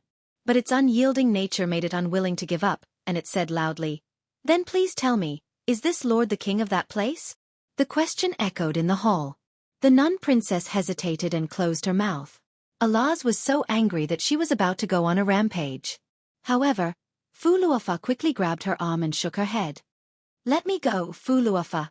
I'll teach that arrogant little lion a lesson. You want to mess up the alliance, Alas? Ah! The young female dragon screamed in anger. Beside Brando, Vahina also anxiously looked at Delphian in the crowd, but the Prime Minister's daughter did not mind at all and smiled, signaling her to calm down. But how could this poor girl calm down when her sweetheart was questioned? She was so anxious that she stomped her feet and even complained to her best friend. The Lion Man thought that he had succeeded and smiled triumphantly. He said proudly to Brando, "Then, sir, please go to the back and do not disturb the order of the meeting." Brando glanced at him.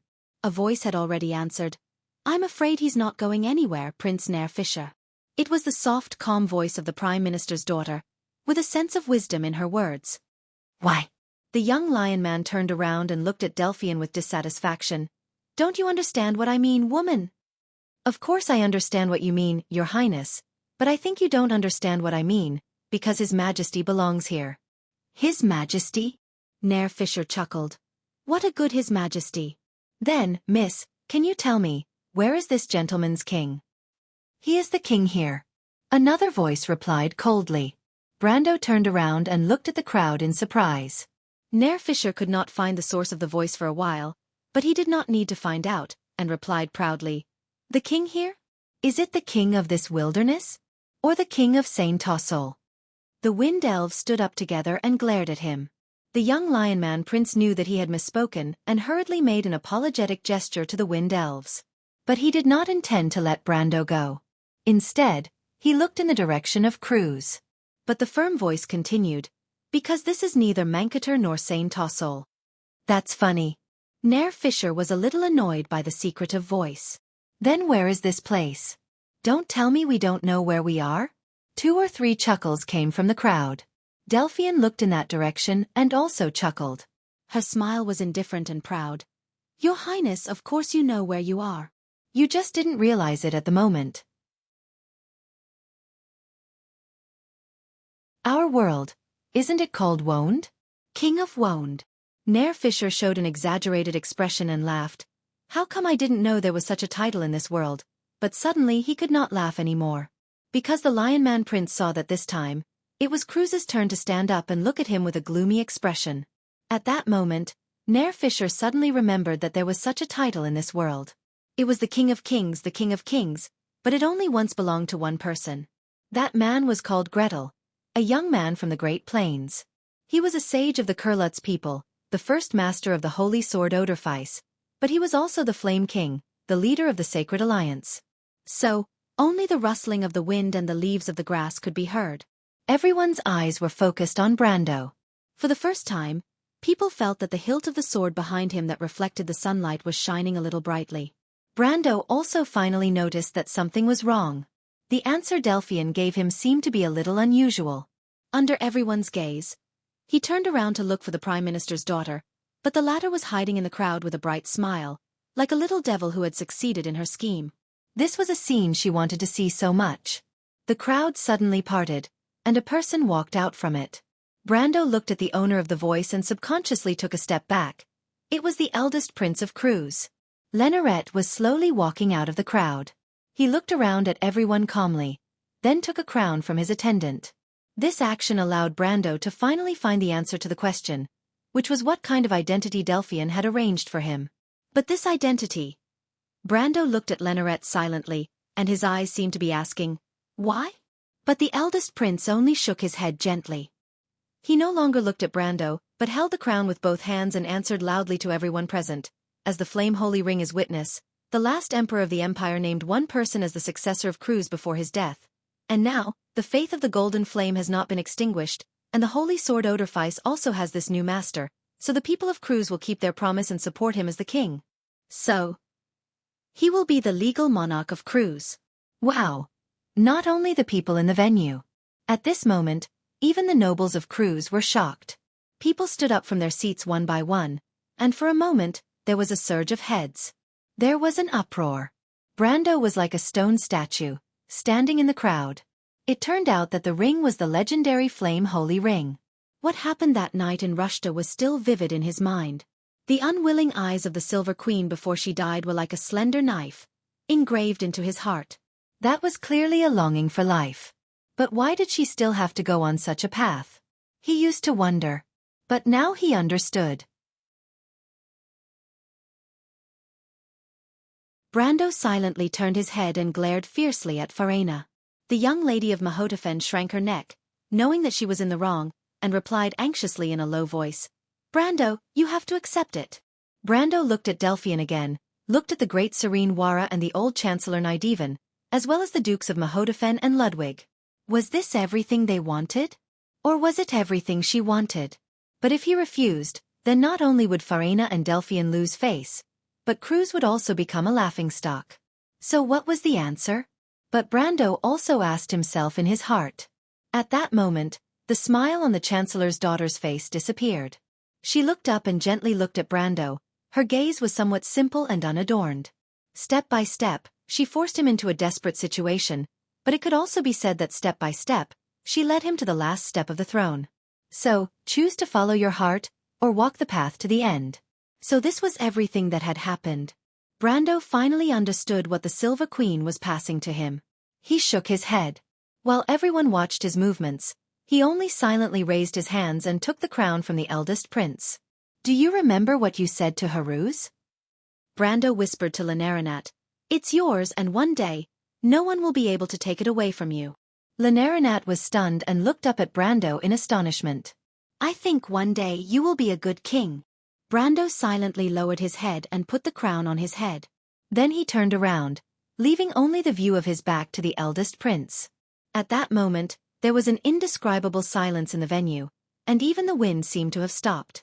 The young lion man prince subconsciously took a step back, his face a little pale. Haruz clenched his fists with some excitement. This was his teacher, the person he admired the most. No matter how difficult it was, he could not be knocked down. He was like a living legend that could shine into everyone's reality. Hope, the fire of civilization, fell into the darkness, but there would always be a hand that would pick them up again. Delphian watched the scene silently, and for a moment, the Prime Minister's daughter also turned around and blinked gently. Brando silently walked in front of everyone, stopped, and looked at everyone calmly. "Now I have proven why I am here. Next, as the heir to the supreme throne, in accordance with the ancient contract, I will exercise all these powers. I think it's time to end these red tape, isn't it? So, everyone, do you agree?" The envoys of the various countries were a little stunned. What is the supreme throne? Do the people of Cruz really think that with a title, they can regain that glory?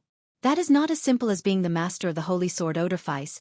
That is the king of kings, the king of kings. But will there be a second guilt in this world? But until a firm voice had already sounded, "I agree." Princess Magadal left her seat and nodded to Brando with a gentle gaze. Then she raised her voice again. "The nations of the Silver Gulf agree." Erewhon. Agree. Haruz also said loudly. 9 Phoenix. Agree. Huang He replied in a calm tone. The Lord of Lorendale suddenly stood up. "Where are you going, teacher?" Yareth looked at him. "I am going to answer a question." Isdowel's thin face had a smile on it. He left his seat and walked in front of Brando. "Let me borrow your sword, Your Excellency Flame King," the Lord of Lorendale said with a smile. Brendel was taken aback for a moment, but he quickly understood. He smiled and threw a green light at him. Isdowel caught the sword steadily, then raised the sword high. The light of the firmament shone brightly on the blade. Holy Sword Firmament. The wind elves burst into an uproar, crying out in alarm. The elven regent gently held the sword hilt, inserted the sword into the ground, then turned around and nodded to Yareth, who was not far away. "Teacher?" "Ring." Yareth looked at the shining holy sword and only then reacted. He took off the holy ring from his hand and handed it over. Isdowel picked up the holy ring and gently placed it on the hilt of the firmament holy sword. The sword and the ring complemented each other. Brendel laughed heartily when he saw this scene. He pulled out Oderfeis with a flip of his hand and stabbed the golden flaming blade into the ground. He turned his head. Delphian had already understood and placed the holy ring on the sword. The 2 holy rings stood facing each other. The 2 rings complemented each other. Yareth took a deep breath and summoned all his courage. "Saint Tossol, agree." The crowd was already in an uproar. The great druid Grey Fury stood up, and Sifrit's small figure smiled softly at the side. "Ilanta. Agree. Insusta also stood up. Madara, please lend me your sword. The Black Lord stood in front of Brendel and smiled faintly. My lord, I trust you have been well since we last met. Brando also smiled and nodded at him. The two of them sized each other up. They were of similar age and had once been opponents, but they had also fought side by side. After the trip to the Sea of the Dead Moon, fate seemed to have allowed them to become allies once again. Thank you. Insusta held judgment and replied with a smile. You're welcome. Say hello to Takus for me. I will. 3 holy swords. 3 rings. Queen Madara watched this moment and replied faintly. Madara, agree. Agree. Agree. There were more and more followers. The king of dwarves, Califen, laughed loudly and looked at this scene with admiration. Under the urging of Dilfari and Manrique, he also raised his warhammer and replied in a rough voice, Mithril Hall, I agree. The crowd was once again in an uproar. Many nobles from different regions had not yet fully reacted. They did not know who this Count Tonajul was. But at this moment, Dilfari had already put down her sword box. Manrique sincerely took out the holy sword Mither from it. He raised the sword high and inserted it into the ground with both hands, forming a ring with the other 3 holy swords. The people of Fanzan were in an uproar. The holy sword of light Mither. Someone even shouted. The leader of the Judgment Knight stood up shakily and looked at this scene with his mouth agape. After being reminded by the people around him, he remembered to hand a ring over to his attendant with trembling hands. The attendant took the holy ring of light and jogged over to place it on the hilt of the holy sword. The leader of the Gracious Knight raised his hand. Fanzan, agree. The 4 holy swords shone brightly in front of the white stone tablet.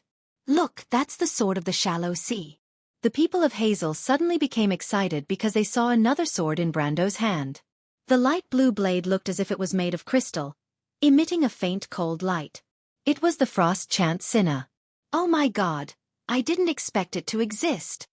The sacred relic of Lord Crystal, the holy sword of the shallow sea. The people of Hazel suddenly realized something and looked up at Brando. Brando also looked at the people of the Knowledge Dragon Crystal. He turned the sword around and said, People of Hazel, do you still remember the promise you made 1,000 years ago? Are you willing to return to the holy contract? We are willing. The great prophet was the first to stand up. Brando only nodded slightly. 5 holy swords. On the sword, the sapphire of the Ring of Wisdom shone with an indescribably beautiful luster. At this moment, everyone finally looked at the Lion Beast men of Tokunin. The Lion Beast men stood up awkwardly. Of course, they knew who had the holy sword of the earth, Halran Gaia. But their prince, Nair Fisher, had previously made things difficult for the new Flame King. How could the other party give up this opportunity to humiliate them? Nair Fisher also clenched his fists and stood there in humiliation. He could choose to leave, but all the efforts of the Golden Mane Lion Beastmen before this would be for naught. He was full of resentment. The final step was right in front of him, but because of his own mistake, everything was in vain. The young Lion Beastman warrior looked up at Brando and was ready to bow his head. But what he saw was a pair of serious and sincere eyes. Then, what about the Holy Temple of the Earth? Nair Fisher's mouth was wide open. The dwarf king Califen suddenly turned his head and looked at the allies of Tokunin. At this moment, the whole hall was so quiet that even the sound of a pin dropping could be heard. Even the outer nobles held their breath. We. Nair Fisher's green eyes looked at the young man in disbelief. The Count Tonajul whom he had once looked down upon. We agree. Brando gently waved his hand. And so, after 1,000 years, the Halran Gaia had once again returned to the hands of the Tokunin people. The young Lion Beastman warrior gasped for breath, almost as if he was in an illusion. He sniffed gently, feeling the breath of the real mountain and the earth in his hand. Tears suddenly gushed out of his eyes. Nair Fisher roared to the sky. At this moment, the Lion Beastman warrior finally understood the taste of tears, and why the blood and tears of countless ancestors had flowed for thousands of years. And now, this heavy glory had finally returned to the hands of the Tokunin people. The glory you deserve, Istowel said softly as he looked at the scene. But you still have to defend it. The last sword was also erected. It was the legendary stone blade. At this point, The final map of the world of order was only missing a corner. The 6 holy swords, the slanted shadows, silently narrated like an epic. It was the accumulation of countless years, the intertwining of heroes and legends. Every sword, every master, every era, every inspiring name was reflected in the hearts of the people at this moment. When the Bugas entered the hall, the king of wizards, Solomon, dropped the hammer. The Bugas agree. At that moment, everyone understood that a new era had begun. It would be an era where mortals fought against fate, and everyone would use their courage to fight for the future of the world. But the center of all eyes was focused on the back of the young man who was not very tall.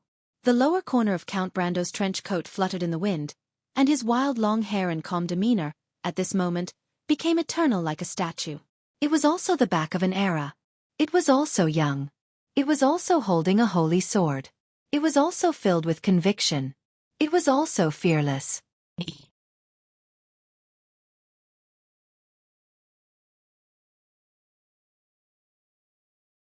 Chapter 1526. For the people of Cruz, especially for the nobles of Cruz, what happened in the past few days was particularly meaningful. This was a cycle of reincarnation after 1,000 years. The 2 glorious names of the Flame King and the Holy Sword Oderfice had returned to the Empire after 11 centuries. It was as if everything had begun and ended here. For any Cruz citizen, the return of this sacred honor was an extraordinary symbol. It was not only a laurel, but more importantly, the return of ancient glory. But in this glory, there was a trace of unsatisfactory part. Although he was the legal monarch of Cruz, the identity of the young man always reminded people of some unpleasant memories. What the nobles had always been unwilling to admit was that the best commander of the coalition forces in history 60 years ago, the Earth Sword Saint Darius, had now returned to the empire in another way. The 2 generations of ancestors and grandchildren were now above their heads in a more prominent way, whether they liked it or not. But the people of Cruz could not refute this point. Brando was the successor recognized by the Holy Ring of Fire, not to mention the relationship between him and the Holy Sword Oderfice. Compared to the eldest son of the emperor, this Erwin was more like the descendant of the Flame King Gretel. And behind His Majesty, there was not only the support of the great Basilica Vala and Bishop Sidney of the Leo Palace, but also the shadow of the traditional royal faction. The old Prime Minister Naidivan, the Duke of Mahotafen, and the daughters of the 2 men had been inseparable from His Majesty these days.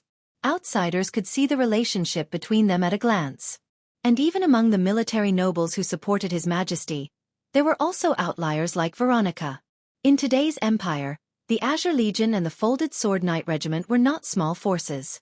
But what was a little surprising was that the younger generation of the Folded Sword Knight Regiment from various families seemed to hold the new Emperor of Cruz in high esteem and worship. So much so that even though Brando had not really ascended the throne, he was already quite famous in the circle of nobles, especially in the circle of ladies and ladies. Many young ladies were eager to show their faces in front of the young emperor, if not for the fact that the little princess of the Mahotafen family was too protective of her food. With such a background, even if some people had few complaints, they did not dare to show it easily. So under the calm, the Holy White Conference gradually got on the right track within a few days. After all, people came here not to care about who the Flame King belonged to, but how to solve the problem at hand. After all, after witnessing the power of Twilight, everyone understood the meaning of the Holy Alliance was to save the civilization. This was the 4th day of the conference. The first speaker on this day was an envoy from a small country on the Great Plains. Like the Banxians, these small countries bordering Saint-Tassol and Nine Phoenix were more culturally influenced by the Buga people. So even though they had not experienced the impact of the Twilight War itself, they had suffered the pain of the side effects caused by it. The eternal night descended, and the Wizard War. Before people in most areas could put themselves in the shoes of the people who were about to face the war, ordinary people in these places on the Great Plains were already struggling to survive between these 2 disasters. In the north, the invasion of the Centaurs and the Banxians caused the flames of war to burn almost the entire Great Plains. Many countries were completely destroyed because of the Wizard War caused by the Sossalds, and the people were in dire straits. But in the south, the situation was even more tragic. In the region of Soan where the eternal night descended, many countries were completely destroyed. Either a meteor shower fell from the sky, or the entire country was turned into an eternal winter. Some areas' temperature dropped to freezing point between day and night, and the people living in these areas often froze to death overnight. So compared to the people of Cruz who were facing the threat of war, these people were more eager to end it all, or at least to get help from the outside world. Otherwise, the order on the Great Plains could collapse at any time. The envoy came from such a country. He spoke generously from his position, and the scene he described moved many people. 9 Phoenix and the Buga people were willing to lend a helping hand to these people. Of course, the Buga people were more than willing to compensate for these people. We are very grateful for the generosity and selflessness of the 9 Phoenix and the Buga wizards. We have no reason to reject such kindness. The envoy bowed and said, "But of course we are here in this conference hall, not just to beg. No offense, I call it begging because we have indeed come to such a desperate situation. People need to think about survival first before they can have dignity, but for various reasons my country, our people have lost such a qualification. But because we are still eager to regain this qualification, I would like to ask, what does this war mean to us? Where does it come from? How long will it last? Who is our enemy, and how should we deal with it?" I think many people here are like me, eager to get such an answer. After he finished, he bowed to the crowd. The people could not help but applaud. They did not have any contempt for the envoy who called himself a beggar. On the contrary, many people only felt the same way. Even the people of Cruz had the same feeling in their hearts. Although they had not fallen to such a situation yet, the days of living under someone else's roof were obviously not good.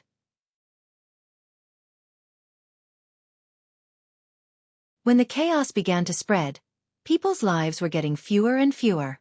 An urgent hope urged them to come here, to come to Mangther. Therefore, this was the significance of such a meeting. Junior Prime Minister Nidwin stood up and replied, "I think our main threat is undoubtedly from the Twilight Dragon. I believe I don't need to repeat its legend. After all, many of us grew up listening to the Pale poem. However, because of the selfless sacrifice of Sage Eloranta, the root of all evil is still sealed outside the elemental frontier. Therefore, the enemies we have to face now are still its minions. We have heard some rumors about the Twilight Dragon's minions on our way here." A White City envoy stood up and asked, "But we know very little about them. I wonder if the Kurlutz people and the elves, as well as the wizards of Buga, are willing to share information with us?" "Of course," Nidwin replied. "At present, the main enemies that the people of Cruz are facing are the Crystal Cluster and the Horned Beetles. In the battles in some areas of the southern Erewhon, it is said that the No race has also appeared. In addition, it is known that the demons are also the minions of the Twilight Dragon. There are also the cultists and monsters." At this time, a person suddenly spoke. Everyone turned around and was surprised to find that the speaker was the new Flame King who had been sitting in the center of the round table. The Emperor of the people of Cruz, Count Tonagel from the Erewhon. Brando did not mind these strange looks. He continued, "The cultists, all for one, the Silver Sky Snake, and the tree herders have been greatly damaged in several wars. They are not a threat for the time being. However, the movements in the Black Forest are still worthy of attention. The monsters originally came from the Bronze race, but they have been infected by the Twilight Dragon. They are no longer the people of the world of order and have become our enemies." "Honorable Flame King," another person stood up and asked, "May I ask if your words are reliable? I mean the part about the monsters." Brando nodded without hesitation. If the others were only slightly aware of the strange movements of the monsters, he had no doubt about it. In history, whether it was the calamity of wolves or the Crystal Cluster, the monsters were the vanguard of the Mana Tide. The Twilight Dragon would not give up on such a chess piece. However, there was no doubt that not everyone believed him. In the eyes of many, the reason why Brendel was able to become the Fire King was because of his title as the Kurlutz Emperor. Legally speaking, he was the successor of the Fire King Gretel. But no one really thought about why this Aween citizen was given such a title. Of course, they also did not think about why this young man was recognized by so many people, especially the 4 great empires and the Bugas. The envoy who was standing looked at Brando with some hesitation. Although he did not express his doubts, it was only due respect to the emperor of an empire. Brando was very calm about the attitude of the crowd. He chose to be in this position, naturally, not to enjoy the glory and attention that it provided him. Now, the halo of the Emperor of Cruz could only provide him with some empty vanity. As the commander of the Allied army, he was different from his grandfather, Darius.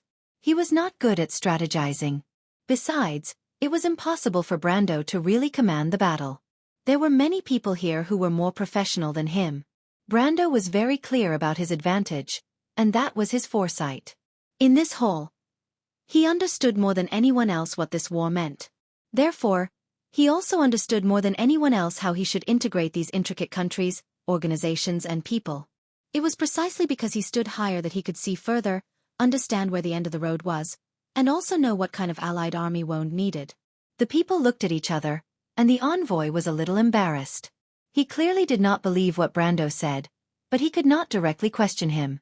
Seeing that Brando had no intention of sitting back down, he could only bite the bullet and ask, "Your Majesty, how much do you know about these minions of the Twilight Dragon?"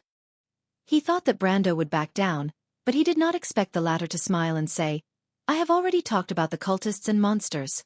I especially want to remind everyone, especially the countries close to the Black Forest, be careful of the changes in the Black Forest. Add more outposts and patrols. For Saint-Tassol, the southern part of the White Mountains and the border area of the Black Forest near the Alcash Mountains are the most important. My suggestion is to dispatch 2 legions to be stationed in these 2 places. Don't worry about involving forces, because it is necessary." The Wind Elves obviously disapproved of this proposal, but the Lord of Lorendale and their future crown prince did not object, especially Yaruta, who was wearing the ring of the Wind Empress, nodded slightly. The Wind Elf nobles naturally would not stand up to a regent and a future king. But the envoy was not from Saint-Tassol, so he did not have to worry about these reasons. He frowned and said thoughtfully, "But Your Majesty, in fact, we are more concerned about another problem." "I understand. People are always full of fear of the unknown." Brando nodded in agreement. As Mr. Nydeven said earlier, the demons, the crystal, the insects, and the No are the 4 most powerful forces under the Twilight Dragon. But in fact, it is not just that. In the previous wars, the real vanguard of the Twilight Dragon is the Fenrir family, which represents the power of destruction. He paused for a moment before continuing. "Fortunately, in this war, because of the betrayal of their leader, Ekis, the giant wolves may not appear in the Twilight War again.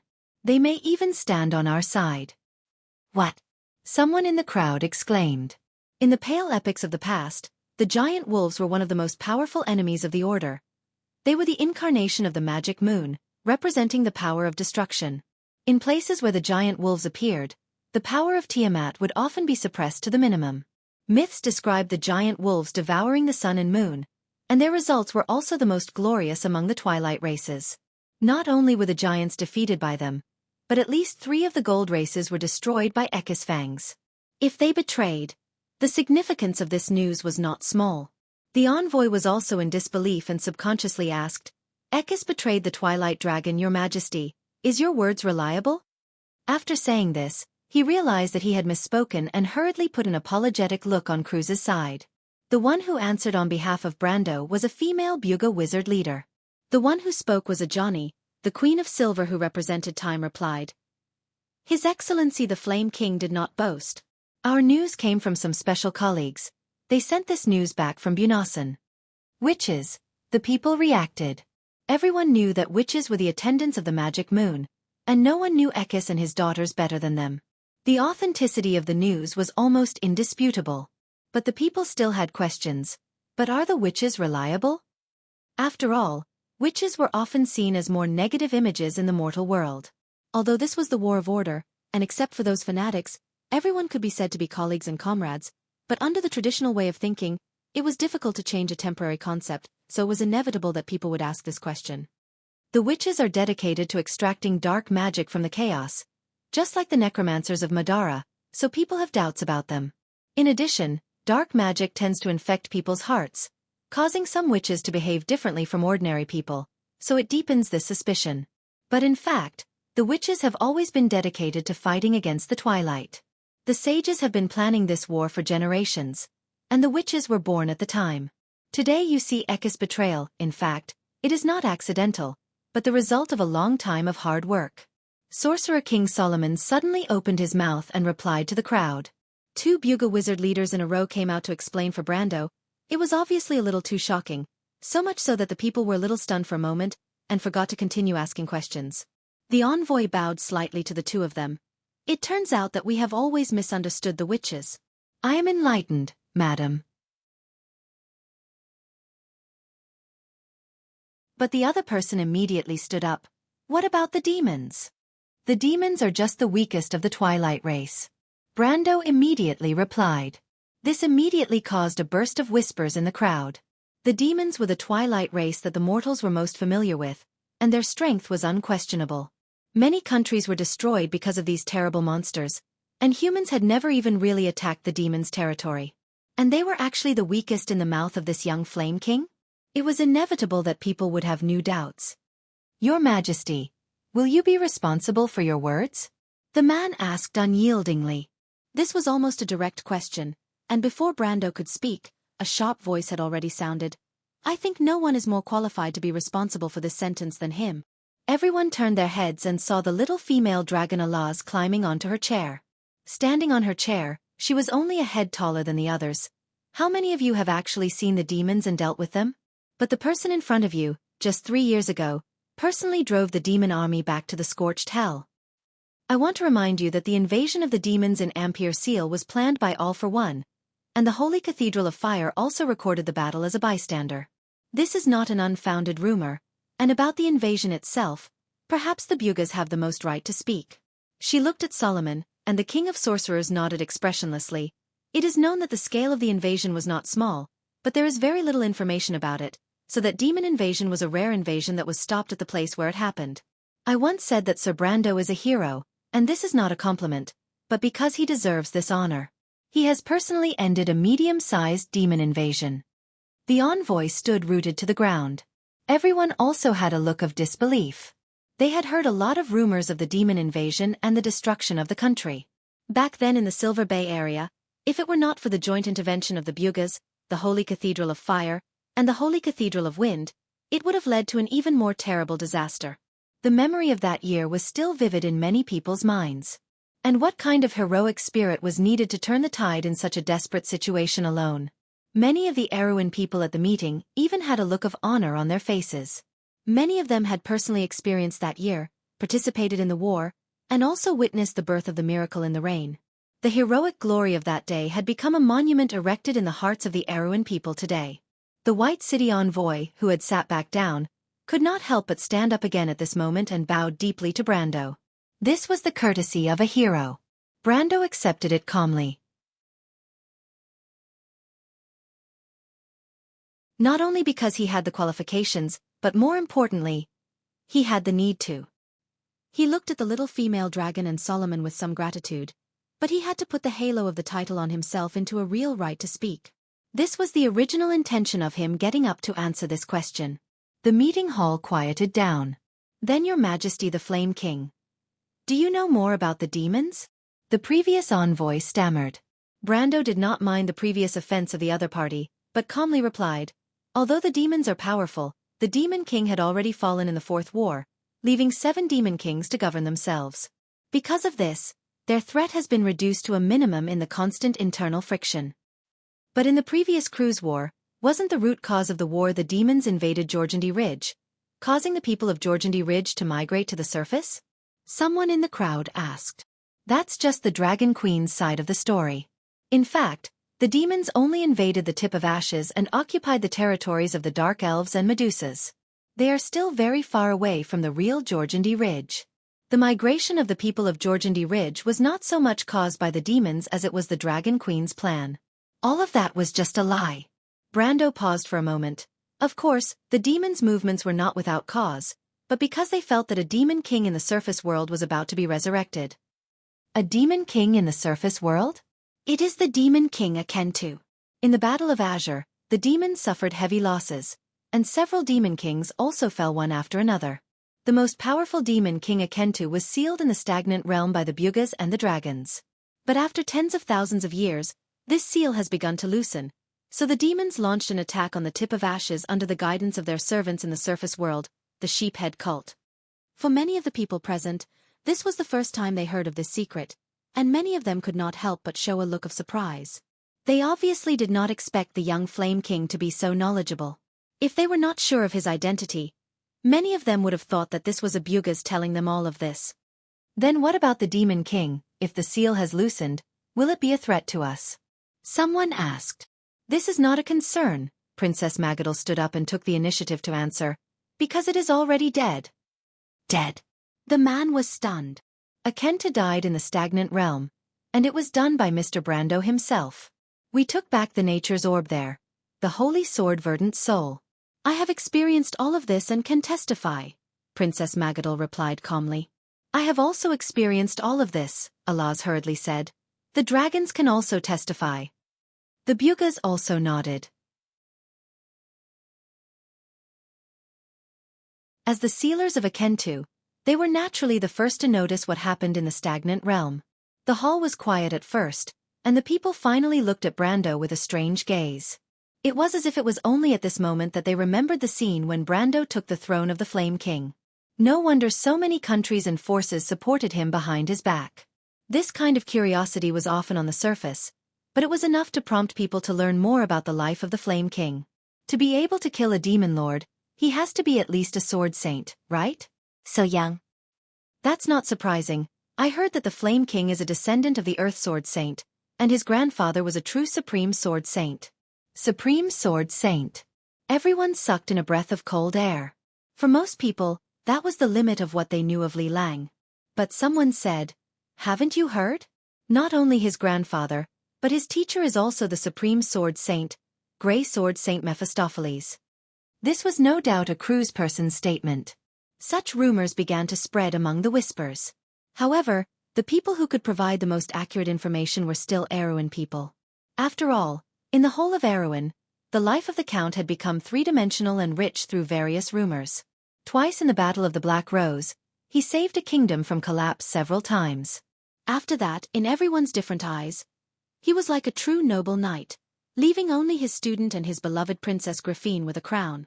If killing the demon lord was only a manifestation of power, then everything about him in Erewhon was a true legend. In this era where most people had romantic feelings for the true path of knights, such deeds were often more deeply rooted in people's hearts. What people missed was not only the light of the blade and the shadow of the sword, but also the love and hatred behind them. And a living flesh and blood Count's love, ideals, and beliefs about his and Princess Griffine's love were often more easily engraved in people's hearts. A person with great power would be respected by people. However, a person with ideals and beliefs would be truly respected by people. Of course, Brando was far from being a saint, but the selflessness he left in Erewhon was far enough to shine in this era. In a sense, he had even replaced the late King Eric's position in the hearts of the people of Erewhon. And this was what was rare and commendable. Even the people of Cruz looked at their new emperor with a trace of respect in their eyes. Not to mention the others. This is the character of a true swordsman, Mr. Liu sighed, his face full of admiration. Your Highness Huang Hua, I didn't expect that we would meet such a hero on Rosaline's trip. Huang Hua nodded seriously. In her heart, she had long believed that her teacher was the best person in the world. Beside the two of them, Feng Qi sighed heavily. He looked in the direction of Delphian and finally shook his head. Among the lion beast men of Toquinen, Nair Fisher looked at the holy sword in front of him in shame. Someone quietly came to his side and said to the Lion Prince, Your Highness Nair, Mr. Brando's deeds are rare, but there may not be only one hero. You're right, Nair sighed and replied. Miss Diomedes, but I'm not depressed. I'm ashamed. A hero should be courageous, but I'm jealous of a true knight. I've made myself look like a villain. Then be more frank. You may be forgiven. A brave man is not only brave in the face of enemies, right? The Lion Prince nodded. You're right, Miss Diomedes. I will do that. The human girl smiled. That's what I admire about you, Your Highness. The people had been convinced by Brando, and naturally did not question his words. Someone took the opportunity to ask, Then in this hopeless war, how can we win, Your Highness? Another person asked, Can we really defeat the Twilight Dragon? In the face of a powerful enemy, it was inevitable that people would have doubts. It was not that they wanted to surrender, but that they could not see any hope. However, Brando shook his head. If the Twilight Dragon was really invincible, we wouldn't have to wait until today to take over this war. But today, we're just a group of mortals, the person said. In this era where the power of order in Wonde is at its weakest, How can we defeat an enemy that even Martha could not defeat? Brando stood up. He looked at everyone. Our world is constantly bleeding. The war with the Twilight Dragon has left us scarred. In the past, we have witnessed the passing of many heroes. Like the stars that guided us in the darkness, they were extinguished bit by bit. What was left behind was a dark and hopeless night sky. Even the gods had lost hope in this pitch-black sky that stretched across the sky. The hall quieted down. The people were attracted by Brando's actions, but they were also shocked by his words. Everyone raised their heads, wanting to see what the young Flame King had to say. But Brando raised his voice. We cannot deny the efforts of our ancestors.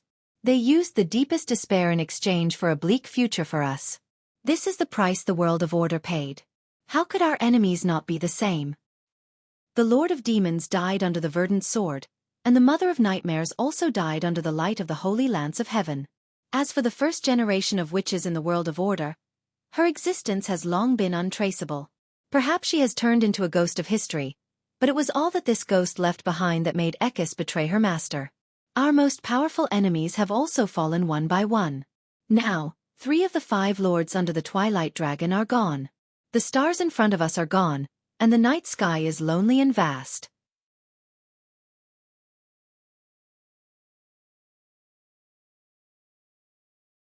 But it is not the precursor of the eternal night, on the contrary, Brando replied word by word. The stars are disappearing because dawn is coming.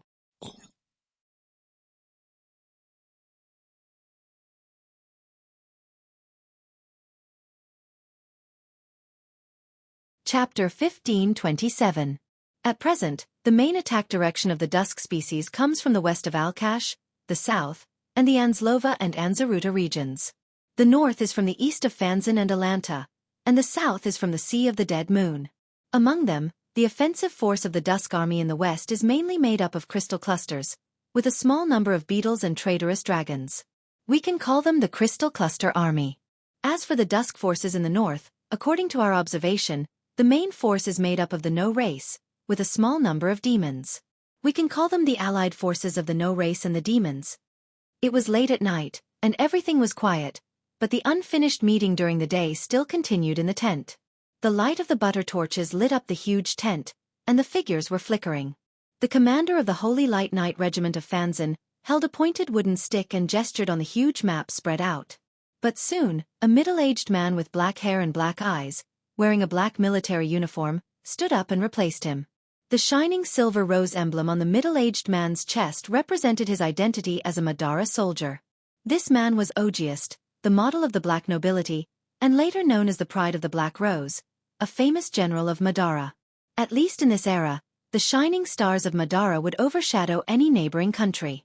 Any one of the high-ranking officers would be a famous figure in the future, not to mention a large number of future talents like Greta, Insursta, and Tarkus who were still buried among the low-ranking officers. Looking at Tarkus and Insursta standing behind Ogiest, Brando's eyes were filled with envy. This was the feeling of having a galaxy of talents. In comparison, although Erwin was on the right track, after the collapse of the royal party, the talents of this generation of nobles showed signs of withering, as if there was a shortage of young people. Of course, he had no regrets in his heart. The birth of a genius often brought great benefits to a kingdom, but if this genius had bad intentions, the harm it brought was equally heavy. Only those with the same ideals and beliefs could be considered useful to Erwin. Fortunately, the older generation had already retired from history. In this generation of Erwin, there would be many heroes who would grow up in the future. The Valkyrie, Haruz, Amandina, Kiera, Micaiah, Breton, Mok, Manrique, Loka, Kargleis, Breton, and even Scarlet. There was also Eek's daughter, the last hero of Erwin, Ella. When this generation of youths in Aween grew up, the kingdom would usher in a new era. Perhaps in 20 years, or even 10 years, a new empire would rise in Vaunt, just like the Maratha of this era. And the only thing it needed now was time. However, although time was easy to say, it was already an unbearable burden for this world.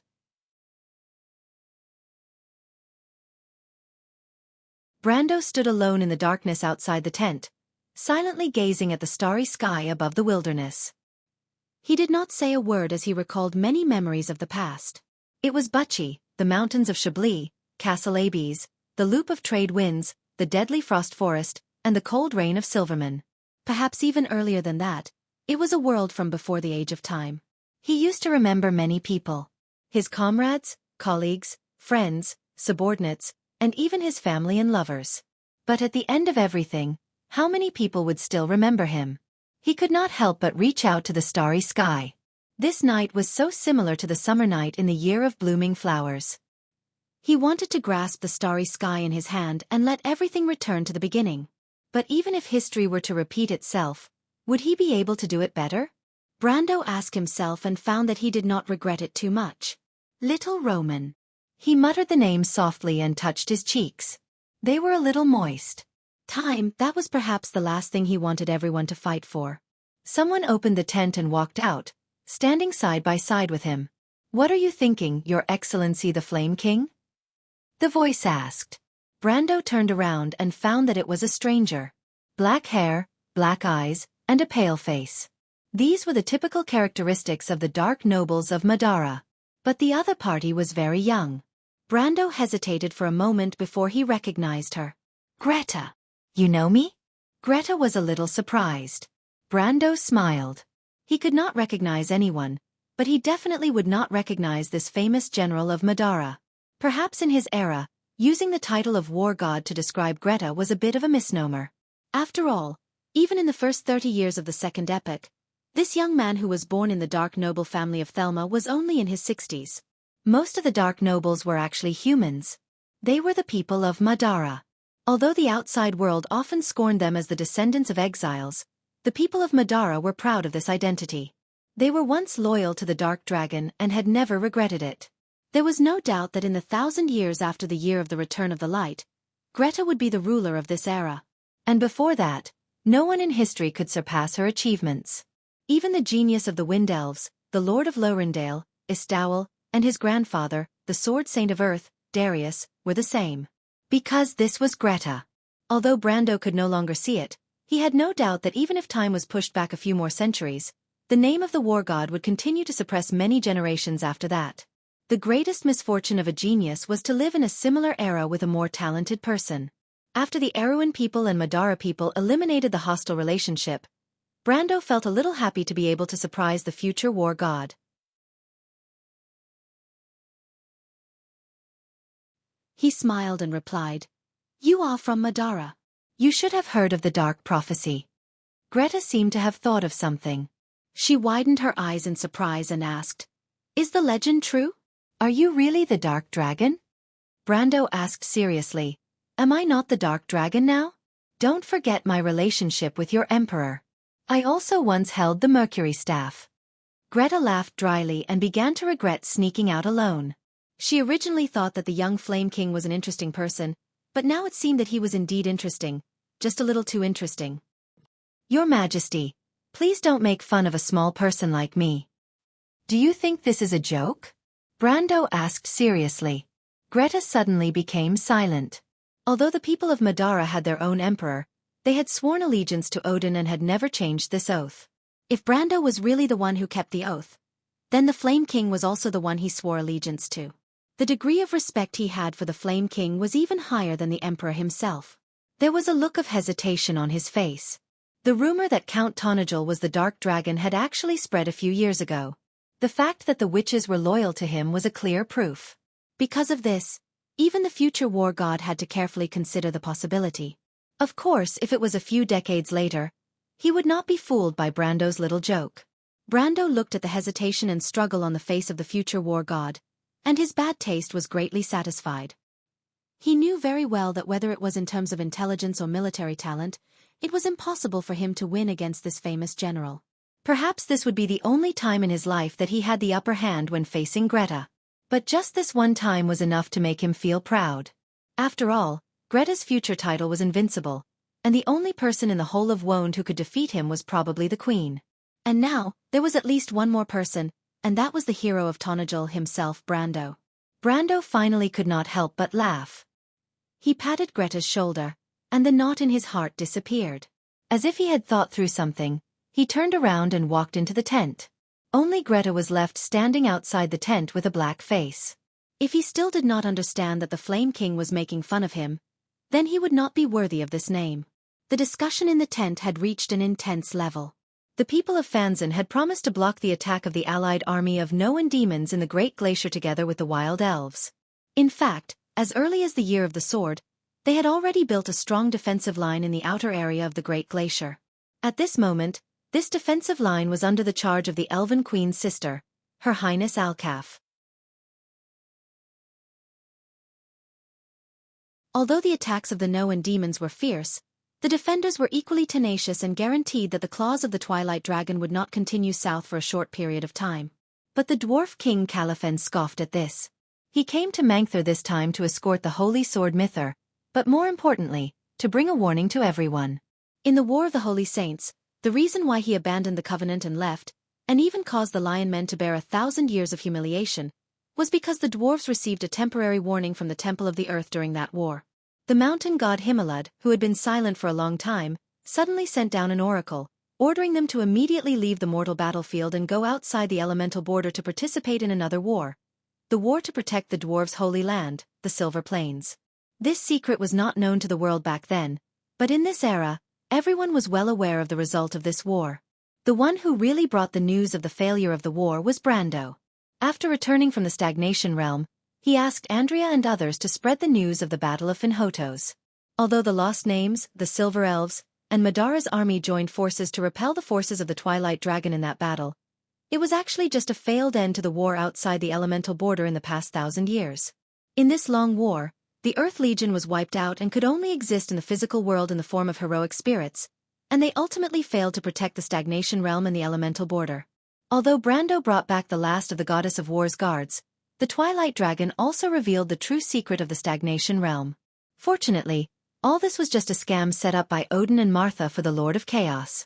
At least the Throne of Destiny did not fall into the hands of the Twilight Dragon. Shortly after the Battle of Finhotos, the Dwarf King Califen also returned to the physical world. After experiencing the entire battle, his understanding of the war was completely different from Brando. Brando only saw the Throne of Destiny, but Califen obviously saw more. I have to remind you. The Dwarf King slammed his warhammer on the table and said to everyone in a gruff voice, unlike what many people think, the tide of magic is just a precursor to the awakening of the Twilight Dragon, but as for the war itself, it started 1,000 years ago. Now the war around the elemental border is over, and the army of the Twilight Dragon that once defeated the Earth Legion and us, I have to regretfully tell you that they are far more prepared for this war than you think.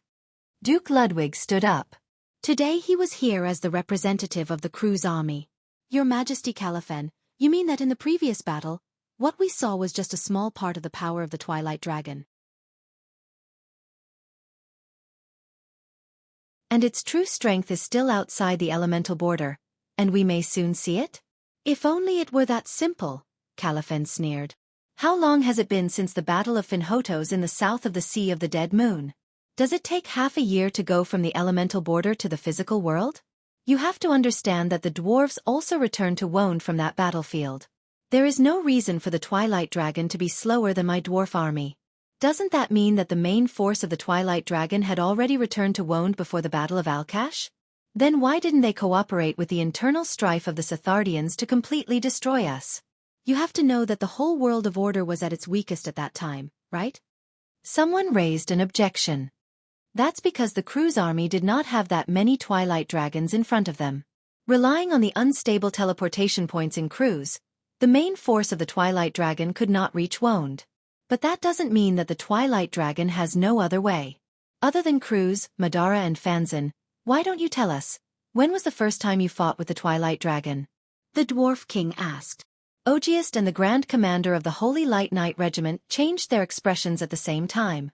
In fact, the Crystal Army in Cruz's territory only appeared after the fall of the Black Moon. But even so, they had already defeated the Cruz people and formed an immeasurable force in a short period of time. However, the Crystal Army that appeared in the south of Madara did not just appear in the last 1 or 2 years. Your Majesty, are you saying that the Crystal Army in the south of the Sea of the Dead Moon may be far more than what Madara saw? Ogius stood up and asked nervously. The Dwarf King continued to shake his head. The Twilight Dragon army in the south of the Sea of the Dead Moon was actually prepared for the Battle of Finhotos, although the Twilight Dragon began to prepare for it decades ago. However, The real threat doesn't come from there. I'm more worried about the Twilight Dragon army in the Great Glacier. Grand Commander, why don't you tell us when you started to fight with the Twilight Dragon? The Grand Commander of the Holy Light Knight Regiment was pale and did not say a word. Grand Commander? Duke Ludwig couldn't help but ask. The atmosphere in the tent was a little cold for a while. Obviously, everyone felt that something was wrong from the expression of the Grand Commander of the Holy Light Knight Regiment. If the Twilight Dragon had really built a stable invasion point in the Great Glacier, then what was it planning for the past 6 months after its army returned from the battlefield of Finhotos? The Grand Commander of the Supreme Judgment Knights, who was sitting to the side, was also sweating profusely.